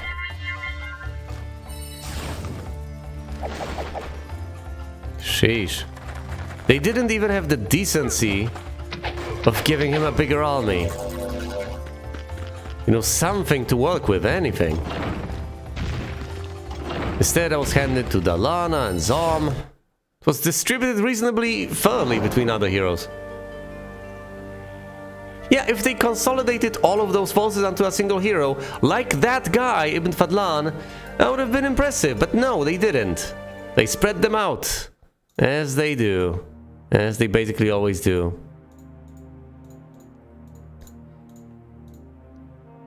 Ooh, summon Earth Elemental. Fine. Let's collect these like Pokemon. Let's learn summon Earth Elemental.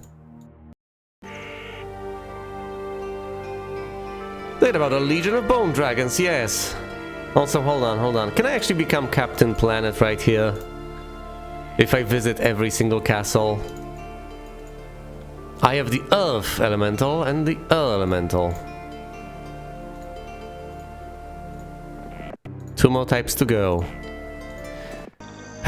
See, I was tempted to stay in the castle and replenish mana, but might as well stay on the move. Let's attack Gwyneth, and I'll conquer the 3rd castle next turn. What's the point in casting spells right now? Come on. The Publishers attack, but there's only 3 of them remaining. The Titans take care of most of the Vampire Lords. They get finished off by the Cyclopses. The Shambling Mummies get taken care of by the Wall Trolls, and Gwyneth flees. It's in the turn. Oh look, the castle will get attacked. And whoever this is, possibly Darlana, will handily obliterate the forces within. No, that's Charity.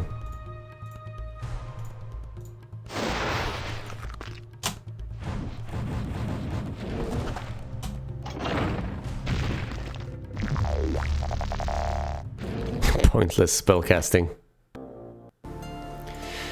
A necromancer named Charity, yes. Indeed. The good news is, I'm in a corner right now. Usually that doesn't sound like a good thing, but if they want to reach this spot, they'll have to go through every bit of terrain to the west of me, which is to my liking. Once I secure the corner, I can go further inland, mop up.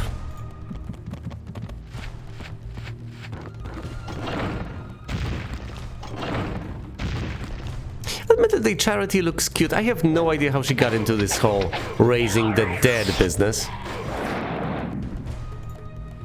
But then again, it is a valid lifestyle choice. Is it though?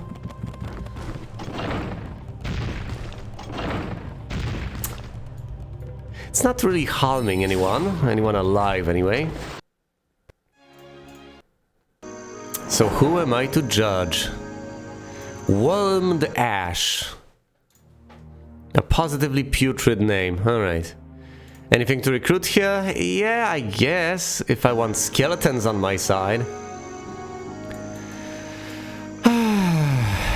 Charity next to Black Oak.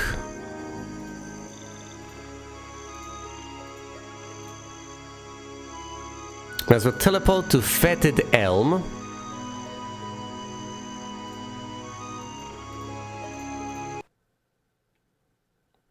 And from there, just attack Charity directly.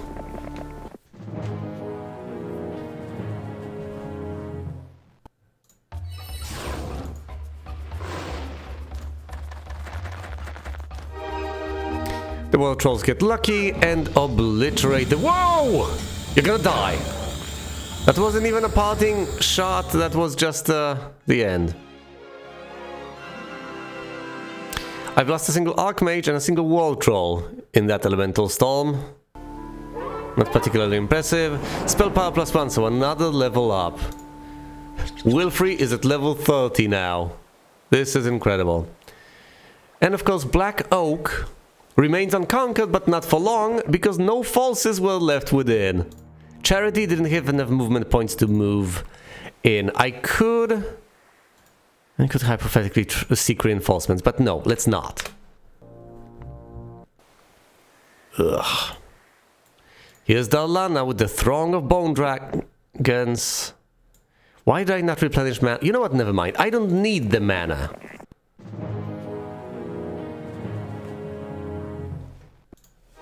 It's just these bone dragons, a single unit to focus on. And there's 134 of them left anyway. Let's dispel them. And attack them with the ogres. 9 perish, 107 remain. We get to attack again due to high morale, so 53 remain. 32! And down they go to the Cyclopses. The Darlana is no more. What does the sign say? We are about to read it. Valley of the Damned. Ooh, it's the City of the Dead! I could hypothetically go there and plunder it for all its riches. Should I? Just for the sake of variety, I might as well. You found the ruins of an ancient city, now inhabited solely by the undead. Will you search? I will search.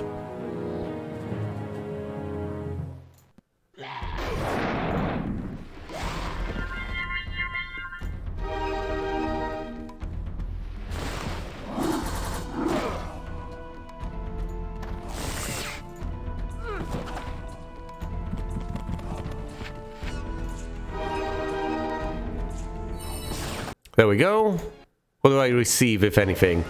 Some of the surviving liches are impressed by your victory over their fellows and offer to join you for a price. Do you want to recruit liches? No, but thanks anyway. Okay, apparently you can recruit liches in the City of the Dead. Oh boy, here's Ari. And here's Sandro the Necromancer. Yes, that's all terribly impressive. But I'm afraid I don't have the patience for that.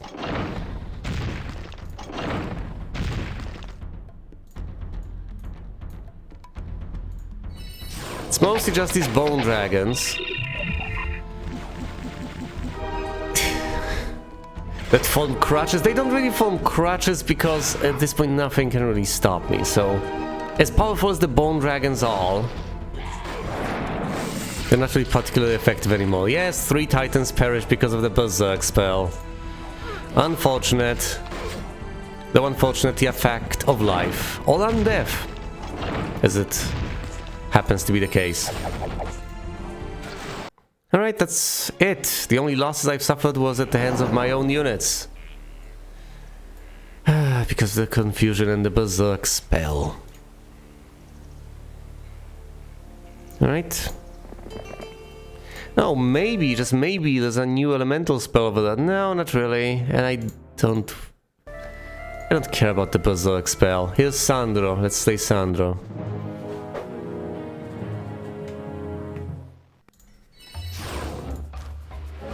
We're done. Sandro's dead. Next up, the Castle of Dead Pine. With Craghack defending it. Excellent. Let's kill 2 birds with 1 stone, or 1 bird and 1 nest, as it happens to be the case. In a way, I guess. 112 bone dragons remain. And they have steel skin cast on them. should have dispelled that. Why did I not dispel that? Let's dispel that.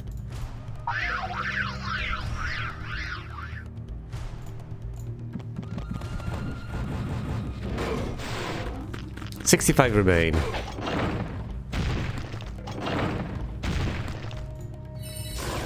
Down to 45.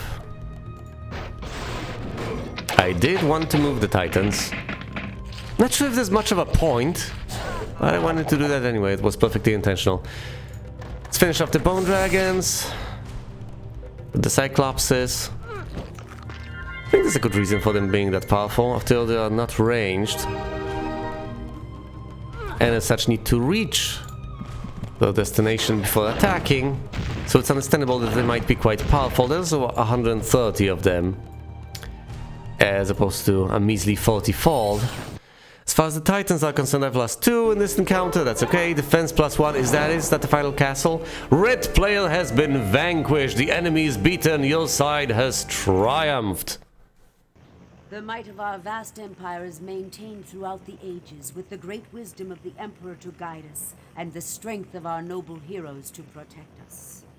You claim that Viscount Krager, a former friend and compatriot of yours, did not act of his own will in this uprising, but was held under the magical influence of the necromancers.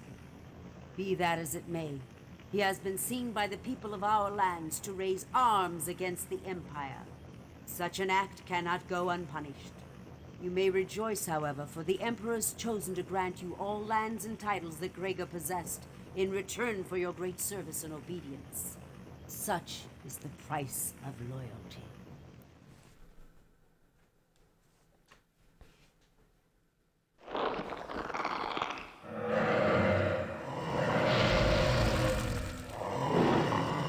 And fittingly, my rating was Cyclops. Well, there we go.